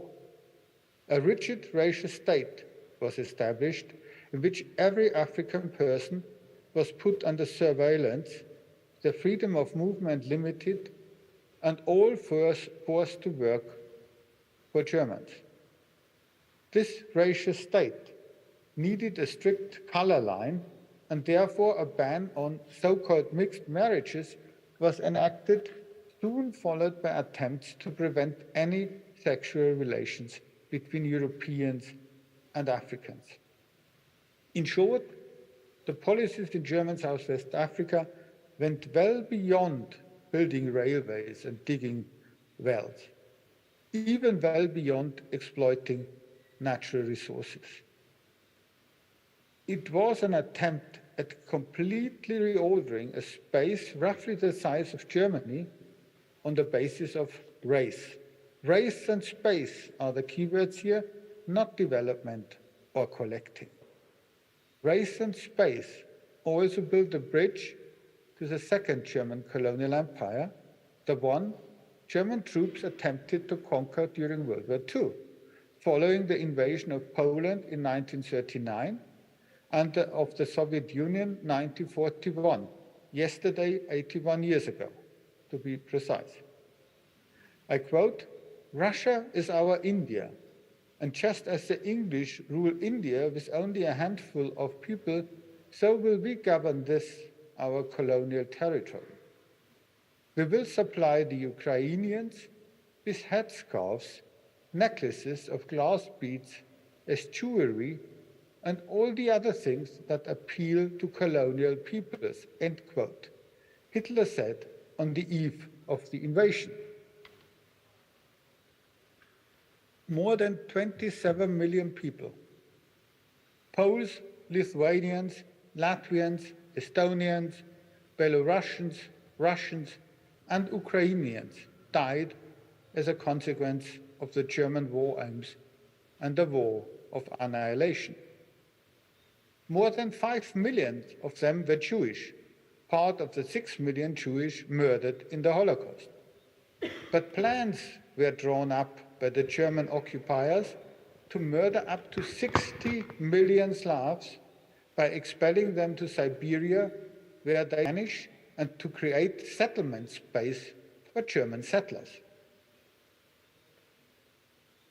We are still largely speechless about the dimension and the cruelty of the plan and its execution. New legal concepts were developed to grasp with them. Crimes against humanity is one of them, genocide another. We seldom apply them to the colonial situation, although they should and could be applied. Take the large-scale ethnic cleansing of Australia or North America, or take the genocide of the Herero Nama. We are reluctant to do so because it challenges our perspective on our own, on our European history. We like to congratulate ourselves on Europe as the originator of human rights and human equality, and we should be proud of them and embrace the universalist idea that all humans are born with equal rights. This is a great achievement. However, we must not ignore that this was a normative statement at best, that the very people who formulated those ideas engaged in practices which violated them, or profited from a system that was based on forced labor and exploitation of other people's resources.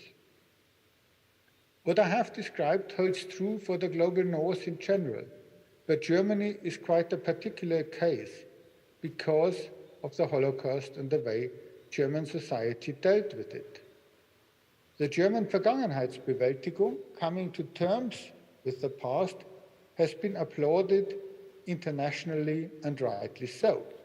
It has reached a level of self-critical engagement which may serve as a role model if it is enlarged and modernized. However, it seems not to be working if the protection of threatened minorities is the aim of people identified as being different. Because despite all the Sunday talks on learning from the past, anti-Semitism is growing in Germany. Synagogues and Jewish kindergarten and schools need police protection 24/7. Racism is thriving, as well as is xenophobia and Islamophobia. For years, a neo-Nazi killing squad, the NSU, terrorized and murdered people it identified as migrants. In Hanau, people marked as Muslim were murdered, and in Halle, only luck and a strong door prevented a massacre in the synagogue. The murderer then moving on to kill 2 people because he associated them with migrants. The mere invocation of the Holocaust and the lessons we supposedly have learned from it seems not to be enough. One reason might be that we created the Holocaust as a black box, which stands outside history, disconnected from it. Most people do accept that the 12 years of the Third Reich are to be condemned. Very few are defending it, although, as we all know, the numbers of those seem to be growing. However, the connection to German history seems to be lost. A black box cannot be explained. However, by accepting that it cannot be explained, we also accept that we cannot draw lessons from it. We need to explain how it came about. And the history of anti-Semitism can only help that far to understand the war against the Soviet Union. It is the understanding of genocide as a resource crime and colonial history about race and space which offers an important framework for understanding the Lebensraum policies of the Third Reich, which were fundamentally colonial. Not only has this context been ignored in the German debate, colonial amnesia also serves to create a new master narrative for the Berlin Republic. The Humboldt Forum stands for this. The narrative of Germany's century of violence is replaced by the older narrative of Germany as a center for science and culture, with an enlightened Berlin as its hub. That's what the name Humboldt stands for. However, the history of colonialism contradicts the view of innocent science and scholarship and lays bare it being rooted in enslavement and exploitation. It challenges the dominant perspective of the West as a force for good. And the White West strikes back. That's a deeper meaning of all the attacks on post-colonialism, which we see for quite a while now, and most recently and viciously in the last days with Documenta 15. The debate about colonial history is the central identity debate of our times, I had written some years ago. We are in the thick of it. Thank you. Thank you very much.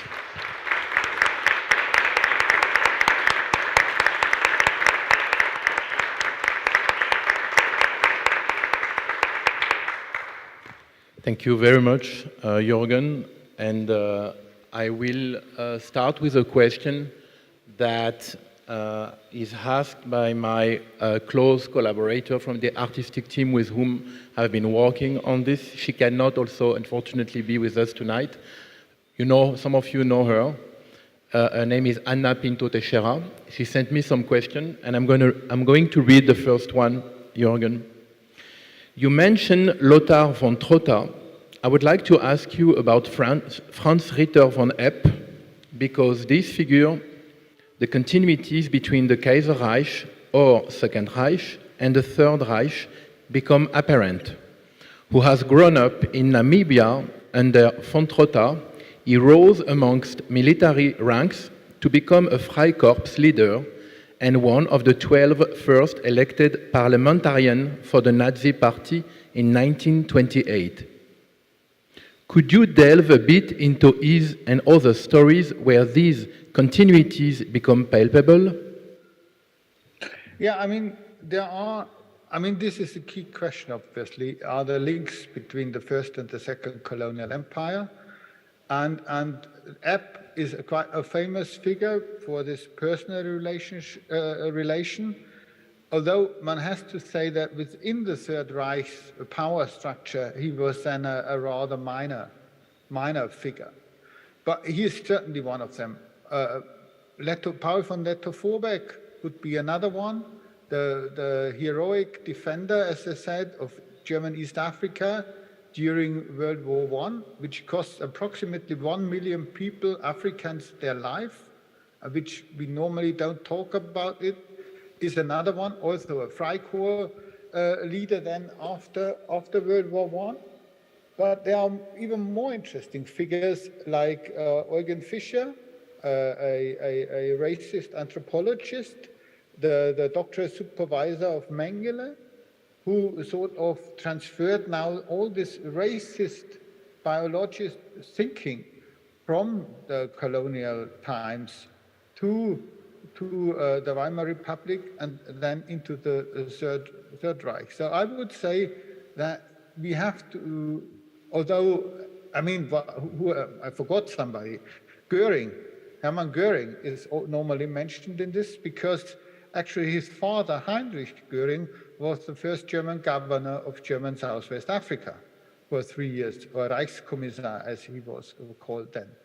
But I think more important are the institutional learning process, the institutional memory, the military and science, the museums, etc., which transported certain ideas from the pre-World War I era to the post-1933 period. Okay. And I have a question for you, which says, the blind spot of colonialism are where the crimes are erased from history and leave what Algerian psychoanalyst Karima Lazali call an absence or an unthought, an impensé. What you call, in your lecture, the colonial amnesia. Do you think that the non-history produced by the genocide of the Holocaust in German psyche is haunting a return to a glorious time through a process of re-heroization? That symbols such as, for instance, the Humboldt Forum, symbol of Prussian grandeur, are the reenactment. Can you repeat it again? I'm not sure I caught everything. It's certainly a complex question. Yeah, so I'm going to ask again, Jürgen. It's also linked to a conversation we had once in Hamburg. It's about how much the production of non-history made because of the genocide of the Holocaust has created in the German psyche a very deep desire to re-heroization, if you prefer, to go back before, let's say, in the Hegelian moment of the Prussian grandeur. And we were speaking about the Humboldt Forum. Does it make sense? Yeah. I think it's. I mean, the way I read the Humboldt Forum and the palace is that the tearing down of the Palast der Republik and to rebuild the Imperial Palace, the Prussian Palace, was actually trying to erase the history of violence, because the German politician, as well as that's the partition, the Palace of the Republic, but also, I mean, the destruction of the palace, were wounds relating to this history of violence. And this has been erased. And I think deliberately erased by rebuilding a pre-1914 ideal Stadtbild, the cityscape. And the attempt actually was, and that's why the idea of the Humboldt Forum is so interesting, say, okay, we go back to the good old times prior to World War I, where Germany was world leading in science, scholarships, etc., etc. That's what they wanted, to create a positive narrative, because I think there are quite important circles in German society who, although they disclaim to have learned from history and that we have to accept our historical responsibility, are quite unwilling to do so and want a normal heroic past. And the Humboldt Forum was supposed to deliver that. And this completely backfired because of colonial amnesia, because what they created is a huge palace filled with colonial loot.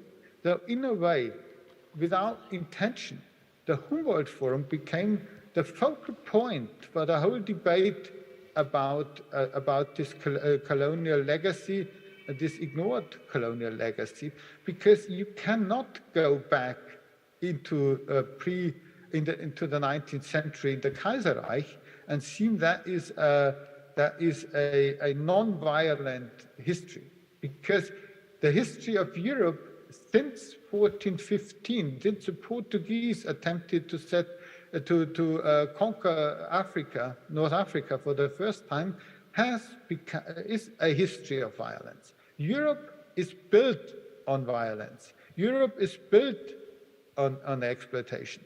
As I said in my lecture, the ideas, we now refer to Europe as the idea and the Werte, the values, human rights, etc.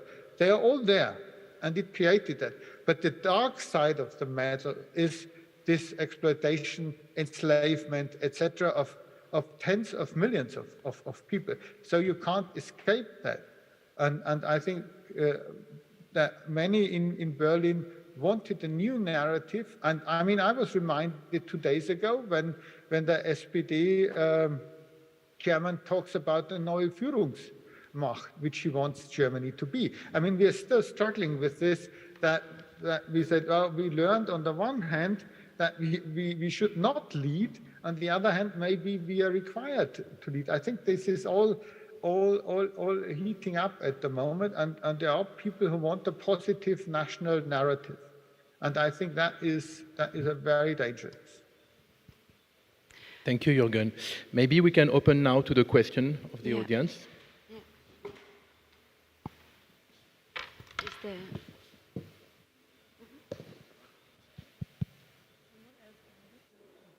Oh, wow, okay.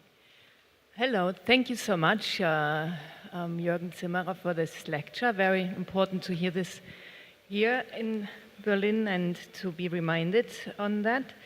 I have a question regarding, you spoke about the recognition only happened in 2015 of the German government. What do we know about the recognition of the GDR, of the German genocide in Namibia? I mean, I'm thinking of the writings of Horst Reschler that were quite important, published in the 60s, that were, I mean, I haven't really studied it in detail, but I would like to hear from you how that came across in your research and whether there was a kind of a public official recognition in the East. So this is one question. I mean, that's like the question of the recognition. And then the other question I have regarding the memory politics in the Cold War condition. Did you come across in your research any kind of archival documents or like in regard to GDR's support of the SWAPO movement that would facilitate and want the liberation of Namibia? There was Namibia Today printed, for example, in the GDR was a very strong link, and this is, you know, this is not researched at all. How can, you know, German-speaking people just like 50 years later, like, you know, I mean, create solidarities? I wonder whether this is part of this global Cold War battle between East and West enacted in Namibia. But also maybe you could elaborate a little bit on these kind of contradictions in the different phases of the 20th century regarding that. Thank you. Thank you very much. Thank you. Okay, thank you. Now, I'm not an expert in GDR history. So you mentioned Horst Drexler. Or let's put it that way. I mean, to clear up one misunderstanding, there was no official recognition of the Herero genocide by the Federal Republic in 2015. It's more like they said, we give up our opposition to using the term genocide. You can use it now. So we are still, I mean, as you know, since then there were negotiations underway. Last May, I think, a draft agreement was signed against the fierce opposition of the leading Herero and Nama representatives in Namibia. It has not been passed parliament in Germany. It has not yet passed parliament in Namibia. So we are still which is interesting because many in Germany think that that the recognition has taken place and the apology has been issued, which is not the case. Now, unofficially, there were historians in the GDR working on that topic at roughly the same time in the Federal Republic. Horst Drexler would be the GDR person, Helmut Bley would be his counterpart in the West. They came to strikingly similar results. It's more though that it never reached, at least in West Germany, it never became government policy. Whereas in East Germany, I think the whole understanding was that one would be on the side of the decolonial side of the liberation movements. Whereas, you mentioned SWAPO, that's why one supported SWAPO, whereas West Germany was strictly on the side of South Africa, which until 89, or rather 1990, was the occupying colonial force in Namibia. So this played pretty much in this Cold War battlefield.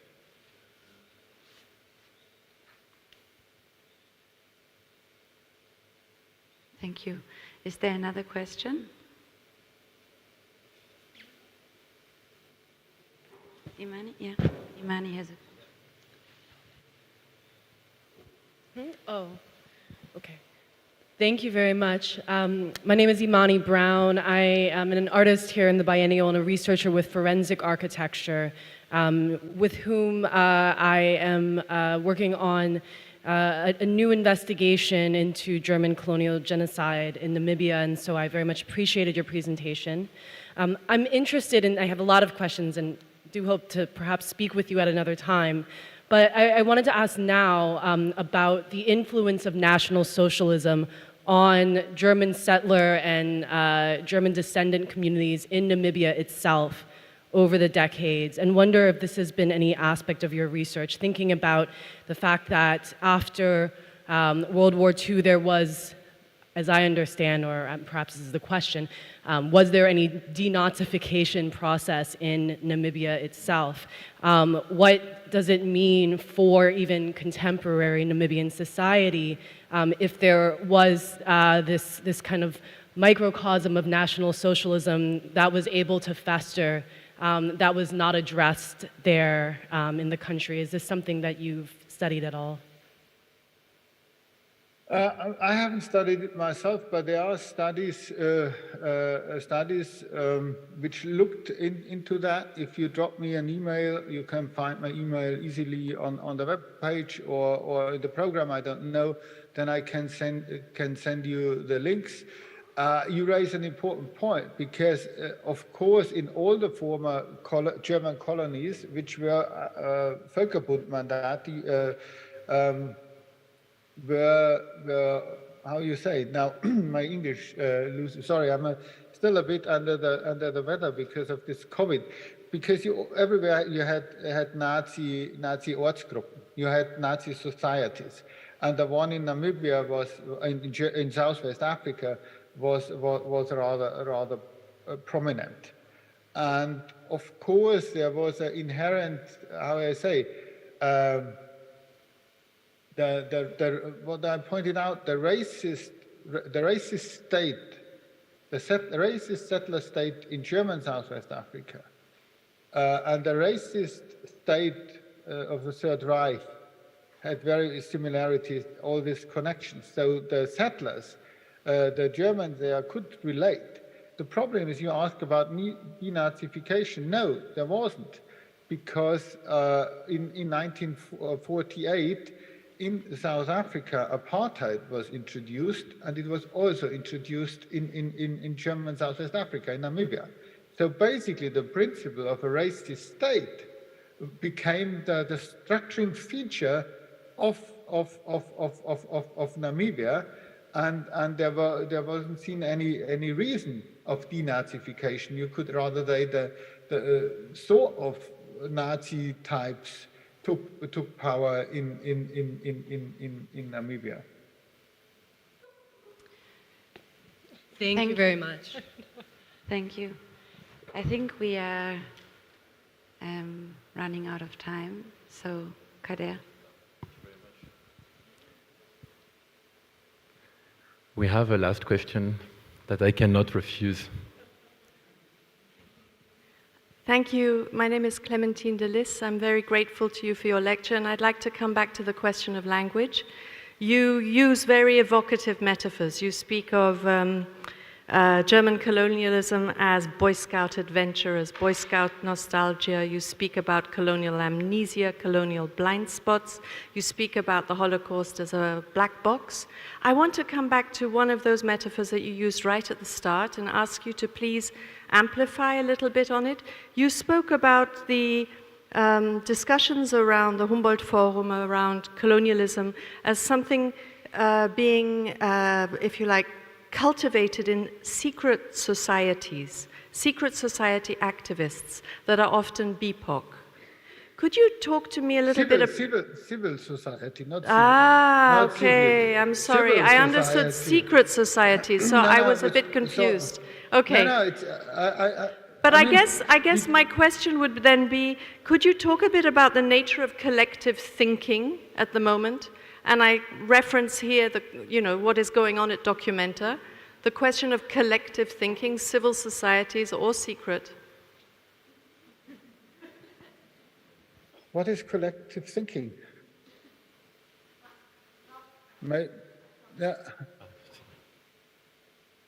What does it mean to think together and to express positions together? And what we're going through now with Documenta is clearly a kind of a breaking down of what it might mean to be a collective. Is the commission, is the commission, the finding commission, also a collective? Where does it begin? Where does it end?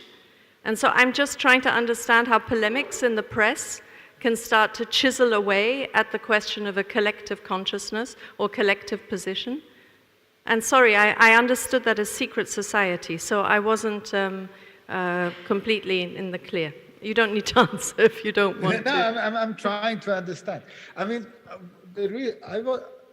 what I wanted to say is about we forget. If you look at the debate at the Humboldt Forum, at some point, politics and the leadership of the Humboldt Forum were saying, yes, we were engaging in decolonial thinking and we did it all along. The fact is that for 10 or 15 years or whatever, they blocked everything they could. And it's basically Humboldt 21, Berlin postcolonial, Hamburg postcolonial, you have it everywhere, who really fought the battle and forced them to concede. And they only conceded what they could not longer refuse. I mean, that was meant as paying tribute to those who fought on the streets for this decolonization. There was nothing sinister, whatever, about it. Now, about collective thinking, I have. The problem is I'm in isolation for 5 days, so I'm not very collective at the moment. And I'd rather have to be in Berlin, and we could do some collective thinking. So, and honestly, I'm trying to understand what happens at Documenta, and what's going on. And I'm not an art person. I'm not an art historian, so I'm not so familiar. I look at it from somebody engaged in history and in post-colonial history, and what I see is from various sides an onslaught on something which is called the post-colonial. And you read the Taz or you read the FATS today, then you see the same comments, which is interesting, because normally you would not lump them together. At the same time, whoever says the post-colonial shows that he has not, or she has not the clue about what's going on, because there is no such a thing like the post-colonial. So I would love to hear more about this collective thinking to help my thinking along. But as I said, I'm not at my best today anyway. So, thank you very, very much, Jürgen Zimmerer, for this lecture, for being collectively with us today. We really appreciate. And I think now it's unfortunately time to close, to wrap up. I want to thank you first of all. Also, of course, as I always say, to all the team that are, I'm talking about the regime of invisibility, but any cultural project has a lot of people working on the back that you don't see. And I want to, I cannot leave you without another nice event that is coming up on the 2nd and 3rd of July. The next conference, curated by Anna Pinto and Anselm Franke, whose name is Who's Universal, with fantastic speakers like Zakia Iman Jackson, Siraj Ahmed, Slajad Blazan, Prabhak Patnait, Max Jorge Inderer, and many others. I'm not going to quote them. I think one of the speakers reminds me also many conversations I had with Jürgen Zimmerer, and he will be in the next event.